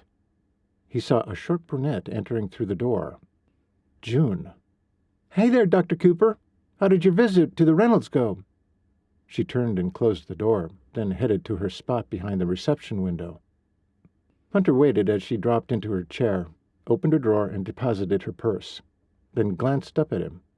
She tilted her head, her small face crunching into a frown. "You okay?" "Yeah. Why? You look sort of upset." "Who fed and played with the pup this morning?" "How could you tell?" Surprise came over her features. "That someone was playing with her, I mean." "She's pooped. I'm the one who usually poops her out. Who did it this time?" She blinked a couple of times, a sheepish look overriding the frown. "Shoot! I thought you'd be happy about that. One last thing for you to do." Hunter let out a breath he'd been holding in order to lambaste her with a reprimand. He didn't know what kind, or why he'd do it, just knew he was about to. Oh, so you've been doing it. His voice softened. If June wanted to help, he would let her, of course. Dr. Mitchell and Jackie did it this morning. Hearing their names together as if they were a couple twisted his heart. Why? He barked, a need to take someone's head off rewriting his fear. My goodness, sir, what's wrong? She gasped. Oh, is the sick horse in bad shape? Dying? Oh, my goodness. That is so bad. I'm so sorry. I should have realized. June, stop. The young receptionist sucked in a breath and held it as her eyes widened in surprise. Take a breath. He needed to as well. When she did, she gazed up at Hunter, trying to decipher what he was feeling. He wished he knew himself. Hunter removed his hat and ran a hand through his hair. It had gotten long since school. Time for a cut. I'm working on the horse. She's got pneumonia. In fact, I need to speak with Dwight, Dr. Mitchell, about her. Where is he? Okay. Okay. He's at lunch with Jackie. Playing and feeding his pup together, now lunching alone? This couldn't be good. Clenching his teeth for a full 10 seconds, he finally willed his jaw back open and drew in a breath. When are they due back? Well, they should have been back here by now. They have their second surgery in about 40 minutes. It seemed everything this morning twisted raw emotions. The sensation was so foreign to him, he wasn't sure how to curb it. He guessed he should go get some lunch himself. Tell them I'll be back to talk with the doctor after his surgery. I need some sustenance. Okay, you got it, Doc. June smiled up at him and batted her lashes.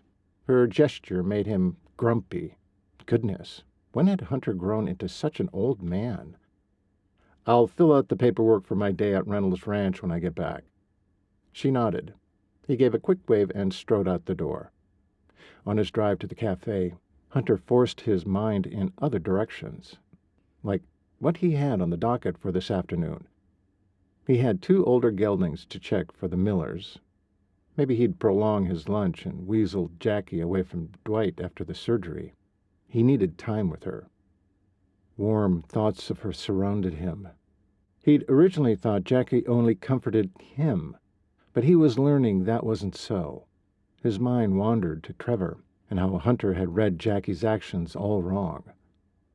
All she'd done was treat him to her particular brand of comfort. Trevor had needed it, she said. And looking back, he had responded well to it. Hunter had noticed his brother's face smooth out a tad, just from one pat on his arm and a smile with a few kind words of encouragement.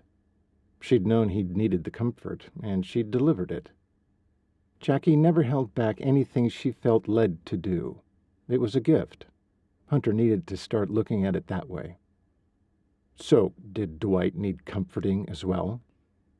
That thought didn't sit well, so Hunter flushed his thoughts, turned into a parking place at the cafe, and killed the engine. As he got out, he noticed the vehicle parked 3 cars down, a red and white Corvette, Dwight's convertible. So they were still here at the cafe, and they'd come in his hot rod.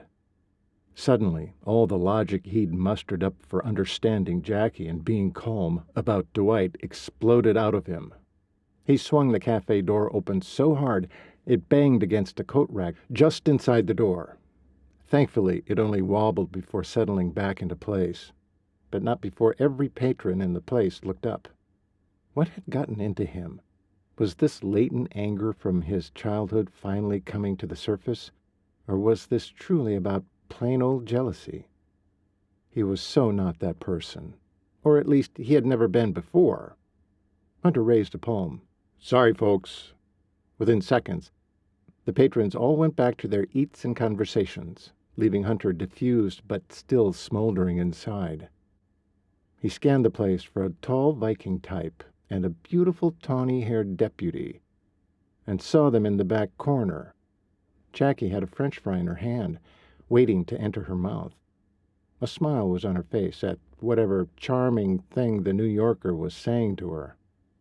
Without another thought, Hunter strode toward them, When Jackie noticed him, she jerked to attention. Instead of the smile he'd grown used to, she frowned. Was his arrival such an imposition? "What's wrong? Sit down." She patted a place next to her on the half-moon bench at their corner table. Hunter took her up on it, and instantly came up short. What would he tell her, now that he'd intruded on their intimate lunch? Criminy! What was he thinking? He plunked himself down, still feeling the effect of seeing them here together, unable to shake it off. Think. "Did you just come from Reynolds Ranch? You look anxious. Is everything okay?" Jackie was a genius, though she had no idea she was bailing him out. "Just came back from there. Dropped by the clinic. But June said you were at lunch. I haven't eaten yet, so I thought I'd come and talk to you here." "So, what's wrong? Is the kitty all right?" Hunter's lips twitched, his hostile mood sloughing off like spent irrigation water. 2 minutes in her presence, and he already felt better. God love her, how she cared about even the smallest of animals. "Yeah, the kitty's perfect, and the little girl, too." "Then what is it?" "Couldn't this have waited until we got back?" Dwight cut in. Hunter looked over at him, having forgotten all about him sitting there. "Told you, I haven't eaten, and I'm famished." "What did you two have?" he said, happy now he could needle the man he only seconds ago could have happily popped in the kisser. "Oh, the hamburgers and French fries are so good here." "That's what I had. Dwight had a salad." "A salad? How cosmopolitan of you." Hunter did grin now, even more so when Dwight scowled. Hunter gestured for the waitress, who had been here for 100 years. "Hey there, Hattie. How you doing?" "Hunter, my boy, it's sure good to have you back in town. You've been gone a long time. Did you become that doctor you wanted to be?" "Yes, ma'am. I'm official, Hattie. Doctor of veterinary medicine. I can take a look at that old one-eyed tabby of yours now. How's he holding up?" Hattie's smile dropped off. "Old Stinker's dead and gone now, Hunter. I miss him. But he was pretty crippled. It was a blessing." "Are you going to order?" Dwight said, from the other side of the table, irritation rising in his voice. Hunter looked over and grinned at him again. Who knew that annoying someone else could change one's mood so completely? Or was it just the close proximity of Jackie? "Yep, sure am." He turned back to the waitress. "Hattie, I'm sincerely sorry about your cat. Maybe it's time to get a kitten, and I'll have a cheeseburger and fries." Hattie's smile was back in place as she jotted down his order. "Good idea. About the kitty and the burger." With another smile, she turned carefully and ambled off. "So, what is it you wanted to talk to us about that couldn't wait?" Dwight said, dropping his fork in his salad bowl and pushing it away. Now Hunter was hesitant. He'd convinced himself to buck up and give that mare Pen-G if she needed it tomorrow. But Dwight was right here. He didn't want this man to get the upper hand, as a doctor or as a man. But the mare... Of course, he had to choose the mare over his ego. "There is a 5-year-old Morgan.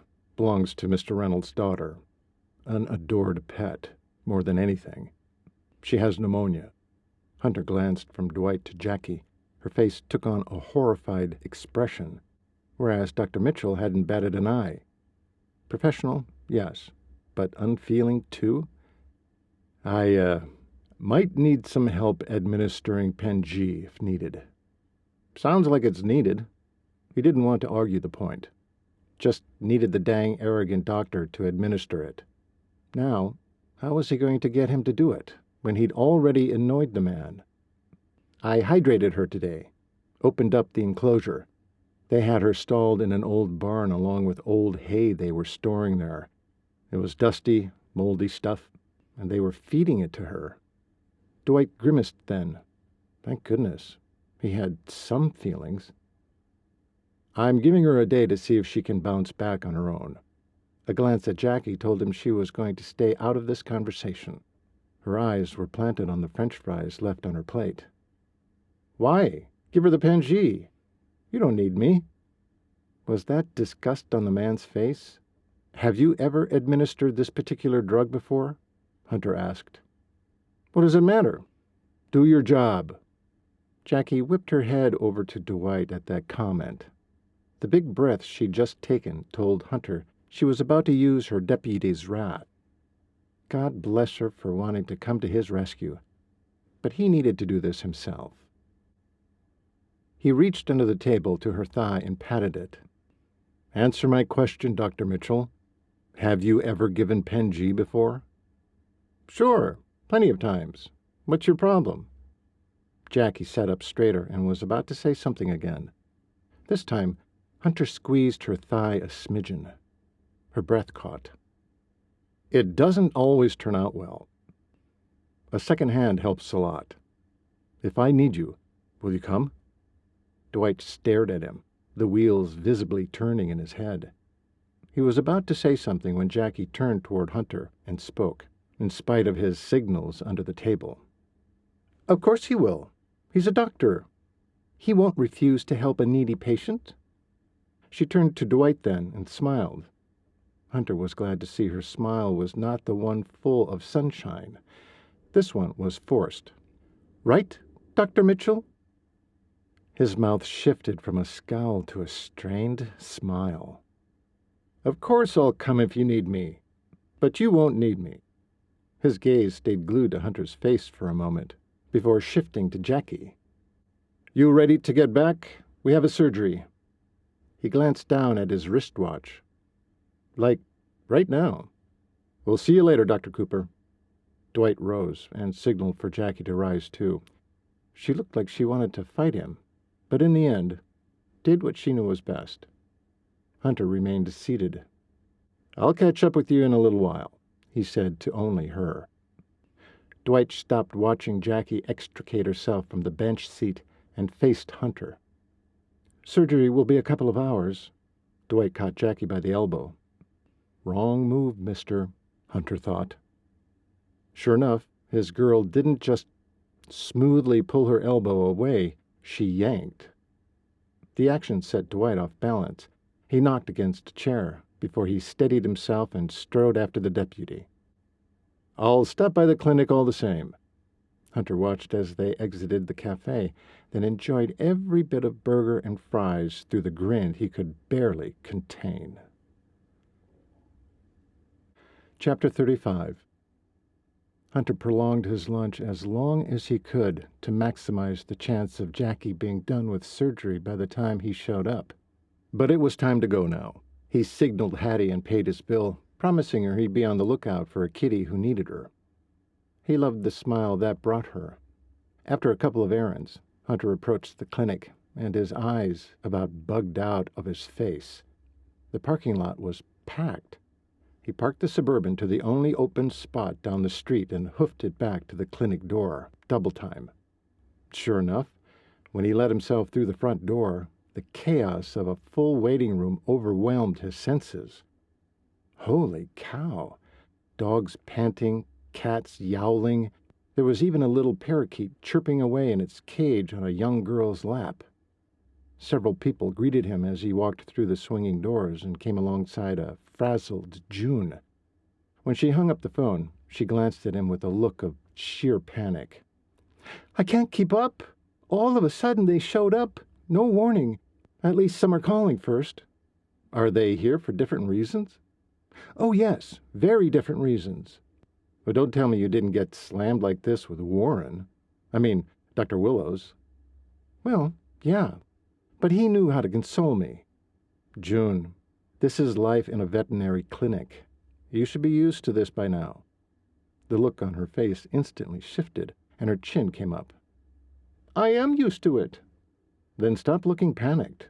You're fine." She set her mouth in a grim line, but her panic had certainly shifted to something else. She looked ticked off. At him. He wanted to chuckle, but knew better. Warren must coddle this girl in order for her to still be like this after years as his receptionist. It was Warren he was amazed at. How in the world had he handled all these patients, and how was Hunter to grow his confidence so that he could handle even a handful? Call Mr. Miller and reschedule the farm call. I'll stay and handle some of these. When Dr. Mitchell is out of the surgery, put him to work on them, too. Also, I want to talk to Jackie when she's free. June looked confused, but composed now. She looked at the small clock on her desk. They should have already been done by now. I've noticed he takes longer in surgery than you or Dr. Willows. He ignored her jab. Who's our first patient? The next 2 hours passed in a blur as he and Dr. Mitchell worked through the patients and their various miseries, and June efficiently handled the check-ins and the phones. Jackie struck close to Dwight, just because the man demanded it. Every time she tried to find Hunter to ask what he wanted with her, the other doctor sidetracked her.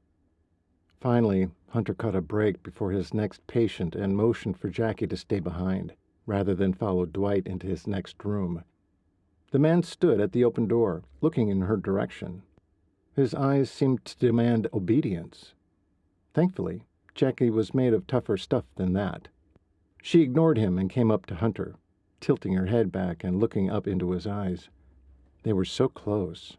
Hunter could practically count the shards of gold within the bronze of her irises. Ultimately, he had to drag his gaze away from her so he could glance over her head at Dr. Mitchell. He was still standing in that doorway, waiting for Jackie to acquiesce. But when she kept her back to him, he finally turned and closed the door behind him. He understood completely how Dwight felt, but he wondered if Dwight truly needed her professionally, as he would have people believe. Or was it more personal, like it was for Hunter? Jackie dropped her head a little and leaned in. "I'm so glad you called me away," she whispered. Hunter could feel her warm breath against his chest, just below the V of his scrubs. It stirred him, having her this close. Her sweet lavender scent was barely noticeable this late in the day, but he noticed it. He always noticed it. Suddenly, he pulled in a breath through his nose, enjoying her essence. She went on in her whispered breath. "He is annoying. You know what I mean? Demanding, obsessive, and way too meticulous. Wants things just so." Hunter was about ready to lose his mind. All he wanted to do was kiss those cherry lips that were busy confiding in him. If he didn't stop her soon, his body might take the lead. He decided to shoot for humor. "Are you saying I'm not thorough, Deputy Lewis?" She stopped her rant and jerked her head up to look into his eyes, a serious frown pulling her brows down. True distress was evident in those beautiful orbs. "What? No. Why would I say such a thing? I'm not talking about you, Hunter. I'm talking about—" "Whoa, easy now. I was just joshing with you." She huffed. It was so darn cute. He almost lost the battle with himself. Time to get on with his agenda. "I'd like to invite you out to dinner on Friday night, pretty filly. Just the two of us." He stopped talking, waited, watched as her expression shifted from annoyed to confused, and then delight when she gave him the sunshine smile and nodded. "I'd love that." Well, that was easy. He'd better get them back to work before she changed her mind or remembered a previous engagement. "Good. For now, work. Would you help me with the rest of the day?" She grinned in relief this time. Dropping her head, she was back to whispering into his chest. He hoped she hurried. "I was looking for an excuse not to have to help Dwight anymore. Thank you." She agreed to work with him so she could avoid Dwight. He sighed. Well, he'd prefer she'd actually chosen to be near him, but he'd take whatever time he'd get with her. He started past her to show her what room they were headed to, then turned back abruptly, and through a grin said, "Oh, and wear one of your pretty dresses." Hunter had turned away before he could see her scowl. So that was it. He'd take her out, but only if she wore a pretty dress. She had a mind to wear the frumpiest old lady's frock, 3 sizes too big, That would fix him. She knew it. She just knew deep down Hunter belonged to the camp that thought men were men and women should know their place, which certainly was not in law enforcement, she could add. She'd yet to come across a man who accepted her the way she was. Would she ever? Maybe she was destined to be single for life, like Paul in the Bible. Though Paul didn't just stay single, he also went on the road to bring people to Christ, to train and nurture them, a life of servitude and love for his king. That thought clipped her flapping wings a bit. Hunter wasn't her old boyfriend, and he had actually kissed her while in her uniform. Time to rein in her feminist attitude. Maybe it was okay to dress up now and then. "Jackie, you okay?" Hunter stood in front of her, his hand against an open door, waiting for her to pass in front of him to go see their patient. She wiped a hand across her eyes. "Sure, I'm fine. Who are we seeing?" Hunter ignored her question and ushered her into the room. A small dog, a yapper, she'd call it, sat on its owner's lap and started its yapping the second they entered. Hunter approached the woman and offered his hand for the dog to sniff. Now. The dog stopped barking and looked up at its master. The client smiled, looking surprised that her dog had quieted. "Her name is Toto." Hunter smiled.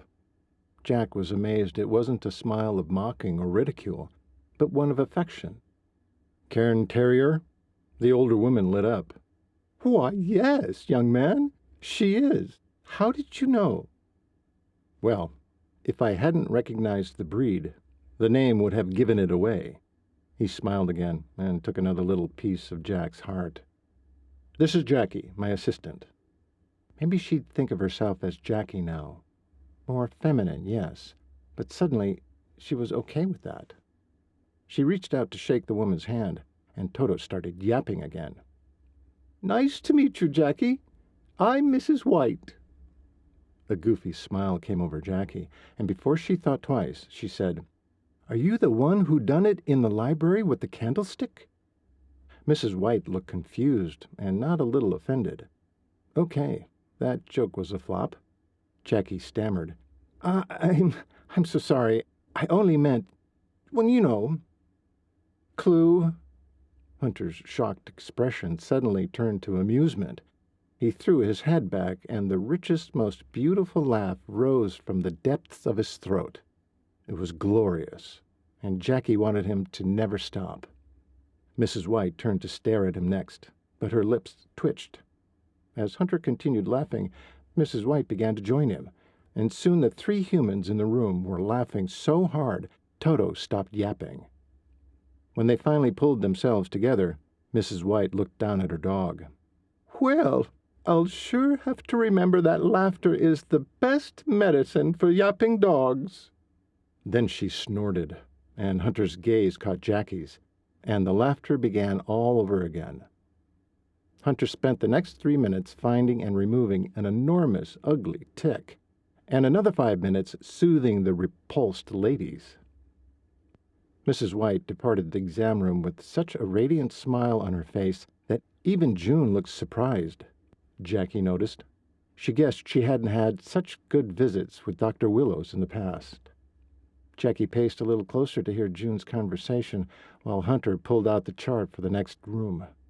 "Never had such a good visit. Toto never barked a bit after she settled down. Dr. Cooper is such a good vet. He got that tick out in no time. Even showed me that he got those nasty mouth parts out, too." She looked down at her dog. "Isn't that right, Toto? My sweet pea? Tell Dr. Willows I think he should keep Dr. Cooper on." "You ready?" Hunter said from behind Jackie, making her jump and whirl around. Whoops, caught. "Oh, sure." He dropped his head close to her ear. "You eavesdropping, my little filly?" Jackie winced guiltily, then found herself gaping at Hunter's eyes. More strikingly blue than she'd ever seen them before. What a magnificent sight. "Now, you ready?" Hunter said, giving her a grin she wouldn't soon forget. When she did move a muscle, Hunter reached up and slid his knuckles across her cheek to tuck a stray wisp of hair behind her ear. Her ear tingled, and she nearly melted from his warm touch. When had she ever felt more like a female in her life? The answer was never. Hunter did something to her, made her feel wholly feminine, wholly desired. She had taken such a strong stance against femininity because her job required it. All law enforcement personnel had to be confident and tough, not soft and weak. What an awakening this was. Did it mean she would give up law enforcement if he expected that? Would he expect that? And if he did, would she give it up?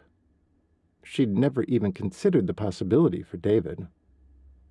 "You with me there, sweet filly?" Sweet filly? Time was, she would have clocked the fellow who'd had the audacity to call her such a thing. Now she realized, to her ever-loving surprise, she was his sweet filly all the way. At the end of the day, once everyone had left the clinic, Hunter wasn't the least bit tired. In fact, he couldn't remember a day he felt so energized. He jogged to the treatment area and let Stormy out of her cage. The pup bounded out, dragging her casted leg behind her. She sure didn't seem to be hurting anymore. Hunter sat in front of her and lifted her to his lap. Unwrapping the splint carefully, he fingered her tibia and fibula and assessed her skin for any pressure sores. She was healing wonderfully. He replaced the splint with new bandage material and set her on the floor with an ear-to-ear grin. The pup bounced and jumped up on him, more interested in dishing out affection than worrying about her leg. Another 2 weeks in the splint and she should be good to go. After a few more minutes of letting her get her dickens out from being cooped up, Hunter fed her and filled her water, then kissed her on the head and put her back in her cage. Big, sad eyes stared back at him. He couldn't wait for he and Jackie to take her home. Home with Jackie. Where would that be? When would that be? He rose to his feet, removed his white coat, and hung it in its usual spot.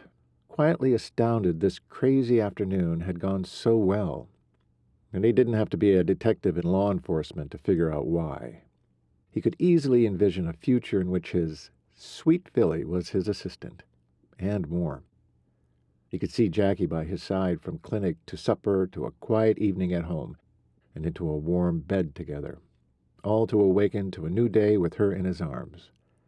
He beamed at the thought, and then doubt slid in, and his smile evaporated. What if he wasn't a good husband? What if he wasn't enough for such a strong, capable woman?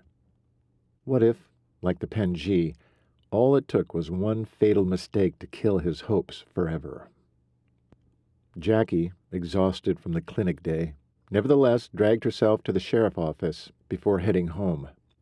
The closer she got to the building, the more anxious she became. The Bar 6 case needed a break, and she had not forgotten her promise to get that done. Pulling into the parking lot, she saw lights still on inside, and her dad's car in its usual spot. It had been a long day for everyone. She pushed open the door. "Dad?" "In here," her dad said from his inner office. He closed a file cabinet drawer with a bang.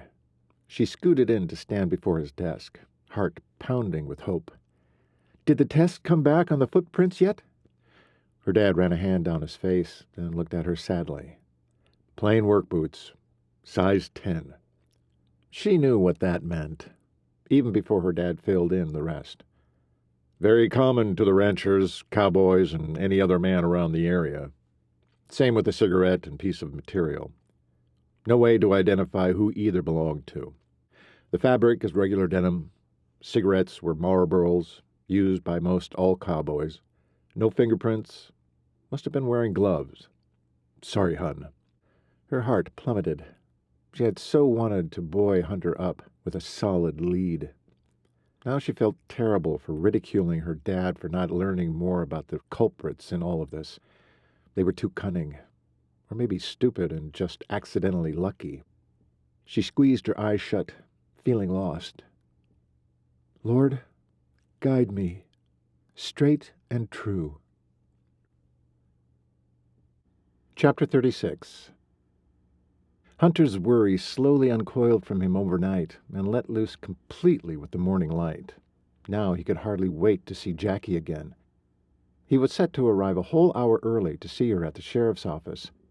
Part of him hoped she'd have a lead on the Bar 6 case, but the bigger part of him guiltily hoped she would agree to a morning of farm calls with him, especially to Reynolds Ranch. Even with the uncertainty of Lulu's pneumonia ahead, the notion of having Jackie at his side made him so joyous. He was suddenly moved to tell the Lord how thankful he was. Should he put it into prayer?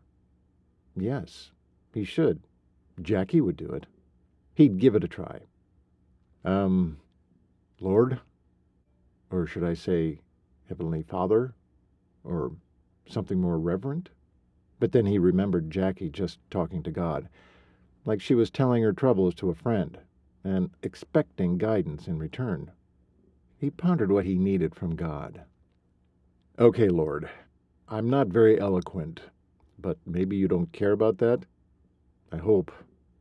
Anyway, I'm so thankful you've placed Jackie in my life. She's a wonderful woman and human being. Big-hearted, tough when she needs to be, beautiful inside and out. She's about everything. He stopped, swallowed. About everything I'm not, Lord. I want her, but I don't know if I'd be good for her. Dang. He wanted to drag his mind out and pummel it. It did this often when he tried to picture a life with Jackie. He slowed and made the turn toward town. A gust of wind caught and shoved the Suburban toward the shoulder. As he wrestled with the steering wheel, he felt like he was wrestling with God. I can't do this, Lord. I was never any good at living at peace with myself when I was a kid. Now that life's more complicated, how can you expect me to live a life pleasing you and to Jackie? He gave the steering wheel a little yank. The big tank lumbered back to the road and over the line before he got it under control. Yeah, that's exactly what it's like, Lord. A wrestling match. As a kid, I'd lose control, mostly of my studies. Had to stop everything to regain my focus. Over and over again I struggled to keep up, do it right, make my dad proud, only to find he wasn't even watching. Too busy driving cattle or baling hay or traveling to the next dang auction. It never mattered how I did, until I didn't do well. But then, you already know all of this, don't you?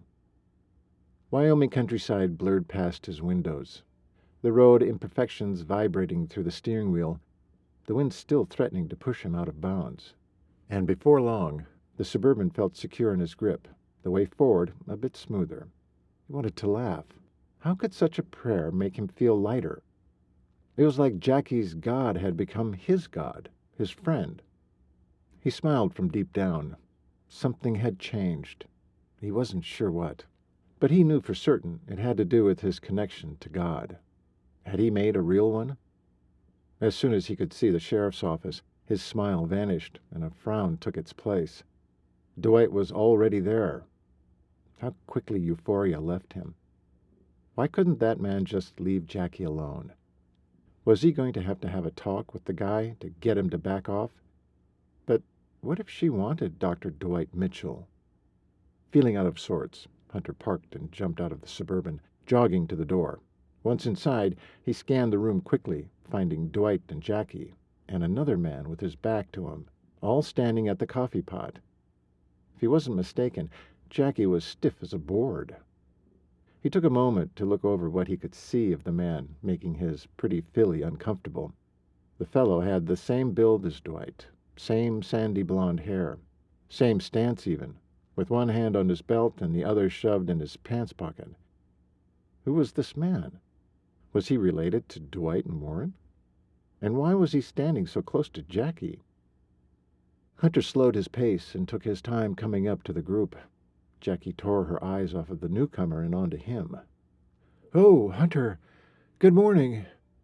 What was that in her tone? Relief? Or was it panic? Funny how the two possibilities were at either end of the spectrum, and yet sounded so much the same. "Good morning." Hunter's protective instincts were on full alert. He wedged himself between Jackie and the intruder, then half turned to offer his hand. "Hello, I'm Hunter Cooper. You are—" The man looked amused and annoyed, all at the same time. What was going on here? Hunter couldn't quite pin down the underlying emotions, but now that he had gotten a good look at the gent, there was no denying the resemblance of the other two vets. "Hello, I'm David Barry with the USDA's Division of Dairy Herd Improvement." So the fellow wasn't here for Jackie. Then why did she look so conflicted? "Why are you here, Mr. Barry?" The man chuckled.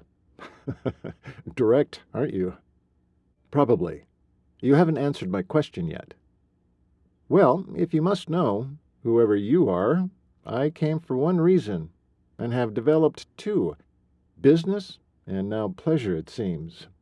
Any more vague, and Hunter would figure him for a politician, which he just might be. "What kind of business do you have in the area? Let's start there." "Do you happen to be related to the Coopers of the Bar 6 by chance?" "Yes. I'm one of Cord Cooper's sons. What is it you want with us?" "Do you have a moment so we can converse about your livestock?" "If it's official business about the health of livestock, both I and my brother Trevor will need to be part of the discussion. I can introduce you to him if it's important. He's a busy man." "So am I. And yes, it's important. Can we do it today?" Hunter didn't trust this man. He seemed off somehow. Then again, maybe it was how he stood too close to Jackie and how she hadn't seemed to like it. "You mentioned another reason why you're here? You don't miss much, do you?" The man chuckled again, setting Hunter's nerves on edge.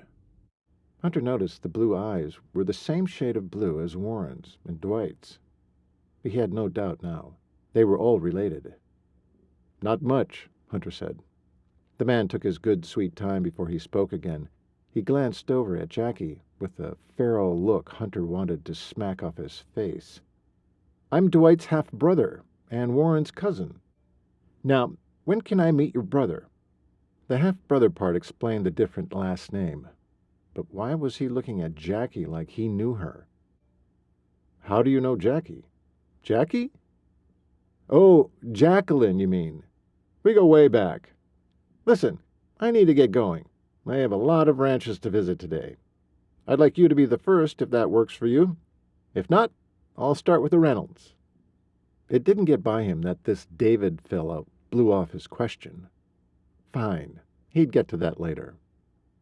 "I can take you to Reynolds Ranch first. I have to go there myself this morning. Let me give my brother a quick call. Let him know we'll be out there later this afternoon. Will that work?" "That'll work. I'd appreciate the ride out. Can we go now?"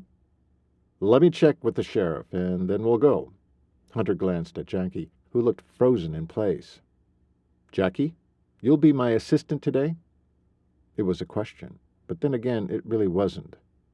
There was clearly no Bar 6 sabotage investigation on her docket today, and as much as he'd like to pass, he needed Dwight as well. "I'd like you for this visit too, Dwight. We may have to give the sick mare a Pen-G." Dwight sneered. "I thought we talked about this. You can do it. I'm scheduled at the clinic." Hunter's face heated with guilt. He required this man. It was his fault they weren't getting along. Now what? Through the fog of panic, he grasped at the only option left to him. He could put off the shot one more day, see how this conservative care had worked with the mare. She'd be better today. She had to be.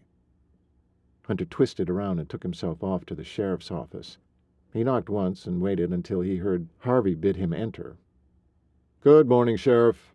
I'll be heading out to Reynolds with our new guest and Jackie. You have anything for me this morning? If not," the sheriff's expression was hard, his eyes angry. "Did Jackie tell you the bad news?" Thrown off, Hunter could only crinkle his forehead in confusion. Sheriff Lewis gave his head a shake, visibly calming himself. "She got the lab tests back." Hunter had planned to scoot out of his office before the sheriff could change the plan, but closed the door behind him and waited instead. "Nothing came of them. I'm sorry." No evidence to snare the saboteurs, nothing they could do but wait until they struck again. More grief, more loss. Hunter wanted to shout profanities, but held his tongue when he saw a confused look come over the sheriff. Guest? The sheriff was in a fouler mood than Hunter had ever seen, but before he could respond, Harvey plowed ahead. Unless there's something you have to have Jack out there. She's to help Dwight at the clinic. Hunter hated that this had all been decided without him. He felt the growl rolling up his throat. With Herculean effort, he swallowed it down. Fine, but I'd like her the second half of the day. We're going out to my ranch. He had to think fast, come up with a reason the sheriff would find worthy. We have to scrape the bottom of the bowl to find some kind of evidence, Sheriff. She has 3 more cowboys she can interview. That seemed reasonable. Hunter turned his eyes on the sheriff's and left them to blaze, hoping to get the message through. The sheriff's stern expression softened. He sighed. You like my daughter, don't you, Dr. Cooper? Shock hit Hunter full force. How could Harvey know such a thing? Why would you say that? I'm in law enforcement. It's my job to read people. You going to answer my question? Hunter pondered the pros and cons of telling the father of the woman he loved the truth. Loved? Yeah, he couldn't deny it. He loved her. He wanted her in his life, in his work, in his bed. That meant he needed to marry her. Should he ask for her hand? And, as if the question burned his tongue, he expelled it out his mouth.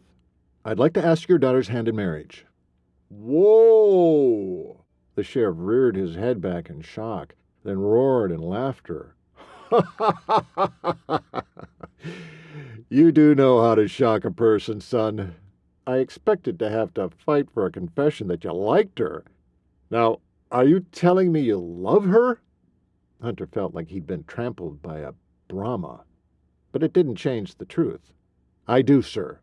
I know this seems sudden, but I love your daughter. The problem is, she doesn't know it yet. I barely know it. I haven't known her long, and I need to properly court her. So this request is premature, but I thought I'd get a jump on it. If I read your face now, I'd get the wrong impression. You look like you just confessed to dying, not wanting to marry. He was so stunned by his own declaration that he wondered how long it was going to take to recover. The sheriff stood and shook Hunter's hand. You have my blessing, son. Now, we just have to get her mother's. She won't like it? Not by a long shot. She raised our girls to marry a wealthy mogul of some kind, not a veterinarian just starting out. You sure don't hold back either, do you, sir? Nope.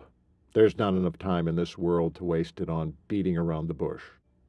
He grinned then, his bad mood completely lifted.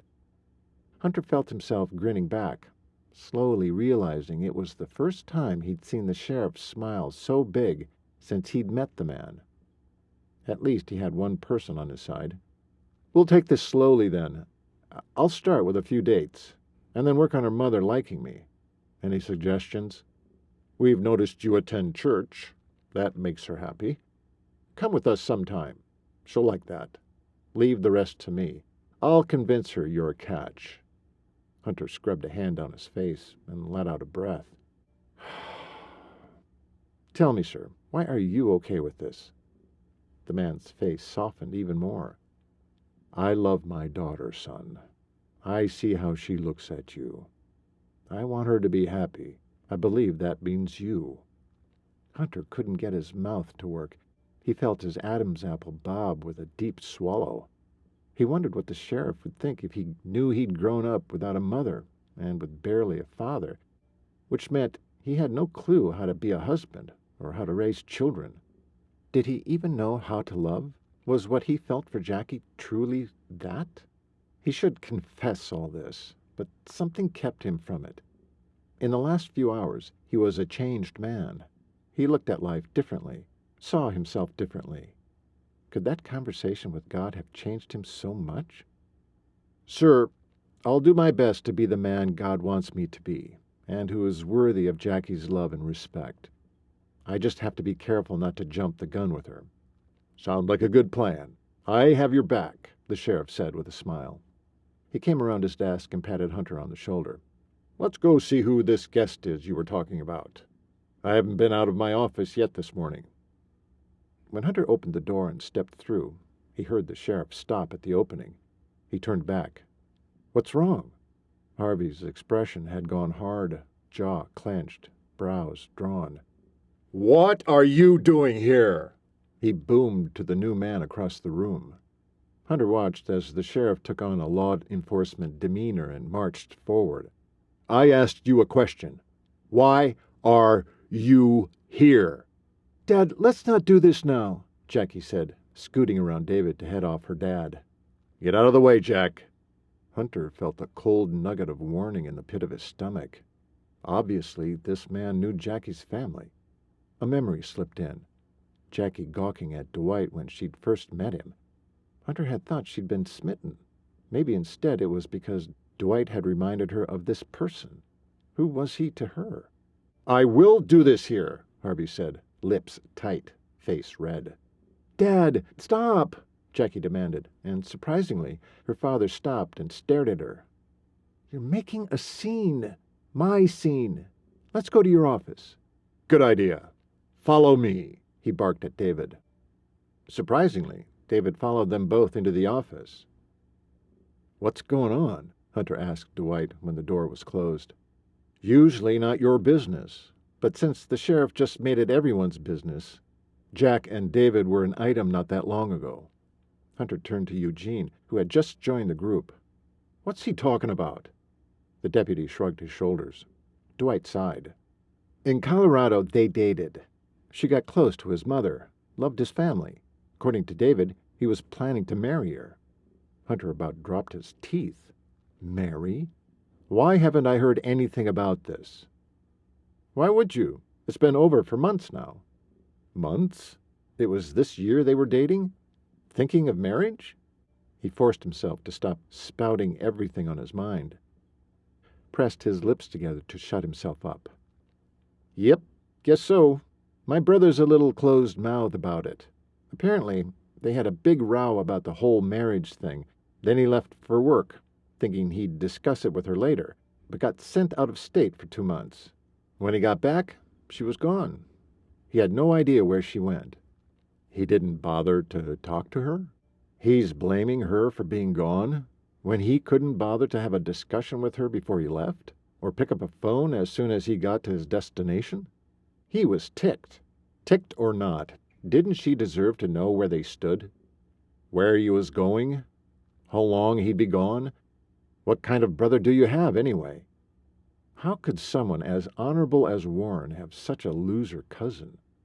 Dwight clomped a step forward, and so did Hunter, both glowering into each other's faces. Having brothers had taught him much about scrapping. Hunter was ready to stand his ground if need be, when Eugene stepped in. "Oh, no, you don't! The sheriff'd have my head if I let you fight in here." He was glad Eugene had stopped them.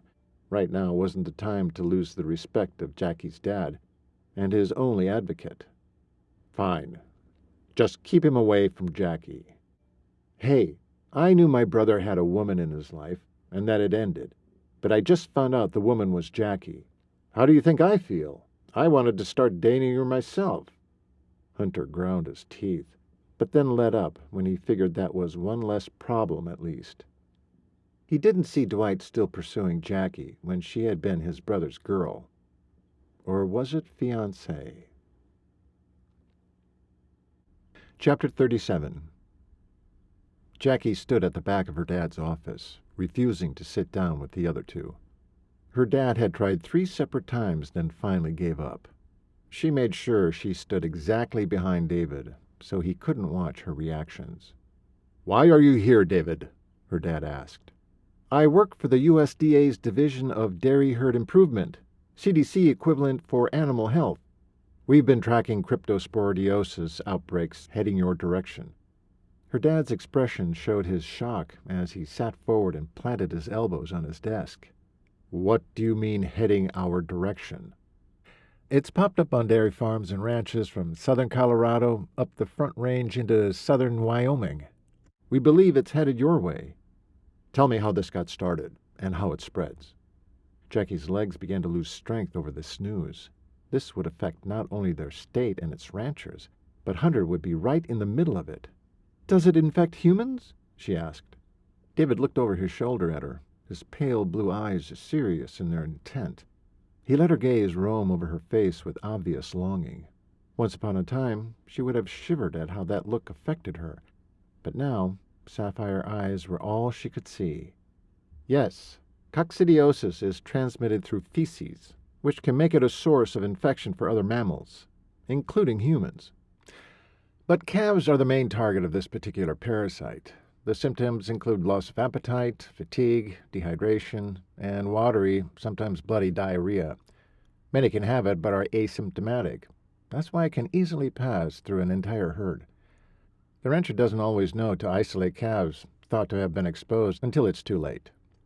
I'm here to warn ranchers and educate them, to teach them what to do when they see symptoms occurring in their calf population. We have reason to believe 2 truckloads of infected calves are on their way here, or have already been delivered somewhere in Crook County. These men are freelancers, so we're not sure which rancher will buy the calves." Jackie's dad cursed, forgetting all about his anger toward David on her behalf. He scrubbed a hand through his hair. "This is bad. This is really bad. We have a lot of ranchers in the area, so we'll need to help you. I've got 2 deputies and myself. Then there are 2 veterinarians. We can recruit more hands if you think we need them. I'm sure Hunter's brothers will help." "Where are your deputies? I saw your 2 veterinarians. Kind of unusual they both happen to be here in your station." Dad ignored the last comment. "I'm sure Eugene is here by now, and then Jack, of course." He gestured toward her. "Jacquelyn?" He twisted his head in her direction again. "You're a deputy here?" His gaze took in her blue jeans and cable-knit sweater. "Yes, David. You knew I planned on a career in law enforcement." David jumped to his feet and stalked to within a couple of feet of her. "I thought you'd come to your senses." He gestured toward her outfit. "Why aren't you wearing one of those awful uniforms, then?" He grimaced, stopping himself. Seeming to rethink his words, he ran a hand around his neck before starting again. "Listen, Jacquelyn. I've missed you. I thought of you every time I saw a Dairy Queen. In fact, I often stop to get a milkshake, even though it's not my thing." Jackie winced, remembering the thoughtful gifts of strawberry milkshakes he always brought her whenever he passed a Dairy Queen. It was a wonder she kept her weight down with how often he treated her. His expression was always the same when he handed it to her, a sweet smile and a wink. He winked just now, making her heart skip that usual beat. Dad started to say something, but straightening her spine against pleasant memories, she held a hand up to stop him. "My assignment is to help the veterinarians today. No need for a uniform." She barely noticed when her dad jumped in. "Yes, that's right. Now let's get back." "Why would you help the vets when you're a deputy?" David interrupted, his face scrunching in confusion. "The only veterinarian in town, your cousin, was injured. Hunter was recruited to help. Then Warren contacted your brother for more help." She stared at him for a good long moment, took in the blonde hair and sky-blue eyes that used to intrigue her so. Other than sweet memories, it amazed her how little she felt for the man now. "Tell me, David, if you hadn't happened here, would you have ever gotten in touch?" A head of steam was shoving words out of her mouth. After what they were to each other, how dare he treat her the way he had? Her hands were planted on her waist, and she squeezed to remind herself not to fly off the handle. David blinked slowly, his expression softening. "Believe it or not, I came here to see you too." Now that really needled her. "Why would you say such a thing? Did you even know I had moved?" Her voice had climbed a few decibel levels, and she didn't even care. "Warren had left word to me about his injury. When I got back in the state, I picked up that message from my secretary. I'd already hired a private dick to search for you. Found you here. So, before this epidemic started, I decided to come visit Warren and look for you. But I didn't have to track you down. Did I? You were waiting for me right here. Kismet. He grinned. It was the smile he'd always used to win an argument with her, the one that had always melted her right into submission. Today, it only ramped up her ire. Waiting for you? Hardly. You lost that privilege when you disappeared, and I never heard a thing from you in all this time. Are you two about done? The sheriff said. Jack raised a palm to stop her dad's intrusion as David reached out a hand to grasp her arm, but she backed away and he let his hand fall back to his side. He actually looked forlorn. Come on, Jacquelyn. You knew I was coming back, that I travel for my work. Who leaves the state for 2 months without patching things up with his girlfriend and letting her know how long he'd be gone? Who does that, David? I figured we were over. What else could I think? You vanished. Like the sun over the western horizon. She snapped her fingers. Gone. Poof. Well, here I am now. Have dinner with me. We need to talk more. He thinks he can just take up where he left off? No. We have important work to do right now. I'll get the others, and you can fill them in. With that, she turned for the door. Wait a minute. You have to eat. Have dinner with me later. She stopped, looked over her shoulder at him. Please? Her dad cleared his throat, came to her rescue. There is an epidemic to stop, Mr. USDA. First things first. Regaining her aplomb, she threw the door open and called to the 3 men in the other room. Once they'd heard the particulars of why David was here, Dwight looked green, and Hunter not much better. It was obvious the 2 doctors knew how serious this was. Eugene knew enough to stay quiet. What breeds of calves, do you know? Hunter asked with special intensity. Holsteins in one truck, Herefords in the other, David said, then shrugged slightly. We think. Equal opportunity disaster, Hunter mumbled, the muscles of his jaw twitching. I'll take Jackie with me. He glanced at her, the blue of his eyes flinty and sharp. We'll head to the Bar 6 first. He looked vaguely sick. Then I'll hit up the Reynolds. I have to go there anyway. Then the Millers. Dwight, you'll need to check out Dover Dairy. Then have Harvey give you a list of other ranchers. Check if they've purchased any calves lately. It appears Dr. Cooper here understands the gravity of the situation, David said. Hunter shot him an annoying look. I'm sure everyone understands the seriousness, Mr. Barry. We're ranchers in this county, and Dwight's a vet. We get it. Now tell us what else you want us to do. You've covered it, other than report back if you find anything amiss out there. Just warn them not to let anyone on their ranch with calves. Send them off the property where they can test them. He glanced to the sheriff. Do you have a place away from other ranch animals where we can hold them if we find some to test? The sheriff thought for a moment. How long are they contagious? The rodeo grounds are vacant this time of year, but I wouldn't want them exposing any animals next year. That's actually perfect. The disease spreads through manure and contaminates the environment unless there is extreme dry heat or sub-zero temperatures, which Wyoming has in spades. There won't be any risks by next April when the rodeo's held. Good. Anything else before we go? Hunter said to David. No, other than I think Jacquelyn should come with me. Why? So you can cause her more grief? He took 2 steps toward the man and looked like he was about to lunge when her dad caught his shoulder from behind. Jackie was in awe. She couldn't believe Hunter's defense of her. Did he care about her that much? Or did he dislike David that much? Hunter pulled free of her dad's hold, but didn't charge forward. What kind of man are you, anyway, to have left her like that without any word? I won't let you do it again. Amazed, Jackie's mouth dropped open, until she realized how that must look and clamped it shut. Her heart pounded crazily. She began to scratch at her throat. David turned and glared at Dwight. What the heck, brother? Why'd you tell him all that? The sheriff already opened the conversation for everyone to hear.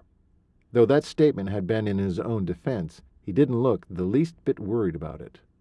You didn't have to tell them the whole story. Maybe I didn't like how you handled it. And now that I know the woman you treated like dirt was Jacquelyn, well, I didn't approve then, and I certainly don't approve now. Funny how you didn't bother to tell me you didn't approve until right now." "Stop arguing," her dad said. "Get on the road. We don't have time to waste. Jack, go with Hunter." "Wait," Dwight said. "No," David said at the same time. Her father came to stand in front of her, as if he needed to barricade her off. "I'm in charge. Do as I say." Her dad's authoritative voice worked just as well on grown men as on his daughters. They clamped their mouths shut and wandered off. She almost wanted to giggle, feeling vindicated and joyful. She was delighted to go with Hunter, to have a conversation with him about what he'd said about her. When they both hopped into the beast and got on the road, Jackie looked over at Hunter's expression, trying to gauge if now was the right time. While she stared at his profile, she took in the beauty of the man himself. She couldn't really see the color of his eyes at the moment, but she had them burned into her memory. What she did see was the spray of lines in his tan at the corners of his eyes, his regal Cooper nose, and the hollows below his high cheekbones. Such a handsome man. She remembered kissing those supple lips, right now surrounded by a day or two of growth. Was it wrong of her to think about pulling on the soft, dark hair that curled slightly at his neck while kissing the man again? He must have felt her stare. What? All of a sudden, she lost her nerve. What if she asked him about why he defended her, only for him to say it was nothing, or platonic? Nothing." "Out with it, pretty filly. You've got something on your mind." This time she beamed at the nickname. How could she have ever hated it? Still, maybe she needed to be patient, to let Hunter bring up the topic of David. She fidgeted, then scratched at her neck. "Stop that." "Stop what?" "Scratching. I saw you do it earlier. Having him return for you is stressful. Eh, Cookie?" "Cookie? That was new. What did you mean by that?" "Now you're talking in riddles." "When you say, 'I won't let you do it again,' you mean what I said to the scumbag you call your ex-boyfriend? Or was he your fiancé, Jackie?" She hadn't planned on a debate. Rats. Maybe she should have left well enough alone. "All done talking?" She didn't quite know what to say. "Well?" "Well, what? We are talking in circles, Dr. Cooper." It wasn't like her to beat around the bush, so she wouldn't. "What I want to know is, why did you attack David on my behalf?" "You didn't like it?" "No, she did like it. A lot." "Why, like that you came to my defense. What I want to know is, why?" Silence prevailed for over a minute. She knew that because she'd counted every agonizing second in her head. Finally he spoke. "Because I care about you." "I care about you too. We're friends." He paused for a few heartbeats. "Only friends?" "Well, as friends, we shared a pretty powerful kiss. More than powerful. It was superb." But she wouldn't say that. "I agree." He was grinning now, a rather proud grin. Then his smile fell off. "Do you want him back?" She gasped. Had he really asked her that? And did he really care that much? She almost played with him a little, to make him wonder. But games weren't what she was about. Straightforward truth. That was Deputy Jackie Lewis. She took a great big breath, then hesitated. Did she want him back? I guess that's my answer then. Chapter 38. Did she want David back? The fact she'd waited too long to answer Hunter's question suddenly sank in. No. That's not your answer. What is it then? It's complicated, Hunt. Well, that felt right, calling him Hunt. His mouth twitched. He liked the nickname. Why? He asked. I didn't get closure. He left, then seemed to vanish. I need more explanation. It feels unfinished. She watched as he rolled his lips in. A small dimple showed in his right cheek when he did that. Another small piece of him revealed. Adorable. Hunter turned off the road under the Bar 6 sign, then bounced up the lane toward the barn. Jackie took in the ranch at a glance. No strangers, no cattle transport trucks. Hunter parked. She was almost ready to relax a little when she glanced at Hunter and noticed he was still on high alert. He headed straight for Willie, who was sitting on a bench outside the nearest outbuilding. "Hey, Willie, have you seen Trevor?" "Yep." Hunter looked at Jackie and widened his eyes in exasperation. She tamped down a giggle. "Want to tell me where?" "Sure." "Now?" "Oh, he's in the house." "The house? In the middle of the morning? Is he all right?" "Yep. Had to make some calls." "Oh, good. Come on," he said to Jackie, then grabbed her hand and ran with her to the ranch house. Her hand tingled with the feel of his warmth. They slammed through the back door and didn't bother removing their boots. Jackie could hear Trevor on the phone as they came around the corner to enter the kitchen. "Pretty sure," Trevor said, holding the receiver in one hand and a cup of coffee in the other. Silence as he listened. Then, "You need to check it out." more silence. "He's here in Sundance?" Another pause. "Listen, my brother, the veterinarian, just arrived. I'll throw it at him." More silence. "Yeah, sure." And then he hung up. Man of few words, Trevor. "What's up?" Hunter asked. "Freelancer showed up today with a load of calves." Hunter cursed. "You didn't let them on the property, did you?" "Hell no. Saw bloody diarrhea all over the floor of the trailer. Sent him on his way." "Where? Show me where he was parked. Did any get on the ground?" Hunter asked, sounding frantic. Trevor glared at Hunter like he'd insulted him. And maybe he had. Jackie could only stare. Trevor was bigger than life, magnificent in all regards, and so commanding, just standing there. No wonder everyone around here was afraid of him. Or so it seemed. Jackie found him flat impressive. "Wasn't born yesterday, brother. Didn't let anything touch our ground." "It's crypto." Trevor just nodded, took a gulp of his coffee. "Figured something like that." "We've got to go. Can you call Reynolds and Miller for me? Give them a heads up? We're heading to Tom's place now." "Already did. Miller's on the alert. Couldn't reach Reynolds. Called the USDA. They said their man is already in our area. Have you seen him?" Hunter's expression darkened. "Yeah, I've seen him. Talked to him. A group of us have gone out to warn ranchers and look for the culprits. He went with the others." Hunter cursed again. "We have to hurry." He turned to grab Jackie's hand again. The fact he wanted to keep touching her made her want to beam and swoon all at the same time. Yet she knew she had to figure out what to do about David before she was free to pursue anything with Hunter. Then there was Dwight. She wanted to laugh.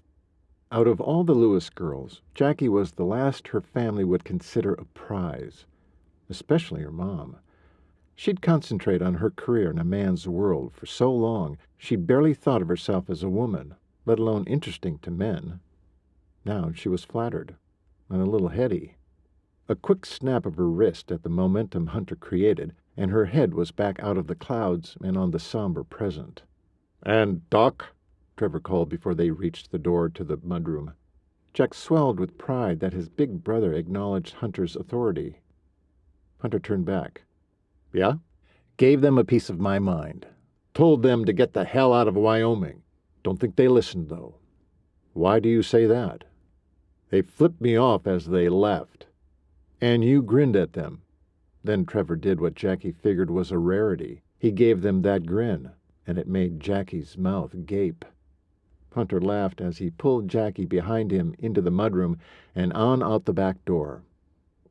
With the beast speeding now toward Reynolds' ranch, Jackie ventured, "So, Trevor is smart." Hunter chanced to glance at her. His brows scrunched in the middle.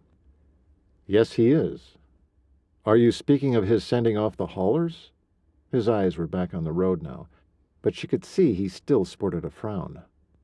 Yes, he picked up on it enough to save the ranch. Would he have usually bought calves from someone driving around to sell them? Seems risky any time. Yeah, it is. We usually buy them at a livestock auction, but we've lost a bunch. I think if these calves had been healthy, with papers and a good deal, Trev would have taken them off their hands. I'm glad he didn't. Do you suppose those men know they have infected calves? My guess is yes. They likely didn't know when they started their travels, but they couldn't miss the mess in that trailer now, considering diarrhea was all over the floor like Trev said. By law, they should find an auction yard to quarantine the calves and turn themselves in. But they're just trying to unload them at this point. Can't blame them. They're going to lose a bunch of money. But then, doing what's right isn't easy, is it? Hunter gave her a quick, knowing look. That set Jackie on her heels. Was he talking about the cattle haulers? Or David? What do you think is right? Already told you. Turned themselves in. Jackie murmured non-committally, then became all the more convinced about what she saw. Don't play dumb with me, Hunter. I know how smart you are. There was a double meaning in there.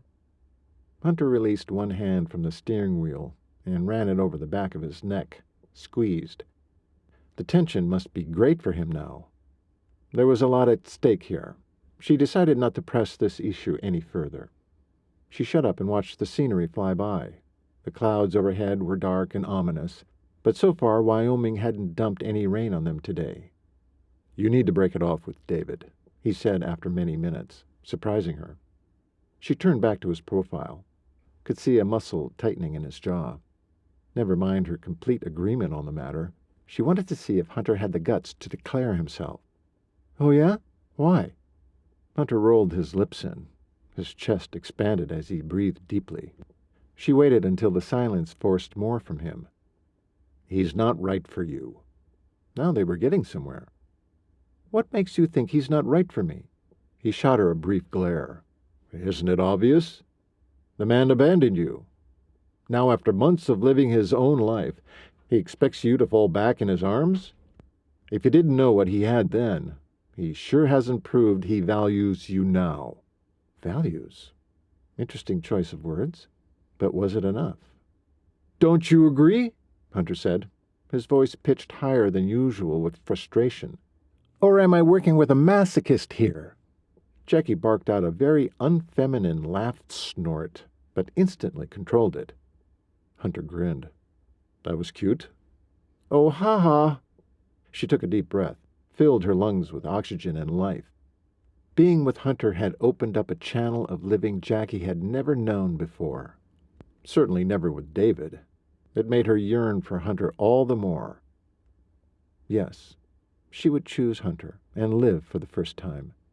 Really live. But she saw now that she would have to wait for Hunter, and Hunter, in turn, would have to wait for her.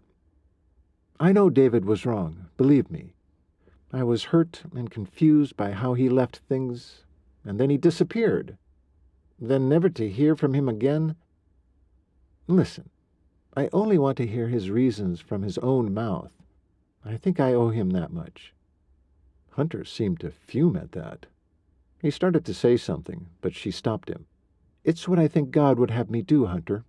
It's the right thing to do, easy or not. He deflated.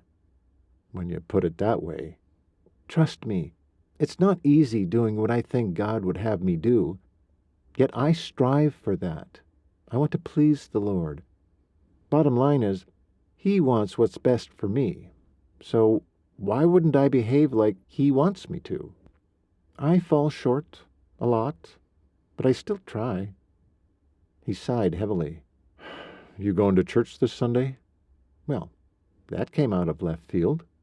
Sure, like always. Can I join you? She wanted to ask why he wanted to come, but didn't want to open a conversation that might change his mind. She smiled at him, though he couldn't see it. Of course, I would love that. Good, it's settled then. We go out Friday night, and I pick you up for church on Sunday. Agreed? Sounded more like a business deal, but okay, she'd take it. Agreed. And you don't go out with David. Now, wait a minute. We're not going to start dictating who I spend my time with, Doc. Not dictating, just suggesting. Sounded more like a demand. Come on, Jackie. You're not seriously going to consider taking this man back, are you? Was she considering that? She had cared about him a lot. Not love, but maybe heading there. They'd had one great year together, though they hadn't seen a lot of each other during that time because they'd been on and off again. Well, maybe that was the problem. But still, she'd been pretty vested in the relationship. The true problem was, she'd never really gotten a good handle on his true character during that time. So unusual for her. A little more time could tell her. Did she owe him that? Is that what God would want her to do? She needed to pray. Pray and watch for open and closed doors. God would show her, clearly. She believed that with all her heart. She sighed heavily. Was he already showing her all she needed was closure? You debating this in your head again, sweet filly? Talk to me. Discussing this out loud will help you work things out. There was a lot of wisdom in that statement, but Hunter was a man competing with David, so how could she trust he wouldn't be biased? She wanted to snicker at that. Of course he'd be biased, but then didn't she want to hear what he had to say? She couldn't think of another soul she'd rather talk to, mull things over with, debate with, pick his brain for information. He was smart and wise, kind and gentle, and as she rattled off Hunter's virtues in her head, she realized he had all the attributes of the fruit of the Spirit. Galatians 5:22-23. But the fruit of the Spirit is love, joy, peace, long-suffering, kindness, goodness, faithfulness, meekness, self-control. She'd already glimpsed most of these in Hunter while still working on them for herself. But David? In all truth, she hadn't seen many. Still, they did have a history together. Did that count for something, or not? You're back in your head again, Cookie. What are you mulling around in there? Wasn't she just thinking how she liked mulling things around with him? Okay, she'd give it a try. Well, David and I had been together off and on for nearly a year. Hunter remained quiet. Wanted more? Fine. He has always been good to me, taking me to fine restaurants and special outings, given me gifts, shown up on time. He never just disappeared. Well, sometimes work called him out, but he'd always let me know later what happened. What else do you want to know? What else do you want to tell me? She didn't want to tell him anything. It was unsettling, talking to one man about another. I don't know. Maybe that we went to a lot of family gatherings? I met a lot of interesting people. Rich people? I hear David comes from wealth. Who told you that? She shook her head. Never mind. Dad, right? At least Hunter had heard it from the one parent who wasn't swayed by glitz and glamour. Hunter didn't acknowledge that one way or another. He made a turn down the drive toward Reynolds Ranch. Jackie found herself looking forward to helping Hunter with the animals and seeing a little girl and her kitty again. She loved what Hunter did for a living. Joy seemed to fill her whenever she was doing veterinary work with him. Or maybe it was strictly the man, and not the work. So, what to do about David? Goodness. For someone who prided herself on making accurate snap assessments about people's characters and motivations, she was really lousy at it when it came to her own romantic relationships. She needed to listen to her gut, and it told her clearly that David was awash. Still, she wanted to follow the prompting God was giving her to listen to what he had to say. So she would give David a small amount of time to explain his actions, clear the air. Then she'd close the book. Chapter 39.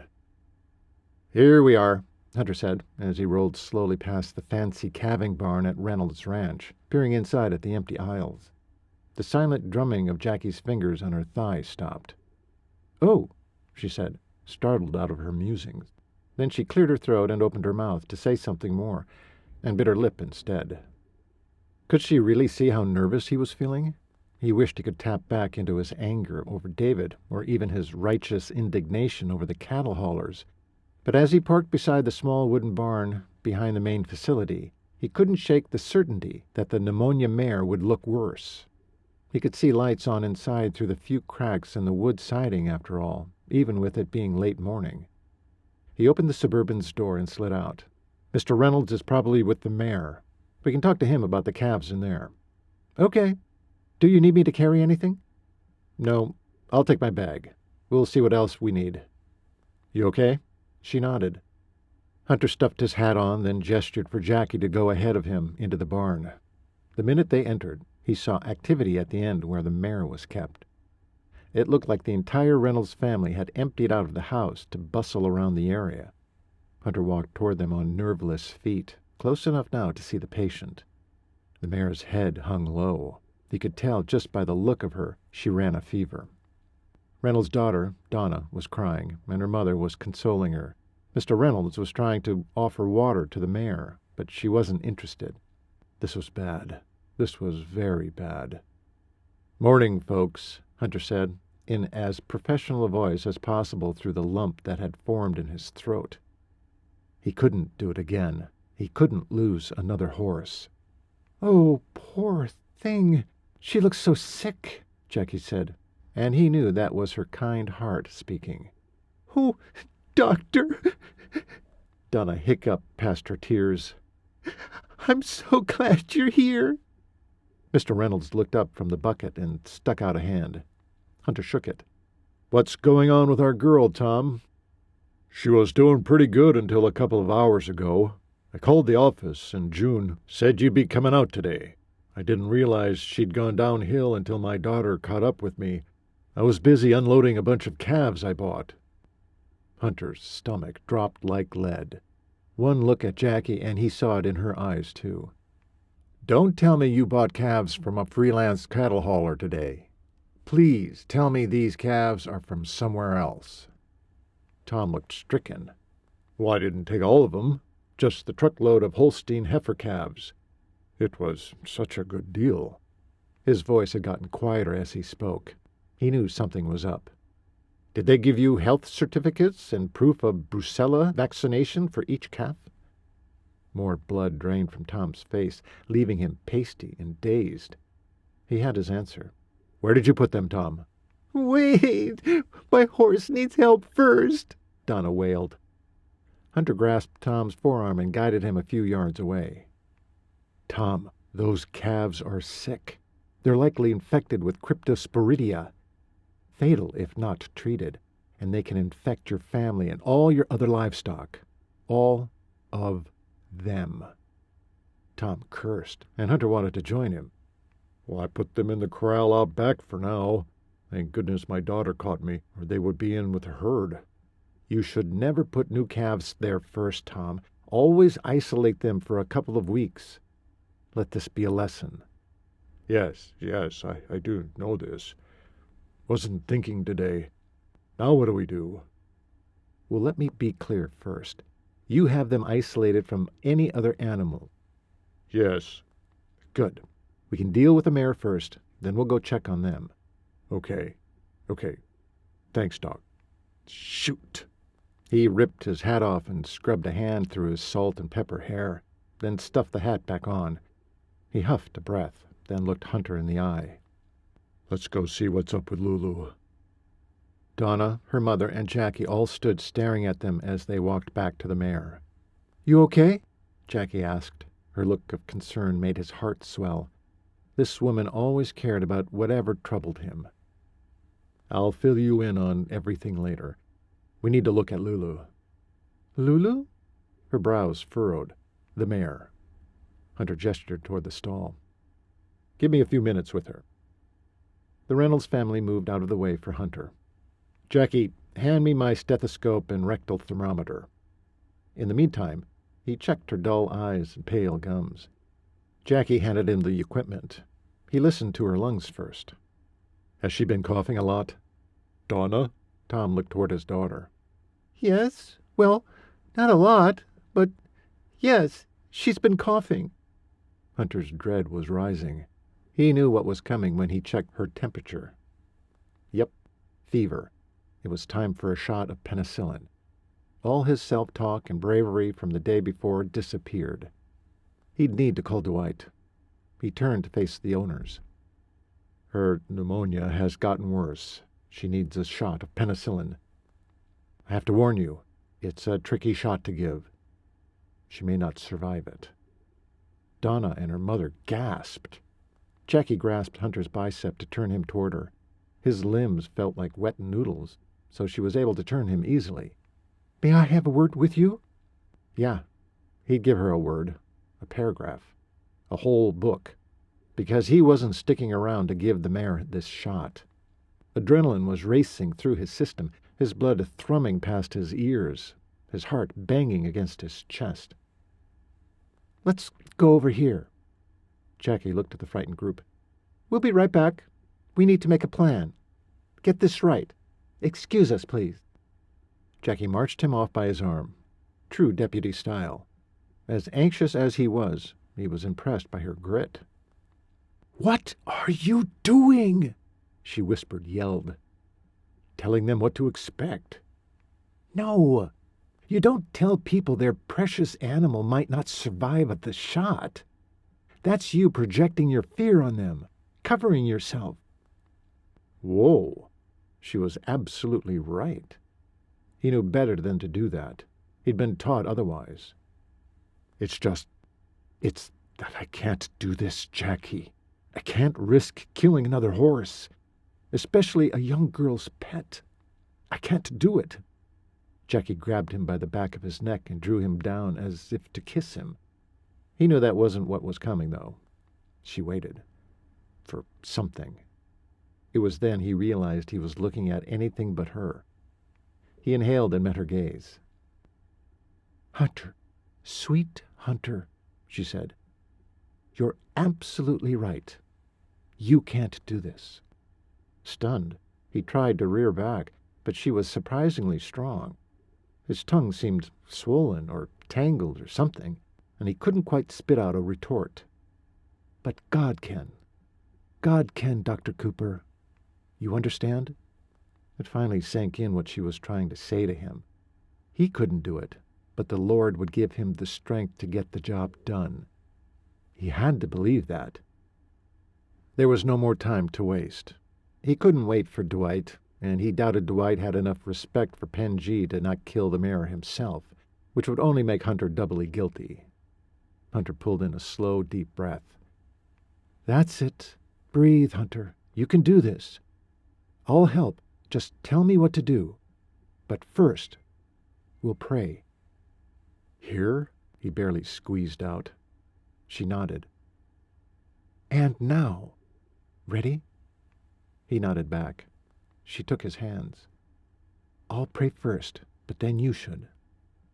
Before he let his thoughts dart back toward fear, he yanked off his hat and bowed his head. And she began. Lord, we are so grateful for you. Thank you for your daily grace and protection and wisdom. We need that today, Lord, your wisdom. You already know what happened when Hunter administered this same shot before. Please help him be successful this time, Lord. Erase his fear, help him put his faith in you, and get the job done to save this mare's life. Jackie's beautiful eyes peered up at him while her head was still bowed. She gave him a nod. Hunter cleared his throat. Lord, please help me place this shot perfectly, aspirate and have the hub be clear, and inject it correctly. Don't let me make the same mistake as before. Take away my fear. Give me a clear mind and steady hands.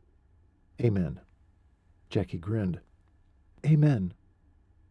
She did reach up on her tiptoes then, and gave him a gentle brush of her lips on his. That fortified him almost as much as the prayer did.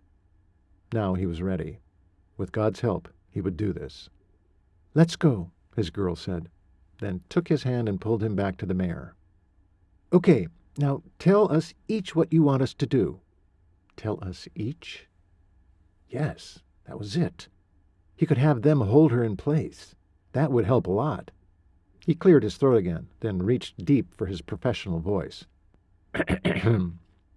I need all of you. Donna, she knows and trusts you the most, correct? The girl still looked stricken, but nodded with confidence. Good. Now stay at her head. Soothe her. Talk to her. Do your best to keep her from going forward or backward. Mrs. Reynolds, you stand at her left hip. I'll need you, Tom, on her right shoulder.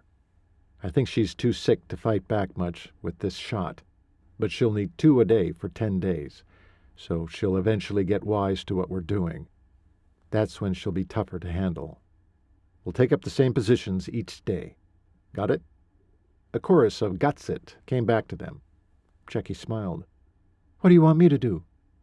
Be by my side in case I need anything.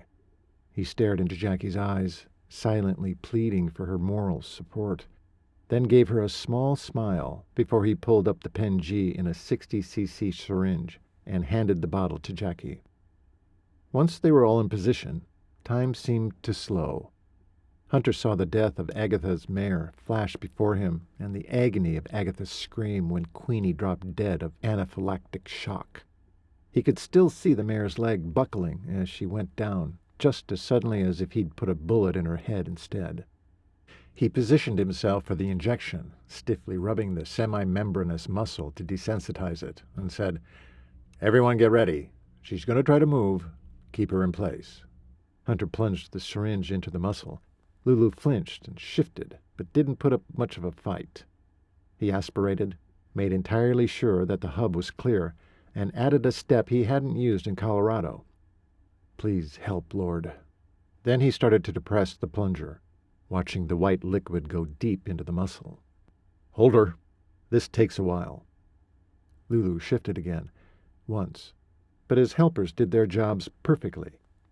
When Hunter pulled the needle out and dropped it in his bag, the cheers he heard all around had him praising the Lord and grabbing up Jackie in a grateful, crushing hug. Chapter 40. The weight Hunter had been carrying since Queenie's death vanished, lifting from his spirit entirely. He'd never experienced such a sensation before. God had blessed him this day, had given him success and healed his heart of the wounds of past failure, all in the same few minutes' time. He didn't understand how that was possible, but there was no denying how light-hearted he felt. Add to that the fact that his girl was by his side through it all, and he could take on the world. That was, until he reached down to pick up his doctor's bag and glanced at Tom's boots. Dread shoved the elation right out of Hunter's spirit, and the weight came crashing back. Tom! Tom jerked away from the hug he was giving both his daughters and wife. His smile evaporated the second he saw Hunter's expression. What's wrong? Your boots. There's blood on your boots. Did you go into the corral with your new calves? Well, sure. Got them situated. Gave them water. They're on the older side, but still young enough we have to feed them by hand for a short time. Hunter cursed loud and long. Get out of Lulu's stall. Take off your boots and go disinfect them. Did anyone else join you in the corral? No, just me. Tom was getting it now. His face took on a dark cloud of terror. It can't hurt to disinfect everything. Watch everyone taking care of those calves. They can spread the disease by tracking it with their boots, or hands, or anything else that touches the bloody diarrhea. What disease? What's he talking about, Tom? His wife said.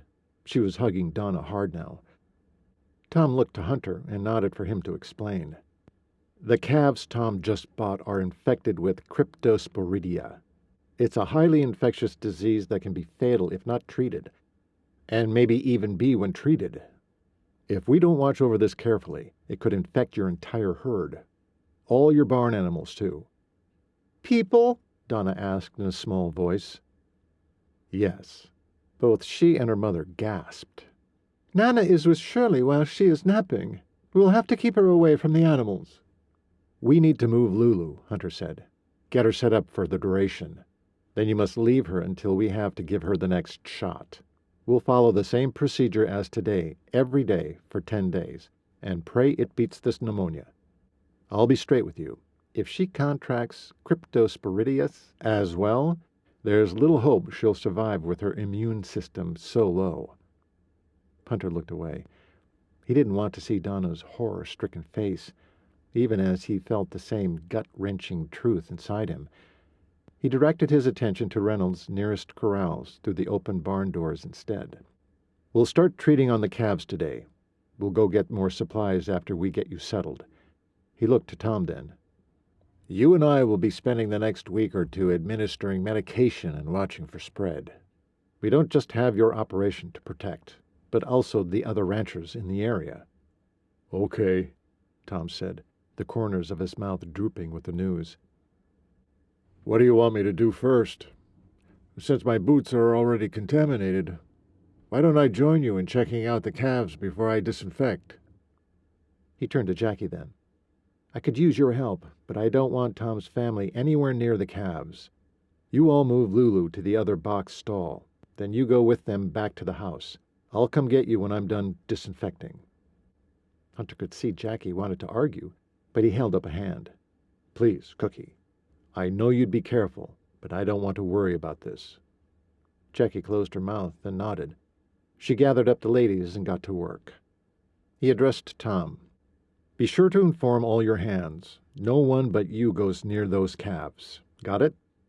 "Yep, got it." They spent the next couple of hours checking calves, cleaning stalls, disinfecting their own footwear, clothing, and hands. Hunter wearily climbed the stairs to enter the house. "Is everything okay?" Jackie whispered to Hunter when she was able to pull him off to a private corner. "It's bad. The calves are weak already. I'm not sure they'll survive. I gave them sulfa, tried to hydrate them the best we could.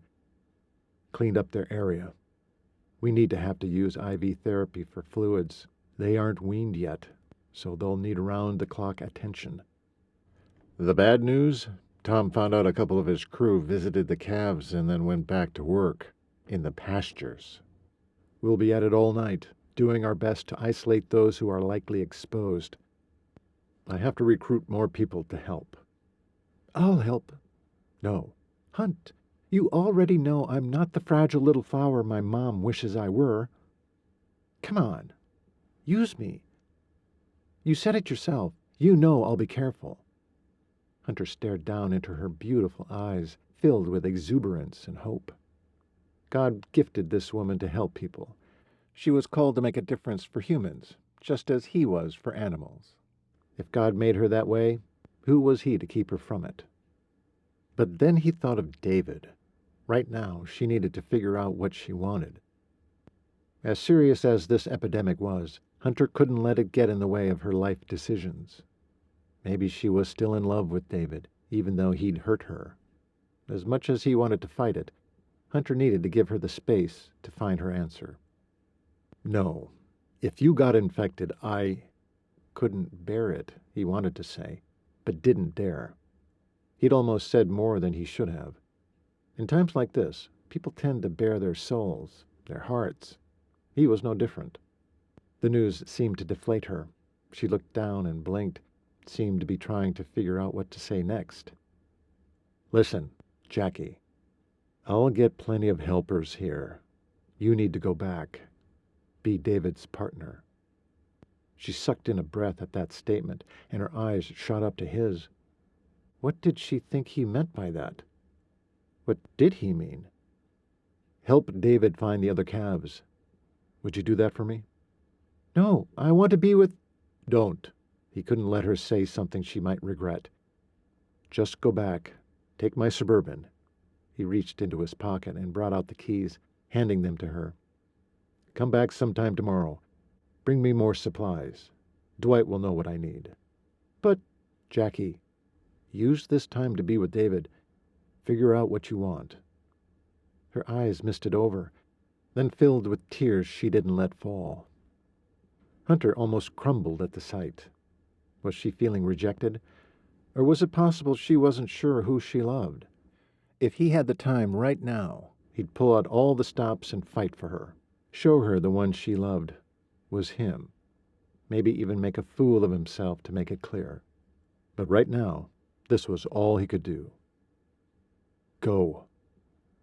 Jackie's heart collapsed on itself as she looked up into Hunter's worried eyes. He was sending her into the arms of another man? How could he?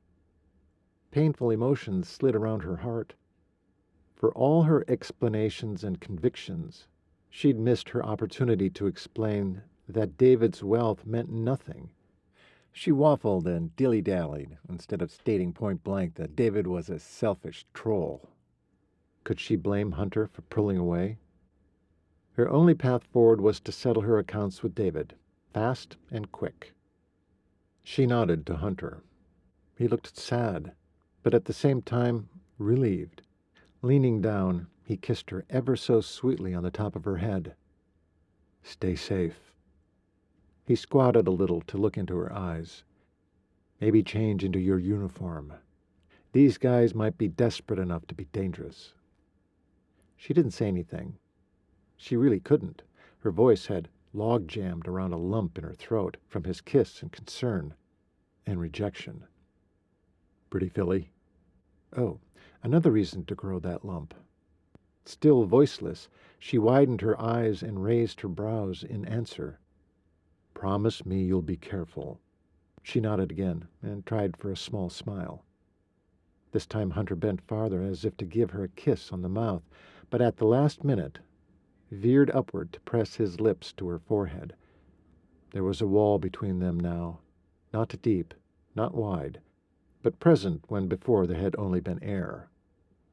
To keep him from seeing tears he wouldn't understand, she swallowed him in a hug, stretching her arms around his middle and tucking her head into his chest. He stiffened in surprise, but soon she felt the warmth of his arms at her back. Please be careful here, Hunt. I don't want you to catch this thing. He leaned out of their hug, just enough to see her face. With a long finger, he lifted her chin so they could lock gazes. I'll be careful. Don't worry. She frowned, worried anyway. He tilted his head and gave her a one-sided grin. Give it to God. Well, he knew just what to say. His words instantly brightened her spirit and her smile. She would do just that. She gave everything to God when she remembered to. He smiled back, tracing a fingertip down her cheek, then rested his big palm against it. Check in on our Stormy, will you? She blinked, the hour catching on her raw emotions. Of course. I always do. Good. He released her then. Go now. Figure out what you want, my tough cookie. His smile was tentative, but there. Then he turned on his heels to go back to work. Jackie watched as Hunter walked away, a deep hurt slicing through her heart. Sure, she was the one who wanted a proper closure, but Hunter seemed okay with that. Did that mean he wouldn't fight for her if she thought she might want David? She slid into the Suburban, feeling the immensity of Hunter's presence inside the cab, through the scent of his spare scrub top, the tidy pile of extra work gloves and the lead rope in the center of the bench seat, the distance she had to adjust the seat to reach the pedals. The ride to the clinic was solemn, filled with random thoughts that looped endlessly back to the moment Hunter rocked back from their hug and let her go. Was the conversation with David worth all of this? The compulsion inside her to hear the man out? Could it mean she still harbored genuine feelings for him? She rebelled at the thought, but once again felt a pinch of restraint. Oh, she wanted to hit something. Instead, she had to settle for getting the confrontation over with as fast as possible. Chapter 41. When Jackie arrived at the clinic, she groaned at the sight of Dwight's car. That meant he'd been pulled away from calf search and might demand her help with the small animal patients. Opening the front door, he saw two patients and their owners waiting nervously in the reception area. Jackie smiled and scooted past them as quickly as possible. "Good afternoon, June," she said as she rounded the corner to the receptionist's desk. "Do you know where David is?" "You mean Dwight?" "No, I mean David. Did Dwight happen to mention where his brother is right now?" "Oh, yeah, he's on the road, contacting ranchers. Isn't that where you're supposed to be?" Jackie ground her back teeth to keep from a retort. June was just being June. "I need to borrow your phone. Please?" When June nodded, Jackie pulled the receiver off the cradle and dialed her dad, hoping to catch David at the sheriff's office, grabbing more ranch addresses. But no one answered. Before she'd head over to pick up her squad car, she wandered to the back room to check on Stormy. "Hey, how's my girl?" The pup lapped at the bars of the cage, trying to get to Jackie. "You look snug as a bug." She knew Hunter had already fed her, but would be happy to hear a midday report that she was doing fine. She scratched at the pup's neck through the bars for a few minutes before she couldn't resist and let her out. The pup stumbled out of the cage, falling on her face a couple of times as her feet slid on the linoleum floor. Careful of her splinted leg, Jackie grabbed her up in a deep hug, crooning to her like she was her own babe. "Flea-bitten creature. You have to let her go," said Dwight from over her shoulder. Jackie wanted to ignore him, but finally offered him a small conversation. "Not flea-bitten. Hunter checked for critters. She's clean." Dwight snorted.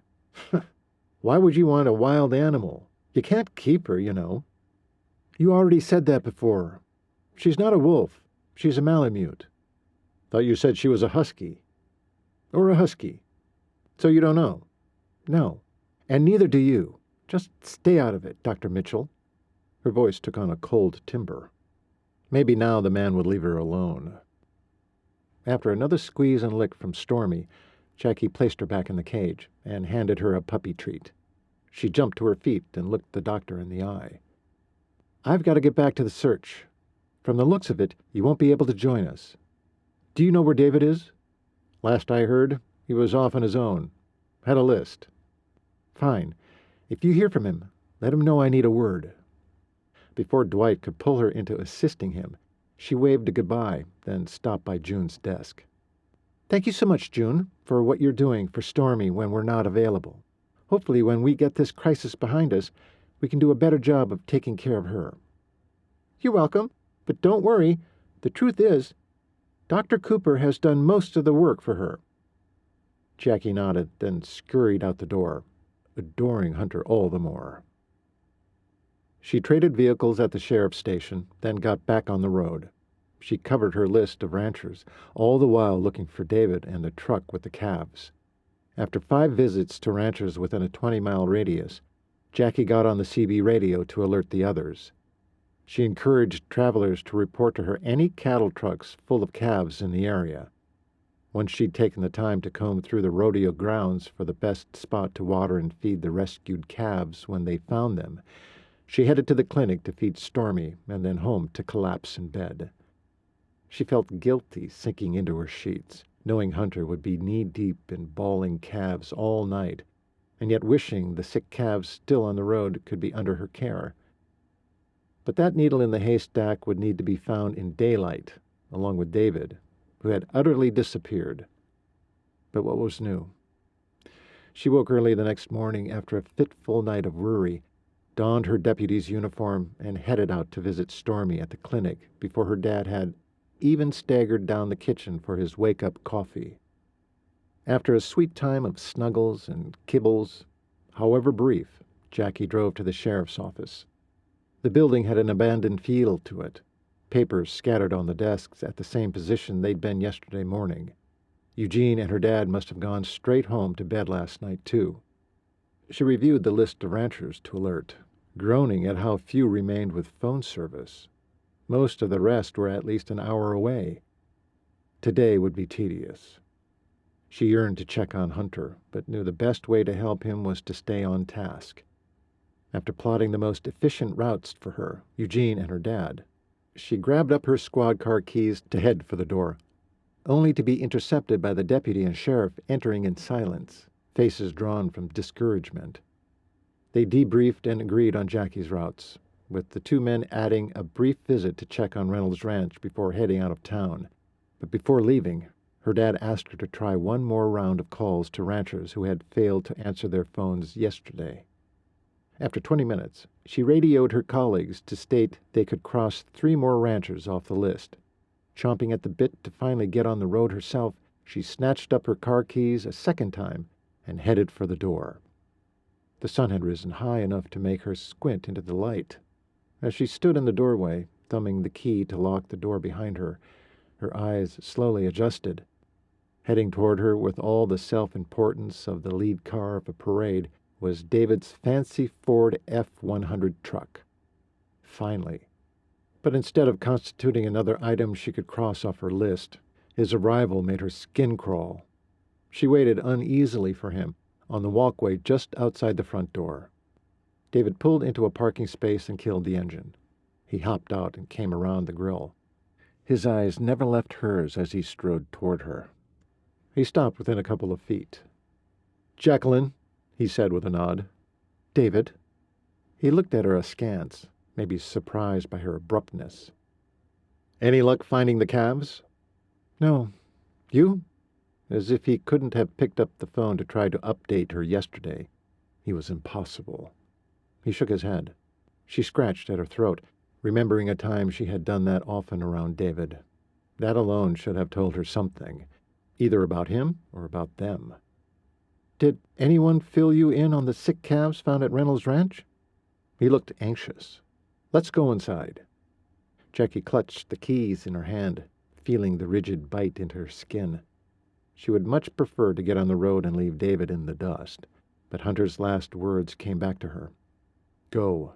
Use this time to be with David. Figure out what you want." Another stripe of pain laced her heart. She already knew what, or rather who, she wanted, but she would do the right thing. After following David inside and shutting the door behind her, Jackie turned to face him, formulating in her mind what to say. He spoke first. "Have breakfast with me." "That again?" She pulled in a deep breath, ready to argue they didn't have time. They had a serious problem on their hands. She needed to be out in Timbuktu an hour ago, and furthermore, she didn't want to. He held up a hand. "Before you say a thing, we have to eat. I want to spend some time with you, even if it means a quick meal in between combing the area. Maybe a strawberry milkshake," he said with a smile. "For breakfast?" He shrugged, a flippant "why not" in his smile. She studied his confident expression, all while trying hard to keep her own impassive. But her curiosity took first base. "Where have you been, David?" His brows scrunched in confusion. "On the road, talking to ranchers, just like you." "I mean, where were you for the 2 months you went missing in Colorado?" "Work. You know that." He'd said that too fast. She took a step closer and looked him in the eye. That closure suddenly not needed. "No, I don't. You didn't let me know you were going. Didn't call. Didn't give me any indication where you'd end up, or that you gave a darn about us. No communication whatsoever means whatever we had is no longer. So no, I don't want a meal with you. Now, our county has a problem, so we need to go." His eyes changed from self-assured to the sharp blaze of a glare. "Yes, I know there's a problem. A big problem, Jacquelyn. Do you even understand how bad?" She'd forgotten how often David had tried to make her feel stupid, hence the many breakups throughout the year they'd dated. It was like he thought a woman incapable of understanding anything without a man's help. If she hadn't needed to appease her mother, she might never have taken up with him in the first place. In the meantime, she had grown to like David, most of the time, like when her friend Audrey was killed by a hit-and-run driver. He'd been at her side for weeks, day in, day out, had found that something as simple as strawberry milkshakes from DQ could brighten her bad days. It was hard not to appreciate his sensitive side. Once she pushed away the memories, his condescending words repeated in her head. "Do you even understand how bad?" "No, dear David. Why don't you explain it to little old me?" David's eyes narrowed as he searched her face. "Are you making fun of me?" She almost laughed. He was so oblivious to his own arrogance. Probably still didn't understand why she was fighting him now. Her heart ached for Hunter. It hadn't taken much. She was ready to tell Hunter how she'd fallen in love with him, probably the moment he'd laid those gorgeous eyes on her, but for sure the moment he'd saved Stormy. No matter what was happening in their lives, she always felt at peace when she was with the man. It didn't hurt that they both had begun to lean on God more in each other's presence. That alone brought direction and joy. "We need to go. You'll come with me," David said, cutting into her thoughts. Her hackles went up at this demand, but she needed to finish things with David. So she nodded. They had calves to save. The poor things had suffered long enough, and she had rustlers to arrest. A tremor quaked down her whole body. Would she be able to do that? Use her gun, if necessary, to do her job? Memories of her weekly sessions at the gun range filled her thoughts. Her gun at her side becoming heavier each week. Her hand smaller, the gun larger and colder, because ice seemed to fill her veins, and the trembling more each day. The telephone rang in her dad's office, jolting her out of her ruminations. She ran to answer it. David followed on her heels. "Sheriff Lewis's office. This is Brand Cooper. Is the sheriff in?" "Well, this is Deputy Lewis, Brand. You'll need to tell me." "Oh, hi, Jackie. Okay, listen. I found out from Trev the Petersons, our next-door neighbors, requested the Hereford calves. Apparently, the truck drivers got the wrong place when they came here first. They were supposed to deliver next door, but when they left here, they turned in the opposite direction. So I guess they're still wandering around out there somewhere. They had to have known the calves were rustled, not bought at auction. Did they know they were sick?" Jackie scratched at her throat, mulling why anyone would want sick calves. When the answer came to her, her eyes widened, and she gulped. "What is it?" David asked. "Thanks, Brand. I'll talk to you later." Jackie started hanging up the phone, but heard Brand holler. She brought the receiver back to her ear. "Did you say something else?" "Hold on, Jackie," she heard Brand's muffled voice talking to someone else. Finally, he came back on the line. "Jackie, you still there?" "Yes. Well, what's happening?" "Stogie tells me he saw that big truck pull into Peterson's just now. They're back." "Thanks, Brand. We'll head out there now. See if you can track down my dad and get him out there. Try Reynolds first. He might be helping Hunter." She crashed the receiver down into its cradle and grabbed her purse, slinging it over her head. David blocked her way to the door. "Hold on there. What's up?" She huffed. "Those neighbors are somehow involved in the sabotage that's been going on at the Cooper Ranch. I'm sure of it." "Do you have proof?" She glimpsed something like fear in David's eyes, but in a flash it was gone, and a look of concern replaced it. She gave herself a mental shake, refocusing on the most pressing need. "We'll go get the proof. They're there now." "Hold on. Give them a chance to offload the calves. We can catch them red-handed." "This would be a good time for us to go get that bite to eat." "Are you insane? We could miss them. We need to go now." She dashed around David, but not before he caught her arm and yanked her to a stop. With a quick rotation, she twisted David's arm into a wrist lock. "Oh, what are you doing?" "What are you doing?" The disgust on his face reminded her how little regard he had for her law enforcement skills. "Let go of me, and let's talk. We have much to catch up on." "Much to—" "What are you talking about, David?" "I need to go. The truck is at Peterson's right now. I need to go confront them." "You're a woman, Jacquelyn. You are not going to confront two unruly men." Jackie let David loose and tilted her head, examining his eyes, his stature, his body movement.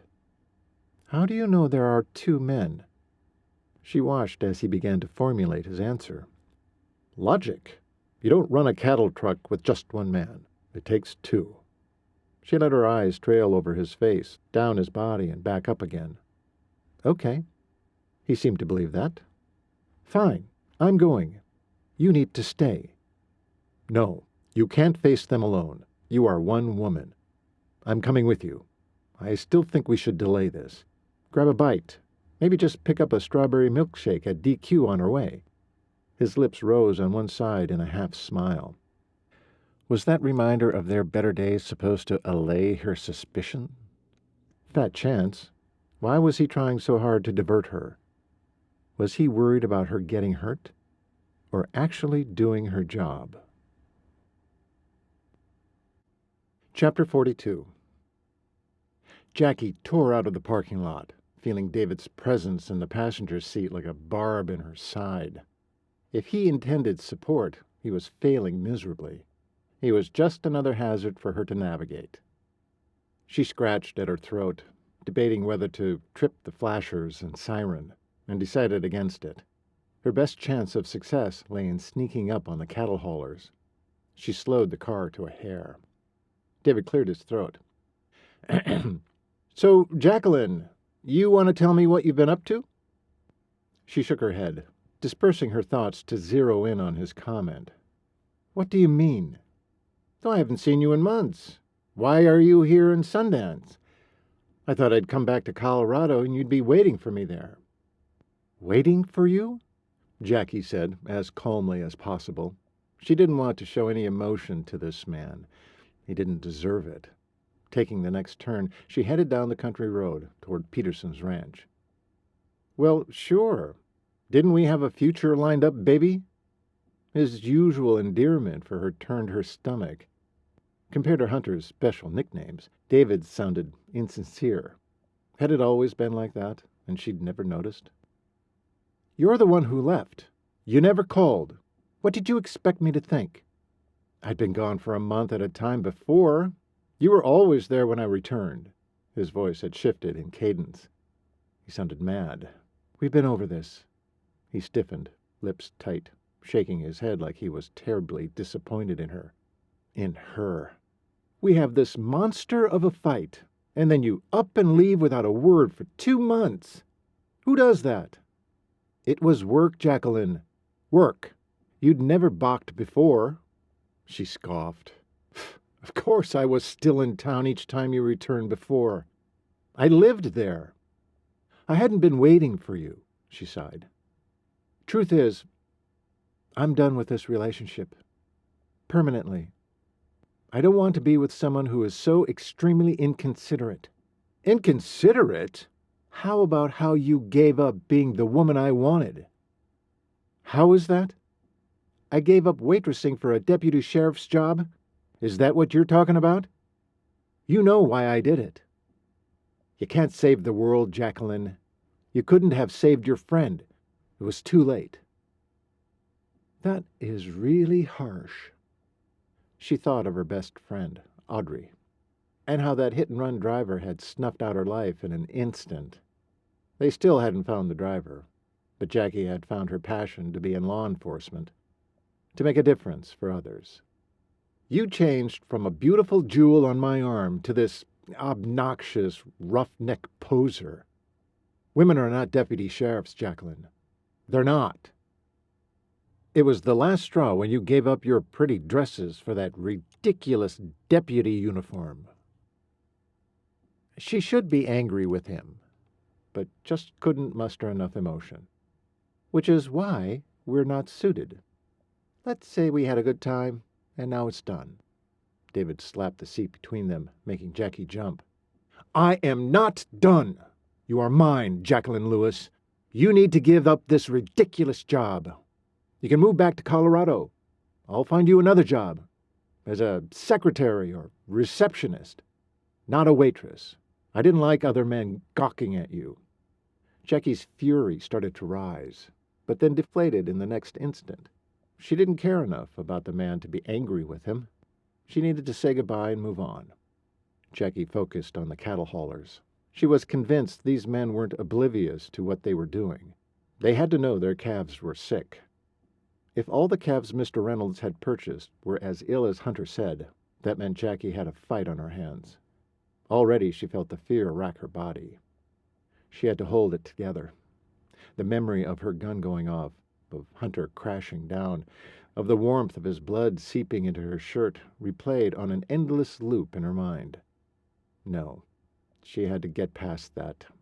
Her life, other people's lives, might soon depend on her ability to act quickly. Had she even asked the Lord if she should continue on as a deputy, as a first responder who might have to confront hardened criminals? Or had her own woman's pride compelled her to prove herself equal to any man, and consequences be damned? She shook her head. Oh, how we get ourselves into trouble in this life when we insist on going before God. What? David asked. What? Why are you shaking your head?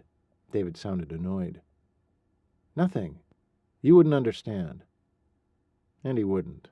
The last thing David wanted in his life was a relationship with the Almighty. He'd sure told her that enough times. She hoped he would find the Lord one day, but the revelation wouldn't come from her. Jackie slowed, then turned down Peterson's driveway. Just when she thought she'd given this situation back to God, she spied a cattle trailer parked in front of the barn and felt her heart jolt. This was it. They were still here. A quick glance at David, and she could swear she'd seen him roll his eyes. That was certainly an odd reaction to finding the lost calves. She eased her foot off the gas and let the dirt road rub off the rest of her speed until she idled to a stop in front of the main house. She pushed the car in neutral and turned the key off. Part of her attention fixed ahead, part fixed on the windows around her. She hadn't raised any dust, and the house served to block the view of her car. Why are you stopping back here? Get up there closer. Park by the barn. No, I'm going to surprise them if possible. You should stay in the car. David scoffed loudly. You think I'm a wimp? I'm coming with you. I've got a gun. You what? Jackie whipped her head in his direction. You won't need a gun. Leave it in the car. I have mine. I'm sworn to uphold the law. Let's go. Before Jackie could say anything more, David was already out the door and on his way toward the truck. She bounded out after him and raced to catch up. She yanked on his arm. Hold up. Let me go first, she whispered. Oh, you think the big tough deputy sheriff can handle this better than a man? You're delusional, Jacquelyn. You always have been. She scratched at her throat. Her gut clenched, the small voice inside telling her to be cautious. Keep your voice down. We need to sneak up on them, see what they're up to. Thankfully, David shut his trap. Once they reached the back of the truck, the odor hit her like a palpable slap. If a person didn't know what to look for in this illness, the smell alone would have been enough to alert her. The truck reeked of sickness, and the trailer was dripping runny feces. The calves were bawling so loudly she couldn't hear the conversation in front of the truck, but she could at least pick out the voices of 3 men in a loud and heated argument. Jackie duck-walked and bent her head to hide herself until she could peek around the fender to gauge the situation. Meanwhile, David jogged past her and faced the group head-on. Did he think he was being brave? What's going on here? David said to the group. All 3 men turned startled faces David's direction. 2 were the truckers. Jackie had never met Mr. Peterson before, but she suspected he was the one who had been yelling at the others. He looked and sounded furious. Now that David had revealed himself, the truckers stopped yelling and smirked at him. Mr. Peterson looked confused, as was she. She drew her weapon and moved out so they all could see her. Everyone stay where you are. I'm Deputy Jack Lewis. You 2 are coming in with me for questioning. Chapter 43. Hunter looked up from yet another calf he'd just hooked up to an IV and saw his little brother tramping toward him. Hey, Hunter! How's it going out here? Brand said, his gaze taking in the multitude of calves and beef cows who occupied the nearby pens. How many do you figure caught this thing? Hunter was tired. He'd only been able to prop himself up against a hay bale and dozed on and off throughout the night. Every one of the calves Mr. Reynolds purchased was suffering from profuse diarrhea and dehydration. Hunter had to treat each one. The quarantined adult cows might not suffer the same degree of disease, but their fall-born calves could start to show signs within as little as 2 days. It had taken all night to track down and isolate the exposed individuals. Restrictions were in place, and by 5 o'clock this morning, Hunter could finally hope he'd got control of the situation. All the calves Tom bought were sick upon arrival. I estimate about 3 dozen more may contract it. We've separated them into 3 pens, away from each other and everything else on the ranch. The infected are over there, he gestured to the shipped calves, and the exposed.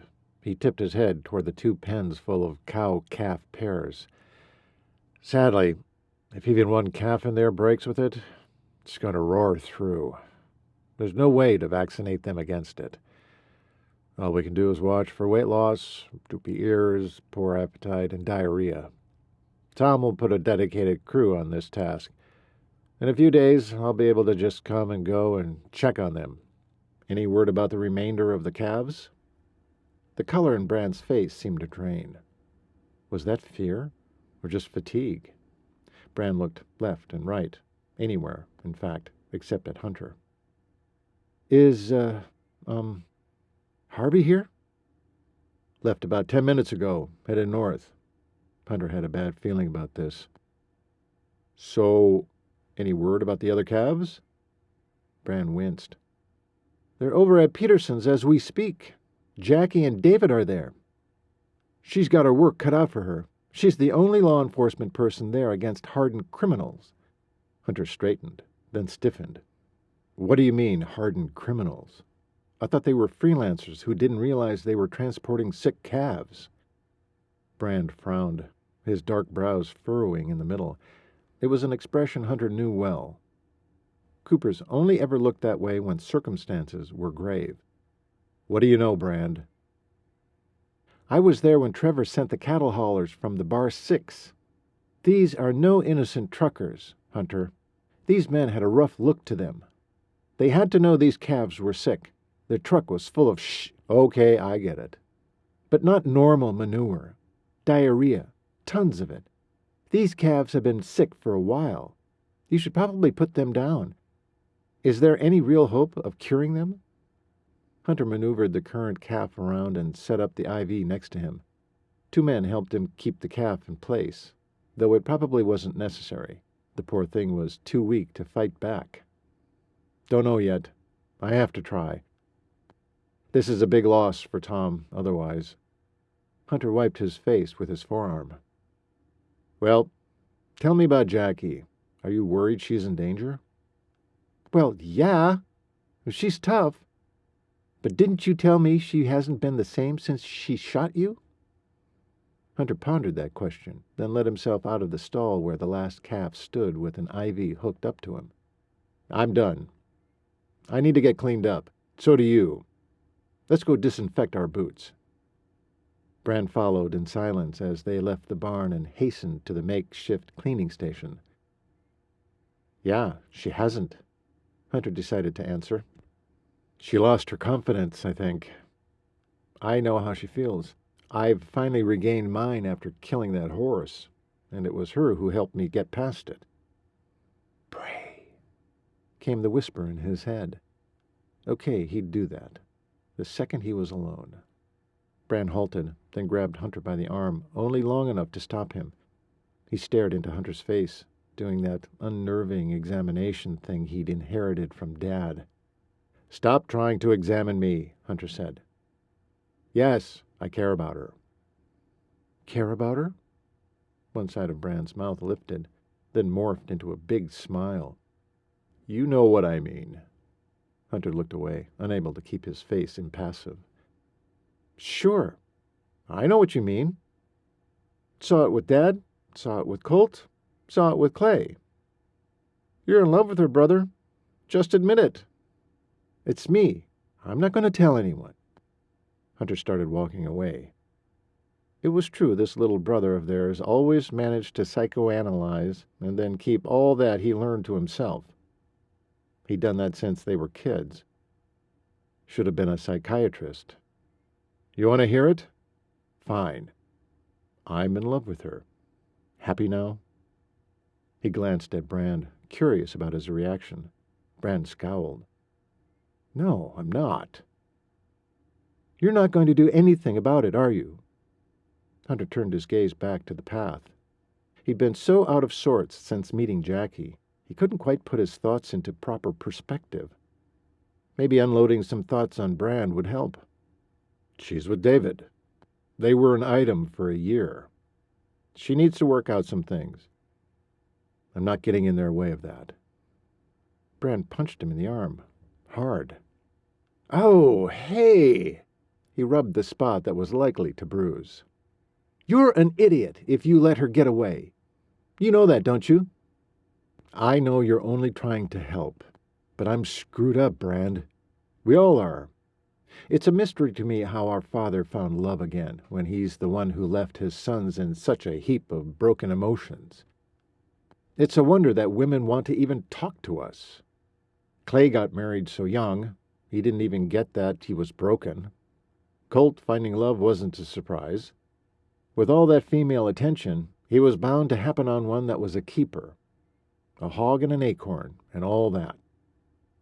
Even a blind hog can find an acorn once in a while? Is that what you're referring to? Brand reared his head back and laughed. The sound was rich and deep. When had this little brother grown into a man? They arrived at the cleanup station, and Hunter began squirting off his boots, then handed the hose to Brand. They waded through the shallow pool of hydrogen peroxide. Brand followed him through, saying, If the right girl walked up to me, the right girl meaning beautiful and smart and full of gumption, and wanted to hang around with me, looked at me the way Jackie looks at you, heck, screwed up or not, I'm sure as heck would go after that.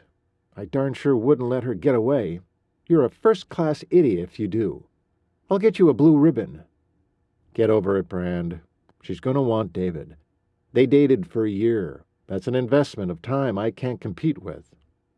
Hunter dried his hand on one of the many rags that had been laundered and left in a heap for the cowhands to use during this outbreak. I'm worried about her, Hunter.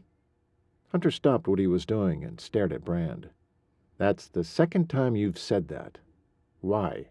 She's going to get in an altercation with the fools and won't be able to shoot them. Hunter froze, the rag he'd been using floating to the ground. I need to get over there. Now. I'll drive you, Brand said as he turned toward his pickup truck. Where's your bag? You might need to administer your magic for those poor calves while we're there. Hunter looked at Brand with affection and appreciation. You are amazing, little brother. You think of everything, don't you? Got a good head on your shoulders, that's for sure. He must have gotten the brains for both of you. Bronk certainly doesn't use his head. Brand frowned at that comment. He never did like it when his twin was picked on, or any of the brothers, for that matter. My bag's in the house, Hunter said. Wanted to keep it free from contaminants. Hunter and Brand both started jogging at the same time, as if their legs knew the urgency their brains hadn't caught up to yet. Hunter veered off toward the Reynolds house. I'm just going to tell the family where I'm off to, and grab my bag. By the time Hunter came back out of the front door, Brand had his truck running and pointed toward the road. Mr. Reynolds burst out of the front door and hollered at Hunter.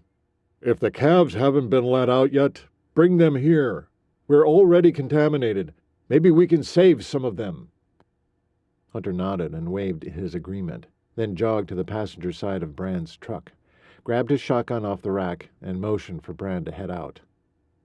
While they bounced down the road, Hunter opened the glove compartment and found the shells, loaded the shotgun, and laid it across his lap. Brand didn't question Hunter's action, just pressed his foot to the accelerator. Tom is calling the sheriff. Probably won't reach him until he's back from visiting his list of ranchers, though, so it's up to us. Brand stayed quiet.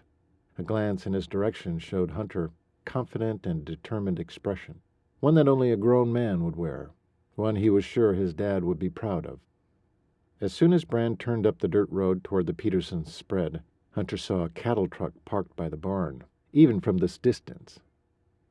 Hunter decided he needed to pray. Too bad if Bran didn't like it. Lord, be with us. Watch out for Jackie. And, yeah, David too. Keep them safe. Keep us protected. Amen. Huh? When did you get religion? Long story.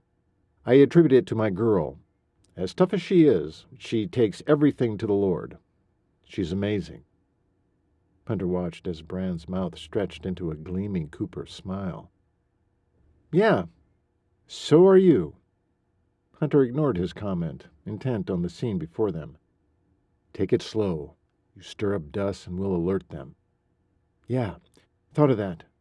Remember that side alley that goes around the back of their house? Thought I'd take that and park where they won't see us.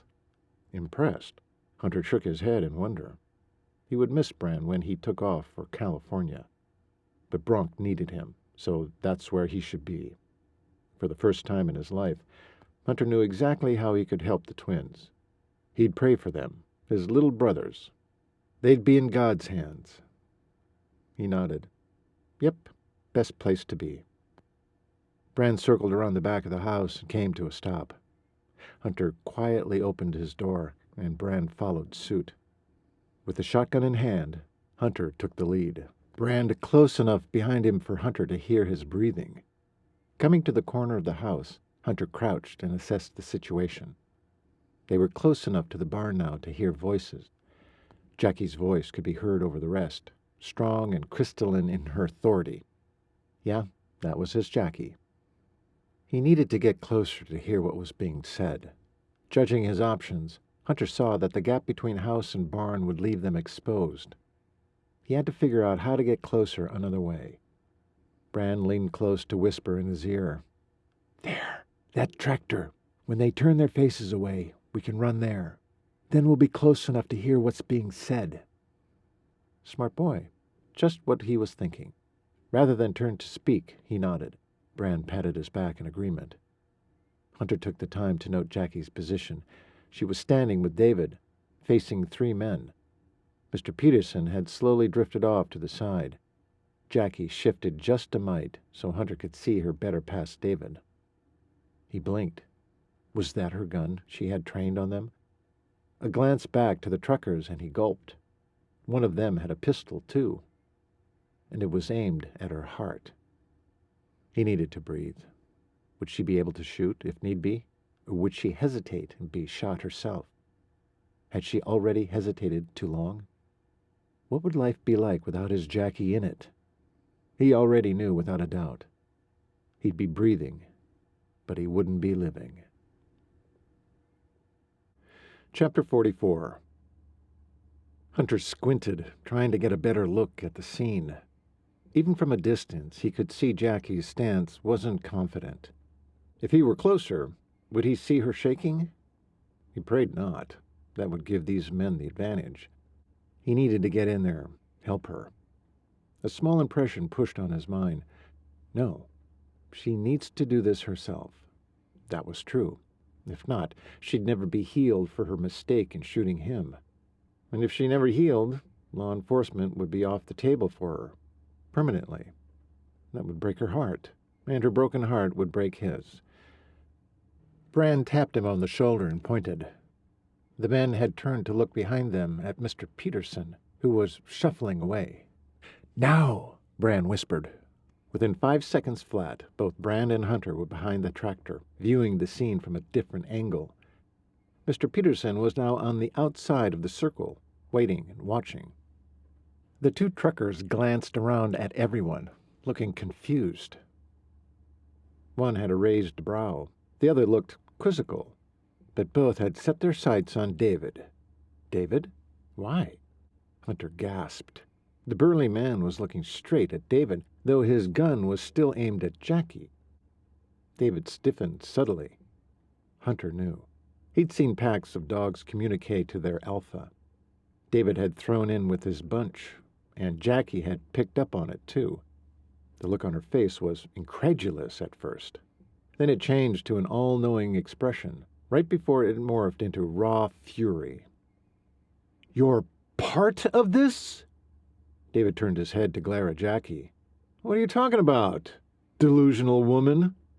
She knows. Stop wasting time, the second man with a skinny frame and overly large Adam's apple said. David heaved a sigh. You two are idiots. You know that? Instead of fighting the inevitable, David sidled to the left, away from Jackie, but not quite to his cohorts.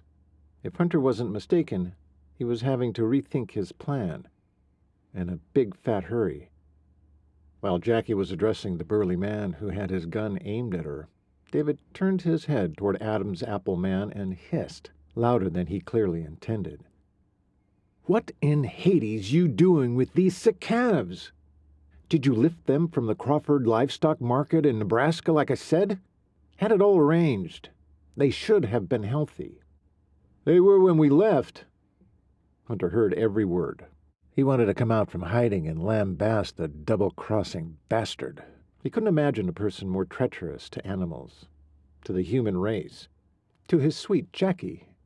He couldn't wait until his sweetheart threw this traitorous dolt in jail. But she might need his help. Wait, a small voice in his head said. He's with them? Brand practically squeaked in his ear. Now that they were closer, Hunter saw it.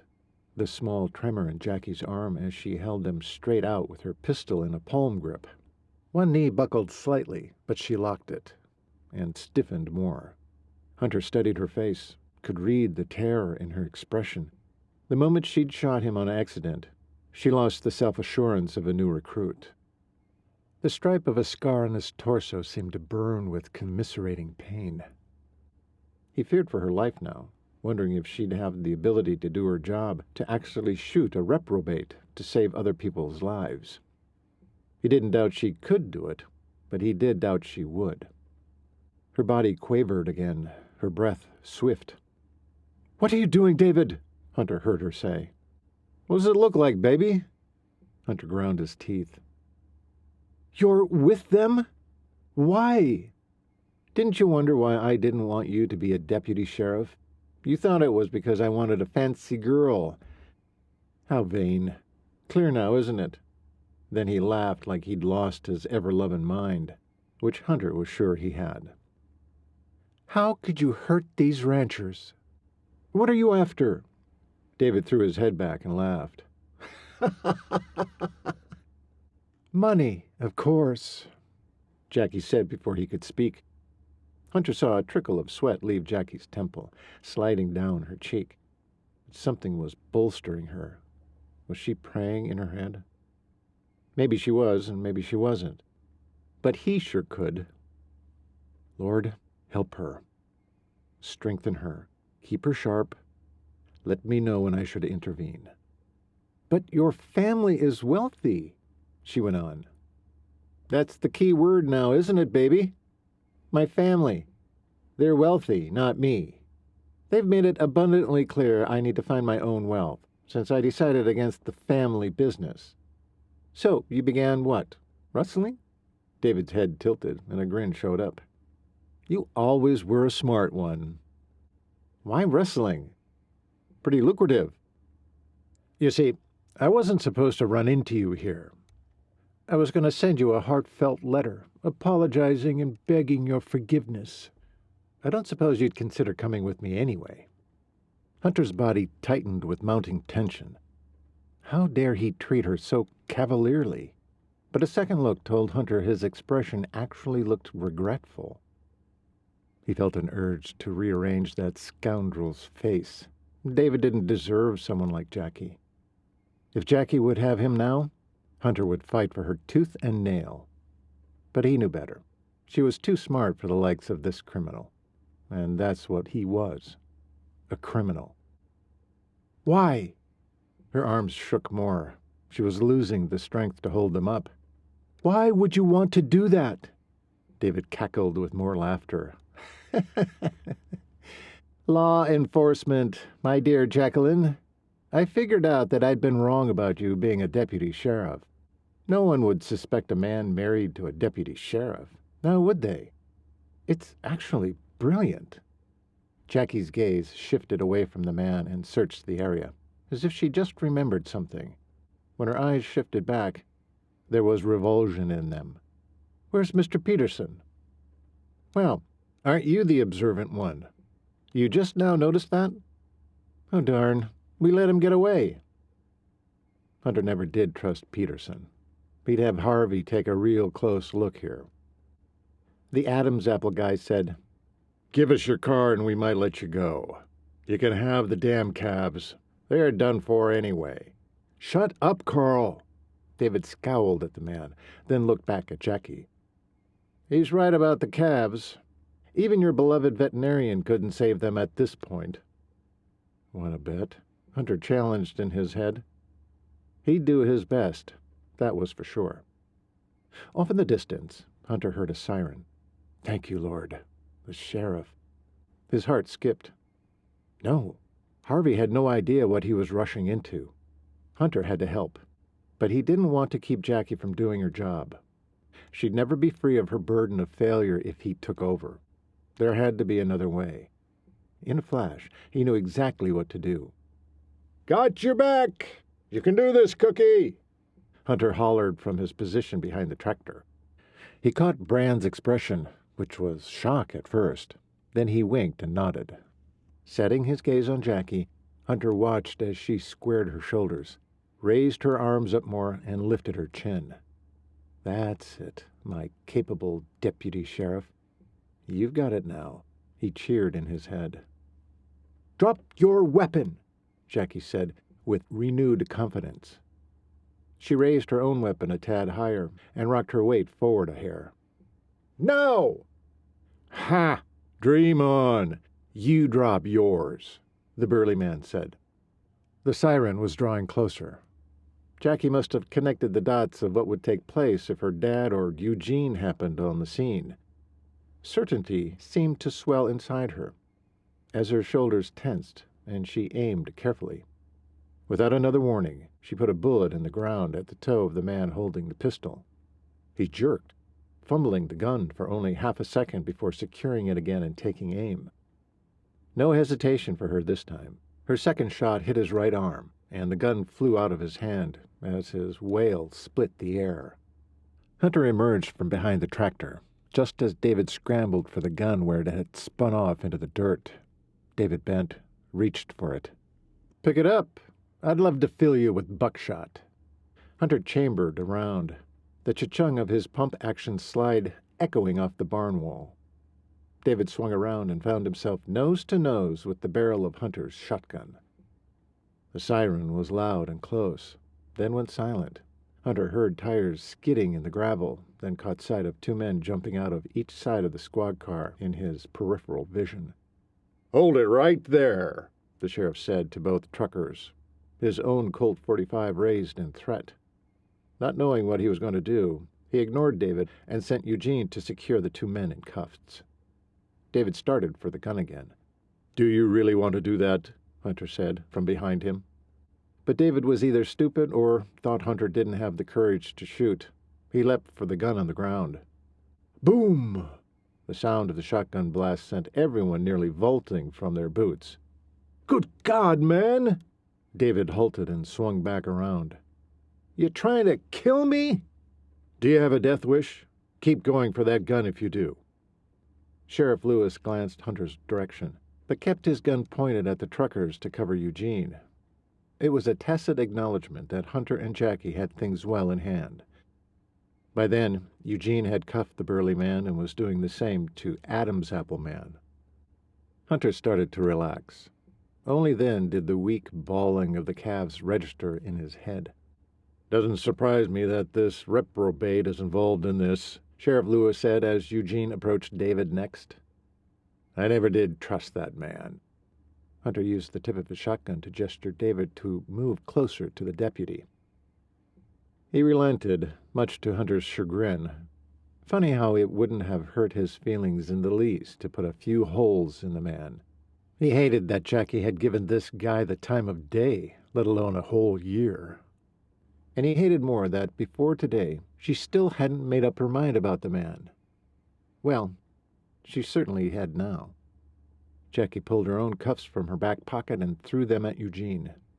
"Here, Use my set for David." Her expression showed sheer pleasure at being a part of his arrest. Hunter jogged toward the sheriff. "You got this?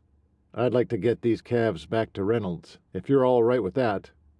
If I don't tend them soon, none will make it." "Reynolds? But it's a disaster over there." "They've already been exposed, Harv. Can't do any more damage. Besides, Tom wants to try and save them. Told me to bring them over." Jackie approached the culprits once Eugene had them all cuffed. "Where are the keys?" Adam's Appleman scoffed. "In the ignition." Jackie left Eugene and her dad to the task of loading the men into the sheriff's car. She strode toward Hunter. A calm began to fill him as she came close, seeping into him through all his senses. Everything she was drew him toward her. Her scent, her lingering lavender fragrance she'd applied that morning. Fresh air and a hint of ranch hit his nostrils before she halted, just a few feet from him. He searched her eyes for what she was feeling. He saw his name written there. "You okay?" Her voice sent a quietness and peace right down to his toes. It made him want to pull her close, close his mouth over hers, and deliver a deep, possessive kiss. He wanted her, more than his next breath. He didn't know if it was possible, but God had given him hope. He was damaged, sure. He had a long way to go before he'd get himself right again, if ever. Not because of the horse's death. No, Jackie and Lulu had cured him of that. But the way he was raised, motherless, neglected by his father, well, he didn't know how he would manage as a mate. Didn't know if it would be fair to trap Jackie in marriage when he didn't know if he'd succeed. It was the main reason he'd become an academic, had chosen animals over human. But every moment Jackie was around, it made him want to try. Jackie stopped a few steps short of Hunter and brought her eyes up to his. He reeled with the need to kiss her in relief and desire. He knew he would if they'd been alone. His free hand clenched and unclenched. His nostrils flared, breathing her in. She swayed closer to him, a small hand gliding to his chest to secure her. She said nothing, just blinked. Hunter felt the pull of emotion, as entranced as she seemed to be. He should break the connection, but couldn't quite let her go. Without another thought, he dropped the shotgun in the dirt and grabbed her up in his arms, doing what he'd been wanting to do ever since he saw the pistol aimed at her heart. He hugged her, tight. "Thank the Lord you're all right," he rasped in her ear. "I thought I'd lost you." She sighed on a small sob and swung her arms around his neck, sliding her hands in his hair and knocking his hat off. She held him tight. He squeezed his arms tighter around her, rubbed a palm up and down her spine. A tremor quaked their bodies, and he didn't know if it was from her or him. It didn't matter. He never wanted to move. Hunter backed out of their embrace to look into her eyes. Jackie's eyes were locked to his, and she was smiling. A weak bawl broke the silence between them. Hunter looked to the trailer to see a calf with his nose stuffed up against the metal slats. The poor critter's eyes seemed to plead with him. He jerked upright and took Jackie's hand, pulling her with him. "Let's get these little guys some help." Chapter 45. Hunter and Jackie spent the following 2 weeks covered in sour manure and surrounded by the woeful balls of sickly calves. In total, 6 died. She spent every waking moment by Hunter's side, endeavoring to be the best assistant he'd ever have, and keeping the man going with sustenance and appeals that he sleep between critical decisions and hard work. Every bone ached, every muscle was ready to collapse. Yet Jackie had never been happier. Hunt, busy with an IV for the last of the cases, he glanced up and over his shoulder, his brows raised in question over bloodshot eyes. "Are you ready for a reprieve? I have lunch ready for us, and 2 horses saddled. I think it's time you take a break." "But—" "No buts. The weather is holding. You need a rest, my sweet doctor. Come, I've already cleared it with Mr. Reynolds. Lulu is healthy again. The calves are beginning to thrive. No new cases have turned up. Everything is under control." She grasped his arm with dirty fingers and tugged. He looked tired, more so than she'd ever seen him. Yet the dark growth on his face and longer, disheveled hair curling out from under his hat gave him an irresistible, rugged look. His eyes might be red, but they didn't stop his gaze from engulfing her in all-consuming heat. It had been a long while since his attention had been fixed on her instead of on a sick animal. She craved her turn, and it was safe now to have it. "Come." She smiled that smile she knew he couldn't resist, and slid her hand down to his hand. His hand swallowed hers in pervading warmth. It was the only kind of intimacy they'd shared in the last 2 weeks. Capitulating, Hunter let her drag him off to the disinfecting station. They cleaned up and changed into clean clothes and boots to keep from infecting the horses. Hunter emerged from the makeshift changing room in blue jeans and denim shirt. "Here's your jacket," Jackie said, waiting for him. She handed it to him and slid into her own barn jacket. "Oh, you look more like a rancher. Time for a ride." Jackie grinned again, thrilled she would have Hunter all to herself, at least for the time being. But in all honesty, she wouldn't have had it any other way. Every day she nearly burst with pride at her brave veterinary doctor and the dedication he showed to the animals under his care. It was tragic her own mother couldn't see the value of an honorable, brave man such as Hunter over a do-anything-to-be-rich sort like David. But that was her loss. As they mounted the saddles and headed toward the hills east of Reynolds' land, Jackie thought to cover some ground, and not with hooves. "I know the calves have occupied your mind, but there are some things we need to talk about." She turned her head to watch his reaction. Comically, Hunter's mouth dropped open, and he inhaled a colossal breath of mountain air. "You've trapped me on a ride so we can talk? Thought this was to eat and rest and do whatever else we can think of. Not talk." He gave her an adorable lopsided smile.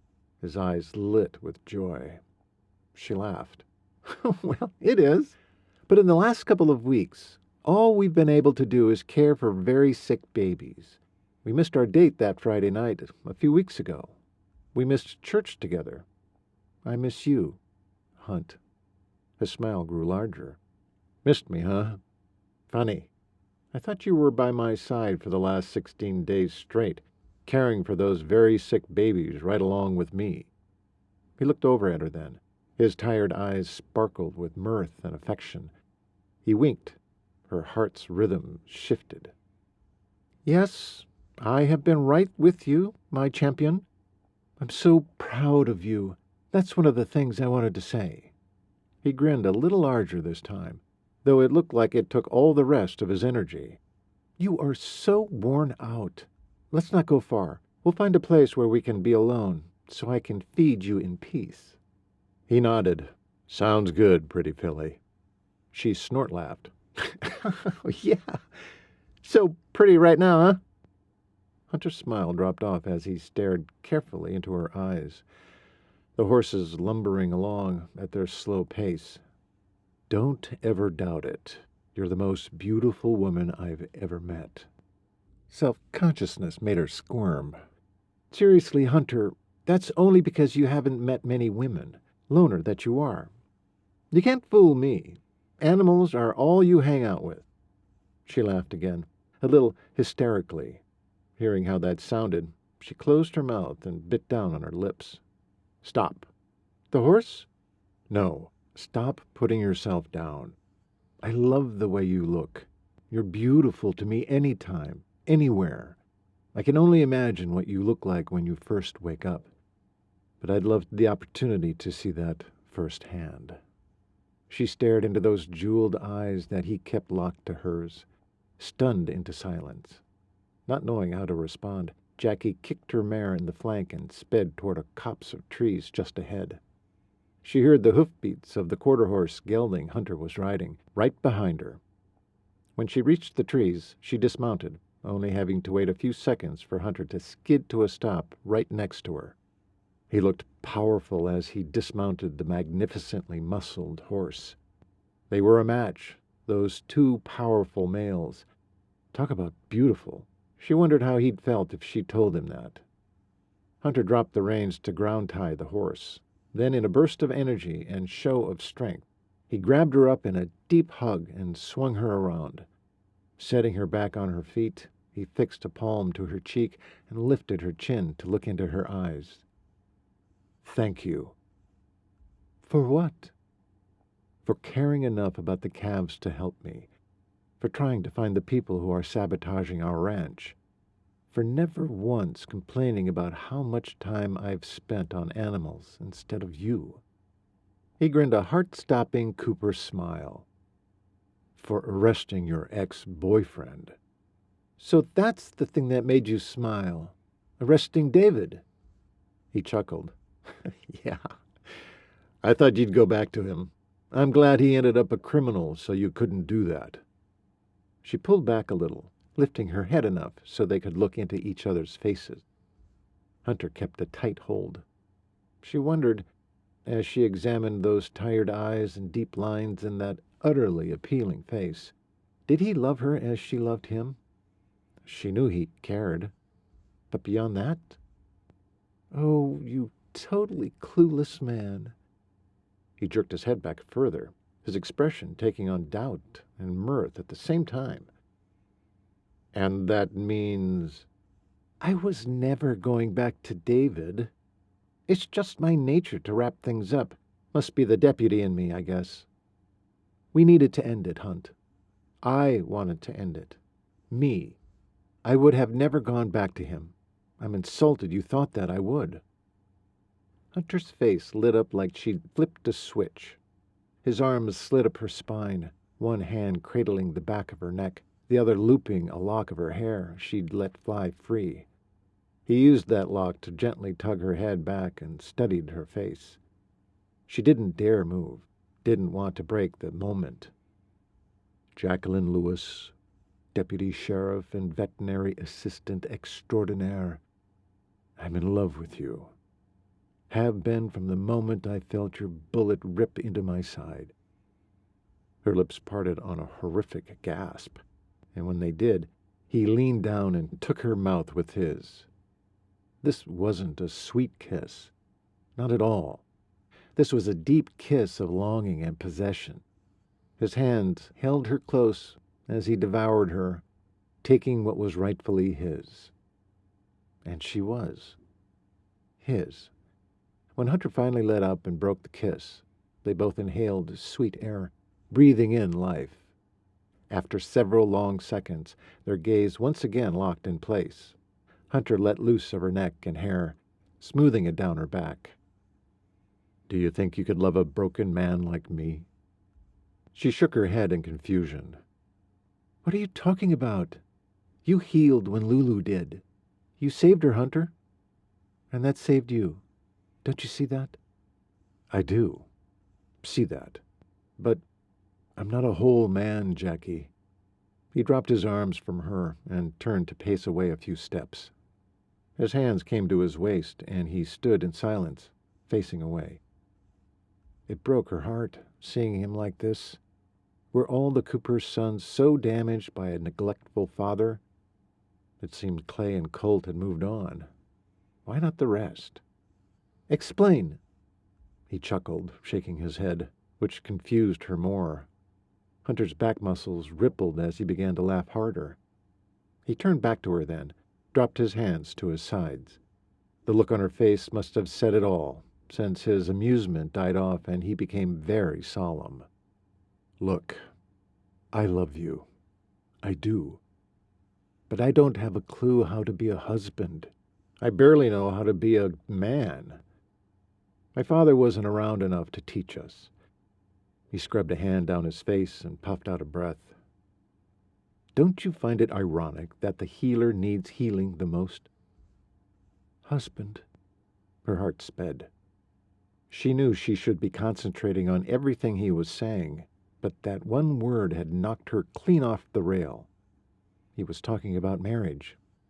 She wanted to jump up and down and squeal, but knew better. He was being serious. The thought of marriage scared him, and rightly so. She had qualms herself, only hers centered on how to be a loving mom someday. Her own mother was not a good example. She could completely understand how Hunter's father could make him second-guess himself. "Come here, sweet man." She reached out a hand to him. The tension fell off him as he came to her immediately, took her hand and squeezed it before drawing her back into his embrace. This time she wrapped her arms around his middle and looked up into his face. "I'm honored you love me, just the way I am. I love you too, wonderful man. I fell in love with your heart first. Your love for animals showed your capacity to love, my sweet doctor.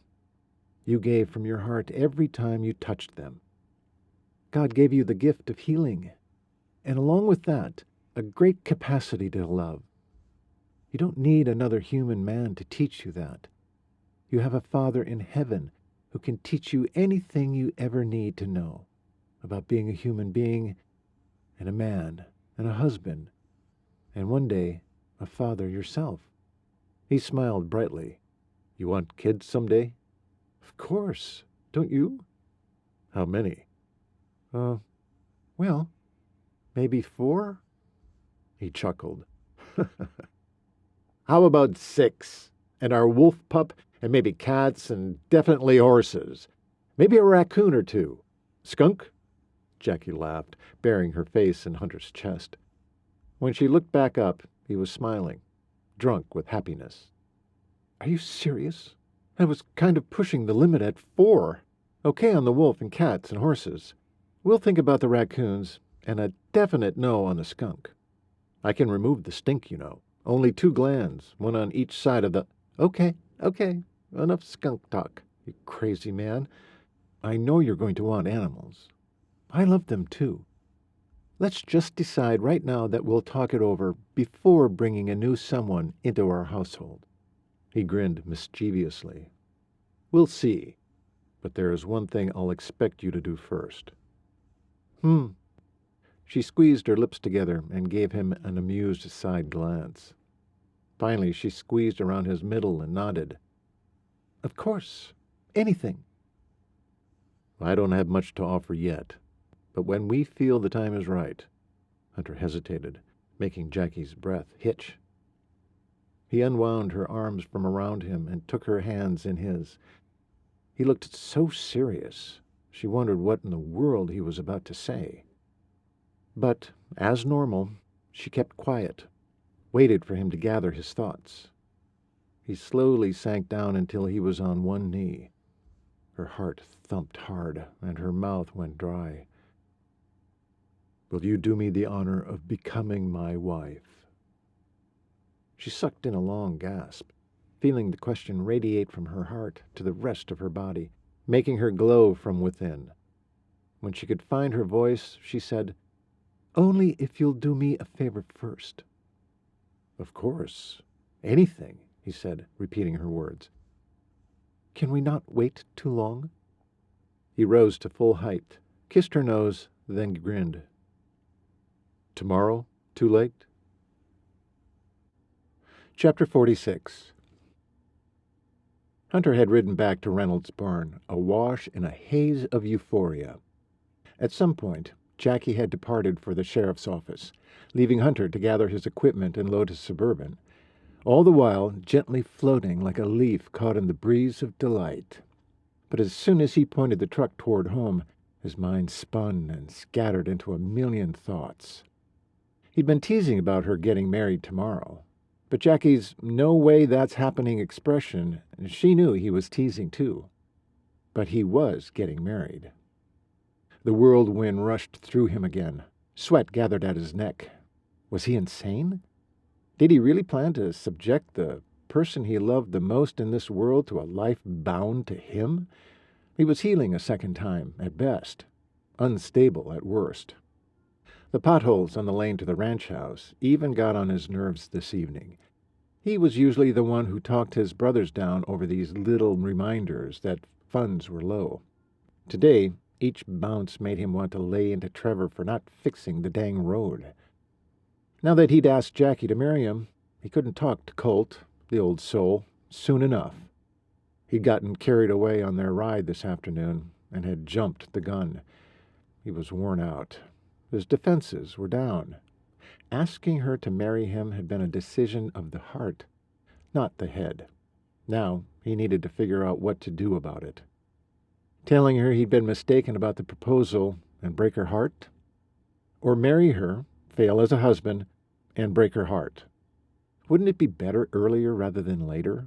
And was Colt really the right person to talk to, since his wedding date had been set for some time in the future? It seemed Colt might also be hanging in the balance of should he or shouldn't he, just like Hunter. Yet whenever Colt and Riley were together, there was no doubt in anyone's mind how much they loved each other. Still, not married. Maybe a conversation with his dad was a better choice. He'd been married twice, after all, both times happily, so he said. A phone call should work. Hunter parked in front of the house rather than the barn today. He needed to get this done before seeing Jackie again. Dwight would be taking Warren home from the hospital tomorrow, so he and Jackie wanted to pay the doc one last visit before he was released. And, like as not, went straight to the clinic. Dwight had decided Sundance wasn't for him after all, so he'd be leaving for New York once Warren was back on the job. They wanted to be sure Warren was up on all that had transpired at the clinic from their point of view. Stormy, mainly. Just the day before, Hunter had spent some time removing the pup's cast and seeing how she managed the newly healed leg. She'd done great, but for now he wanted Stormy safely tucked into the clinic. So, he wanted to make sure he and Warren were on the same page about Stormy's pedigree. It wouldn't be long before he and Jackie would have to decide where Stormy would live until they were married. Married. Yeah. He needed that conversation with his dad. Just as he let himself into the house, the smell of roast beef filled his nostrils. His stomach growled noisily, reminding him he hadn't eaten since their picnic today. And due to the nerves from his impromptu marriage proposal, he hadn't been able to eat much. After discarding his boots, he rounded the corner to the kitchen to find an aproned Brand cooking dinner. "Don't you look sweet, my little dumpling," Hunter said, grinning. Brand punched him in the arm. "I'm going out tonight. One last hurrah with the buds before my move. Didn't want to get gunk on my clothes. The ladies don't like that much." Brand winked at Hunter, all strength and confidence showing. Amazing for someone so young. Heck, Brand was probably more experienced than Hunter with women. Hunter rubbed a hand over his mouth, suddenly nervous. Was he going to be this way until he put a ring on Jackie's finger? He'd be a fragmented mess before he became a married man. When the silence lengthened, Brand spoke into the pan of frying potatoes he was flipping. "Okay, out with it. What's up?" Hunter cricked his neck to one side, then the other, trying to alleviate the tension. "The calves. You already know this." "Nope, not the calves, not work, not the arrests. Now, you want to tell old Brand here what's bothering you, brother mine?" "Gad, how did you become such an old man so early in life? Think you know everything." Hunter leaned over his shoulder and snuck a potato out of the pan. Brand nudged him away. "No talkie, no foodie. Now, talk. You should have become a psychiatrist. Why didn't you? Gag me. Don't care about helping people." "Well now, that's a lie, and you know it." Hunter tried the other side of Brand, but got hip-butted away. Hunter huffed. "Give me a break here. I'm starving." Brand never looked up, never changed his constant stirring. Cool as a cucumber. "Food for talk." "Fine. What do you want to know?" "No." He drew the word out. "What do you want to tell me?" Here he was, back to wondering which brother was his best chance at a decent answer. The problem was, Brand wasn't married and had no prospects for marriage. So how could he help? "I can help. Hunter made a sound of unbelief. Do you read minds now? You can't help. You've got no experience in this. Seen lots of things. Have lots of wisdom. Don't need experience when you're brilliant like me. Brand shot him a Cooper grin. Yeah, the kind that was going to melt and break girls' hearts the world over. Fine. You want to know? I have no secrets. I asked Jackie to marry me. Brand dropped the spatula. It hit the sides of the pan, then flipped to the floor, taking with it a whole mess of potatoes and onions. Crap! Ignoring the whole conversation, Brand grabbed up the dish rag and began to clean up his mess, went to the sink, washed off the cloth, and squatted to clean more. Well? Hunter said to his back. Brand cursed a few choice words, then peered up at Hunter. I should keep my big mouth shut, shouldn't I? Finishing his job, he strode back to the sink and washed out the dish rag thoroughly this time. When he was done, he grasped the edge of the sink and hung his head over it. Hunter looked him over, realizing for the first time these twins were going to compete with Trevor for height and girth once they were done growing. Who knew? Brand turned slowly and eyed Hunter. Silence thickened as Brand's gaze dug around at Hunter's. It was actually painful.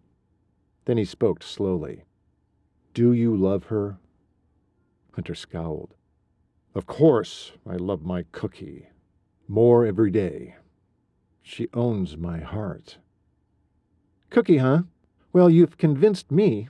You've given her the famous Cooper food nickname, and that's all there is to it. You got it covered, so what's the problem? Hunter seized all movement and swooped up the conversation into thought. Good question. What was his problem? Was it truly that simple? As an academic, Hunter had always looked at challenges from all sides, but maybe this little dilemma didn't have sides. You're worried about how you're going to support her. Bingo. That was one of the issues. Before he said anything, Brand continued, obviously seeing it in his eyes. You'll eat here, live here, until you want to build your own house. She'll work as a deputy sheriff. You'll build your practice at the clinic with Warren. Hunter pulled his lips in and munched on them a little. Yeah, true. Was that his only worry? No. How to be a husband. Listen, Brand went on. To all you brothers, except me, of course, Dad failed as a husband. But that's not true. He loved Mom. She died. Not his fault. Rebecca weaseled her way into his heart, and he learned to love again. Happily married a second time. So he was a good example. You just didn't get to see it. Well, that was true enough. Hunter ran his finger under his nose, sniffed, grunted. So you've been taught to be an honorable man. You know how to love, because of your love of animals, and us. He grinned an I know you love me grin. Jackie is the love of your life, so marry her. You've got this, Doc. Hunter exhaled loudly. Wow, such simple insight. God has surely gifted you, little brother. I'm amazed at your wisdom. Do right by him, will you? Use your gift the way God wants you to. Brand scoffed, then went back to cooking, while Hunter made his way to a shower, the weight of a tractor tire removed from his shoulders. He loved Jackie. He'd marry her, and he'd be successful at it. The Lord knew this, and showed him through a brother who wouldn't even acknowledge God. All he could do now for Brand, concerning his faith, was pray someone would come along in California to help him see the light. His little brother deserved a relationship with God. He certainly knew how to have one with everyone else. Jackie combed through her wet locks and put the finishing touches on her makeup, what little she wore. It was cool this evening, so she sat under their portable hairdryer while she pondered her day. Hunter asked her to marry him. She couldn't believe her own memory. Had he really done that? The same man who had cradled a wolf pup to protect her from a raging storm wanted to cradle her too, for the rest of her life. Her joy was boundless. She turned off the hairdryer and peered at herself in the bathroom mirror. She hated drying her hair this way. It always made it fly away, creating static electricity, crackling and zapping her nerve endings the same way each of Hunter's touches did. "Where are you going?" Jackie swung her gaze to the bathroom door. There stood Priscilla, 21 going on 40, full of rancor and envy over Jackie's escape from home.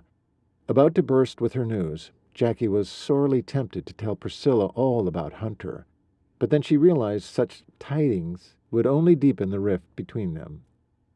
"Going to see Warren at the hospital." "Is he still there?" The disdain in her sister's voice made Jackie cringe.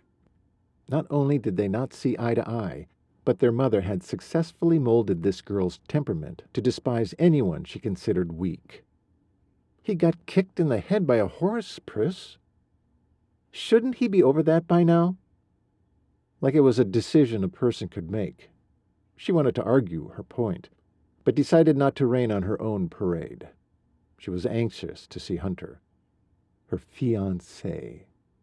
She had a fiancé. Warmth shot up her spine and detoured to her heart at the wondrous thought. Love blossomed. More every minute, now that she could let it out of its cage to roam freely. Jackie remained silent as she tamed her hair and let it float down her back. Hunter would love it this way. Funny how she'd been so angry at him for noticing her the first time she wore a dress. Now she wanted to wear a dress, visualizing the way Hunter would look at her. Her heart sped, leaving her a bit breathless. "I've got to go." Traipsing into her bedroom, an untamable smile on her face, she gathered her pretty purse and wrapped for her shoulders, then headed toward the door. "Wait," Priscilla said, a little panic in her voice. Jackie turned back, her pretty navy dress swirling around her calves above the cowboy boots that were her staple. "What's wrong?" Concern knit her brows. "I want to move into an apartment with you." Surprised, she considered the request. Would she even need an apartment? Not now, likely. It depended on when she'd be getting married. Why? Priscilla's haughty attitude melted away as she sat heavily on Jackie's bed, her head hanging down. She spoke into her lap. "I don't think I can take much more of Mom's rules. You know how she is." Jackie plopped her shawl and handbag into the chair next to her door, then went straight to her sister. Taking Pris's hands, she knelt in front of her. "I thought you loved the rules and edicts." Pris looked sheepishly into Jackie's eyes. "I made you think so." "Why?" Pris's expression hardened. "Because you have it all, Jacquelyn. You're the oldest. You got to go off to school. You're a deputy sheriff. What woman has the courage to do that? You have a boyfriend. You're going to move out. I don't get any of those things." Jackie laughed. Couldn't help herself, but stopped the moment Pris's brows bowed in the middle and her eyes showed hurt. "I'm only laughing because I've been a little jealous of you." "What? Why?" "Because you, of all the sisters, seem to have gotten what Mom's been preaching." She snorted, but went on. "She molded you, Pris. It's not all bad, believe me. I thought it was. I was furious for a long time that men only noticed ladies, pretty ladies in dresses with all their femininity showing. Now I get it. I wish I had listened more closely." Priscilla was frowning in earnest now. "What's going on? This isn't like you." Jackie would probably regret it, but she decided to trust her little sister. "You're right that I have a boyfriend, Pris, but it's not who you think." Priscilla's eyebrows shot to her hairline, but she kept her mouth shut. "It's Hunter Cooper." "The veterinarian you've been working with?" Jackie could only nod, the joy of what she was divulging swamping her emotions. "He's really cute." Jackie smiled. She knew what that had cost Pris. "He is. And he's not just my boyfriend, Pris." You have to promise to keep this under your hat. For now, but... We're getting married. Priscilla started to squeal, but Jackie clamped a hand over her mouth. Don't screech, okay? Pris nodded. Jackie released her hand. You see, what Mom has taught you isn't as bad as you think. Yes, I have given you the wrong impression of it. She may have wrong thinking about who you should choose, so be careful of that. But she's right about preparing yourself to be the lady any man would be proud to choose. She's just so mean about it. So do it for God, Pris, not Mom. Do it for your Creator. Make Him proud of you. Be the person He intended you to be. A lady, a good Christian lady. Stay, learn all Mom has to teach you. Endure her weird way of teaching it, and do it as unto the Lord. Okay? Jackie peered into Pris's eyes until she smiled and nodded. Jackie stood gathering her stuff again. Great. Because I won't be getting an apartment, Pris. I'll be wherever Hunter takes me. Pris did squeal this time, jumping up and hugging Jackie until she thought her bones would crush. When they leaned back out of the hug, Priscilla smiled at her for the first time Jackie remembered. A real smile, welling out of a heart filled with love. Chapter 47.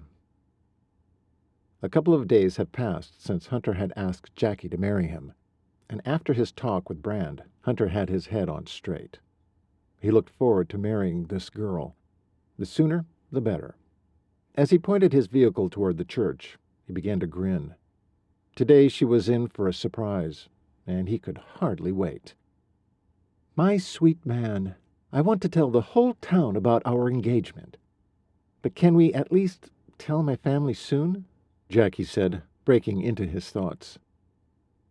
If not, I won't have a tongue left. Hunter took his eyes off the road for a moment and glanced at his fiancée, and snickered. You've been literally biting your tongue? He reached over and grasped her hand, holding it on the bench seat between them. Yes. It hurts. Hunter laughed, feeling only joy lately. I'm sorry, my sweet filly. I hope I can alleviate your problems soon. In his peripheral vision, he saw her jerk her head toward him. You have a secret you're keeping from me? He grinned.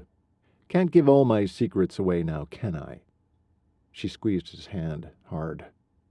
You really are a tough cookie. Don't break my hand. I kind of need it. For healing animals? And for more important things, he said, waggling his eyebrows. He thought he'd get reprimanded now, but Jackie always surprised him. Nothing sounds better. When he glanced at her again, her sunshine smile had dropped off, and her whole expression shifted to contemplation. She was trying to figure out his secret. Smart cookie that she was, she'd get it out of him if he didn't distract her. By the way, have I ever explained the Cooper food tradition? Food tradition? No. Yes, well, after my mom died, my dad tried his best to pull us together as a family. Funny how he could see it that way now. Was that Jackie's doing? Or Brand's complete understanding of their dad? Either way, he felt he finally appreciated his dad for the first time in his life. And that healed his heart and settled his soul like nothing else had. He had a hard time with that. I'm sure you can imagine.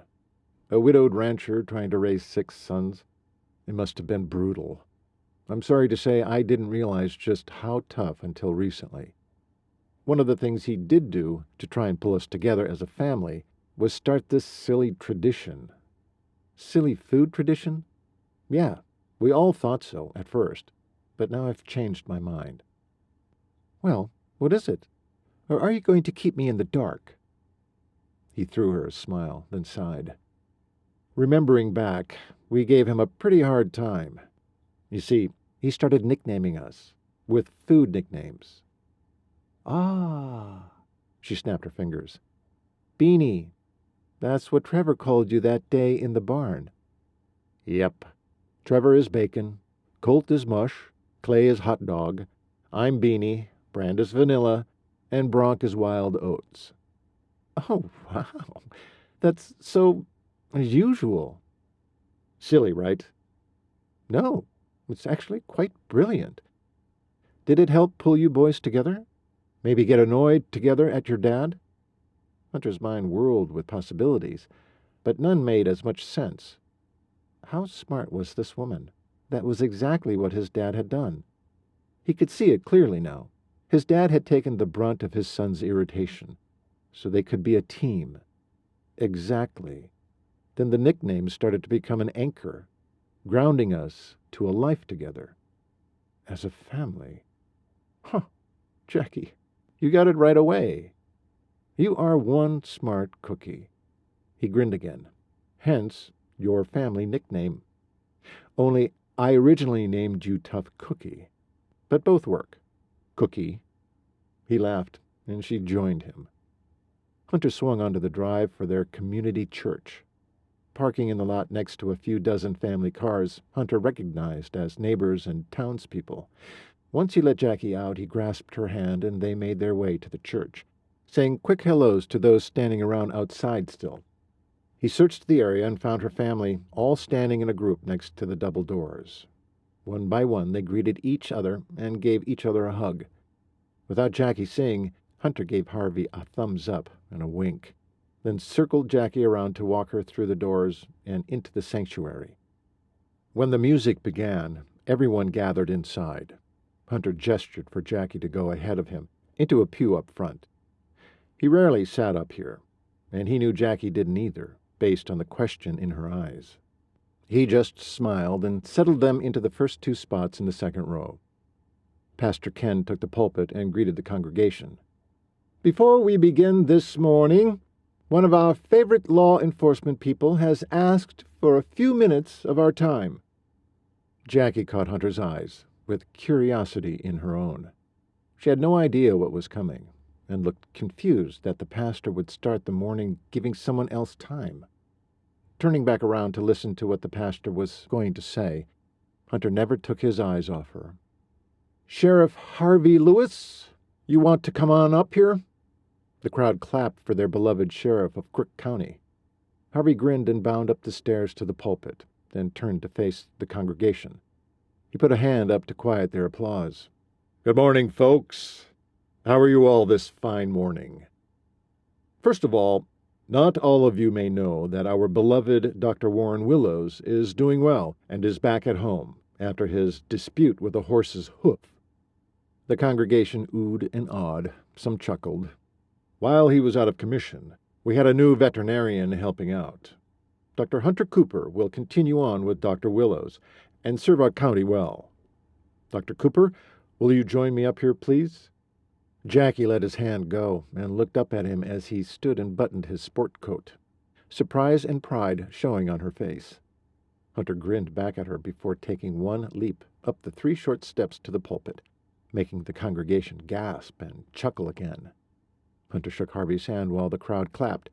He wondered what the sheriff was up to, and why he hadn't invited Jackie up here with him as planned, but Hunter turned to face the people anyway, to wait him out. Harvey went on. "Most of you are aware Crook County just survived a serious livestock epidemic. It could have been fatal to humans, too. Because of our brilliant veterinarian here," he patted Hunter on the shoulder, "almost all of our animals survived. We owe Dr. Cooper a great deal of gratitude. But for his help with the sick animals, the ranchers and dairymen of Crook County would have been ruined." The applause started again, and Harvey grinned at Hunter while adding to the round of praise.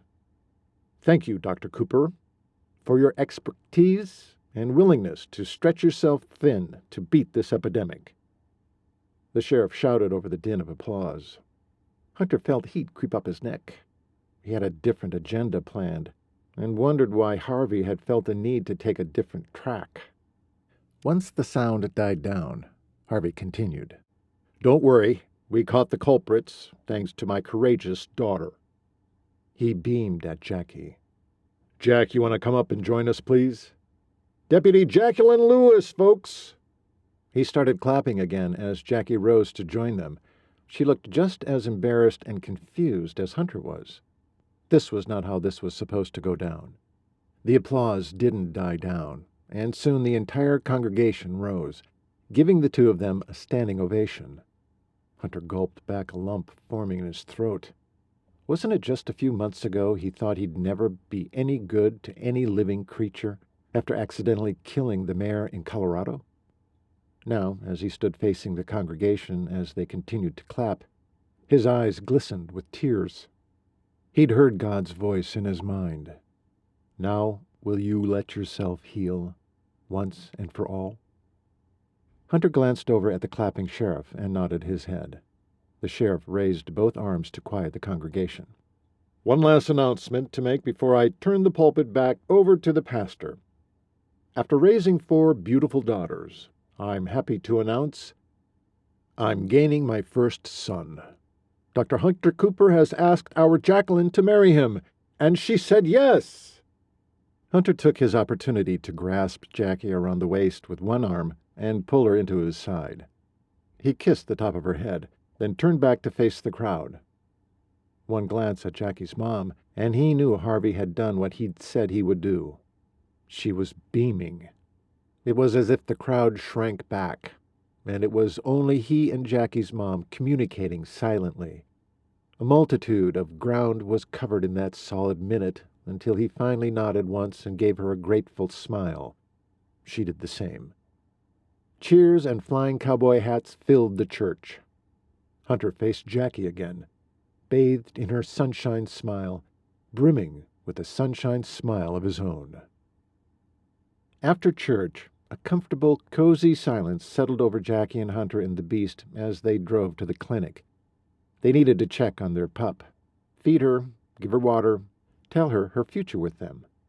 Jackie had her hand firmly clasped in Hunter's, and contentment reigned over her in waves of joy. "Thank you for that," she said, watching for his reaction. Thank me for what? Asking you to marry me? Setting it up for your dad to embarrass you in front of the whole town? What exactly? He grinned. You know, that's what I mean. Now, there are no secrets. Everyone knows. She gave him a squeeze and could hardly keep from giggling like a teenage girl. Now it's time to tell our furry daughter. He chuckled and squeezed back. Daughter. What a lovely sound. Yes. Let's. Chapter 48. Hunter used his key to let them into the clinic. Only 2 steps in, and the eerie silence had his gut churning. He closed the door behind them and clasped Jackie's hand in his. He could see in her face that she wondered over the silence as well. As they turned the corner to the treatment room, a squeak came from Jackie. "Oh, my gosh, Hunt!" Hunter followed her gaze and tried to take in what she was seeing. An empty cage. His heart took a tumble. He released Jackie's hand and crouched down. The cage had been cleaned out and gleamed, where once blankets and stuffed toys and bowls had cluttered the floor. "Dwight did this before he left for New York. It was Dwight," she said on a sob. "Are you sure?" He picked the cage up and shook it, as if somehow the pup would tumble into view. "Yes, I'm sure.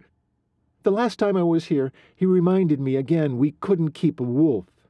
I told him it was none of his business and left the building." She rocked back. "Oh, no. It was me.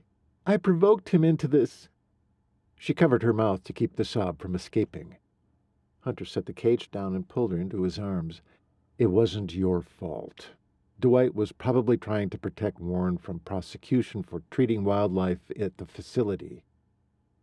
"She was our baby, Hunter. He had no right." She sobbed. "Easy now, honey. She'll be all right. We have to put her in God's hands. He'll take care of her. Isn't that what you always tell me? Remember what it says in Matthew. Look at the birds of the air, for they neither sow nor reap nor gather into barns, yet your heavenly Father feeds them."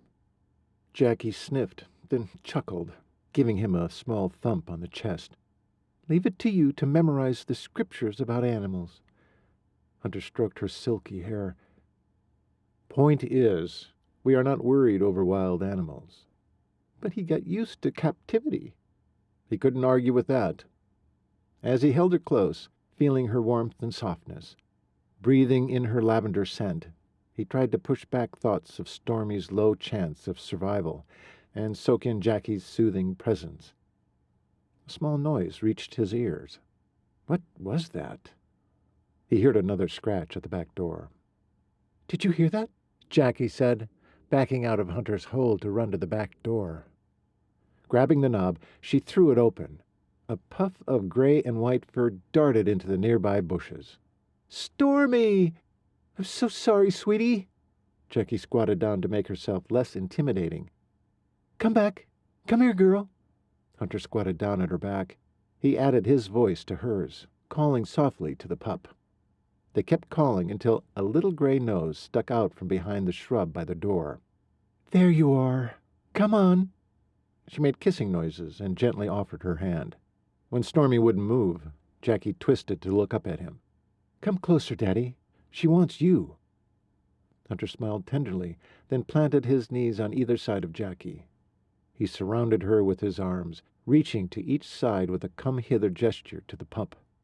But instead of making dry kissing noises, he called Stormy's name, then moved aside Jackie's hair to kiss the side of her neck, making sure it was loud and sloppy and boisterous.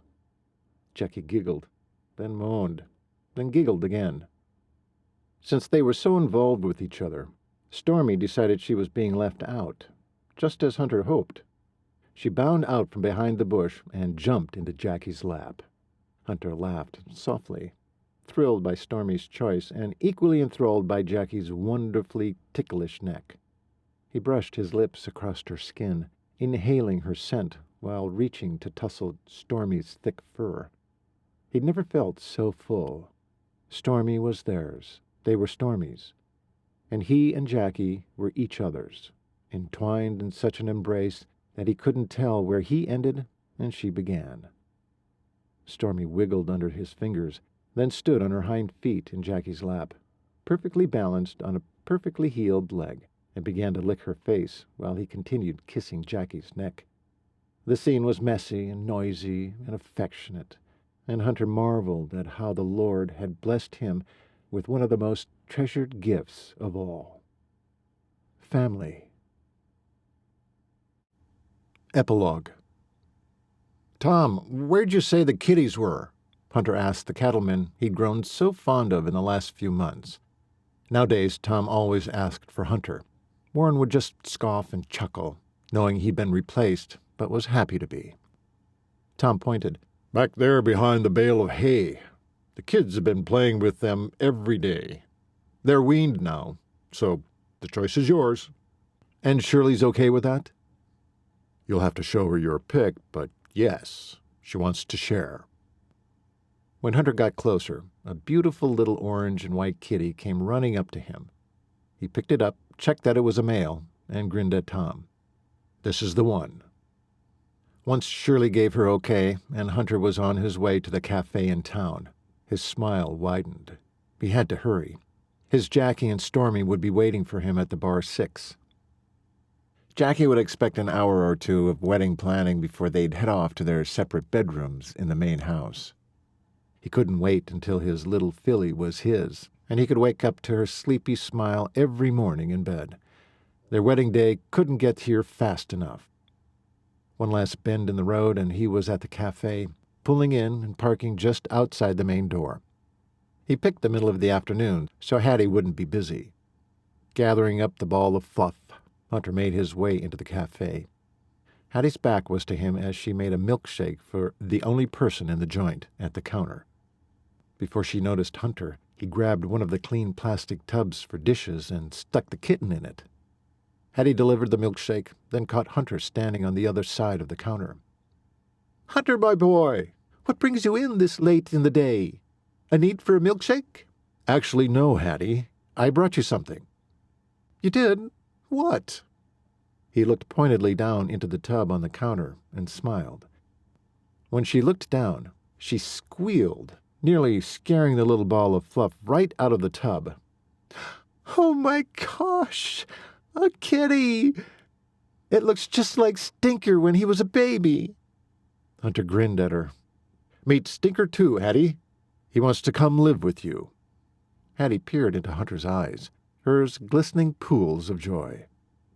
Oh, Dr. Cooper, you found me a new friend. Yes, Hattie, he's all yours. Enjoy your little man.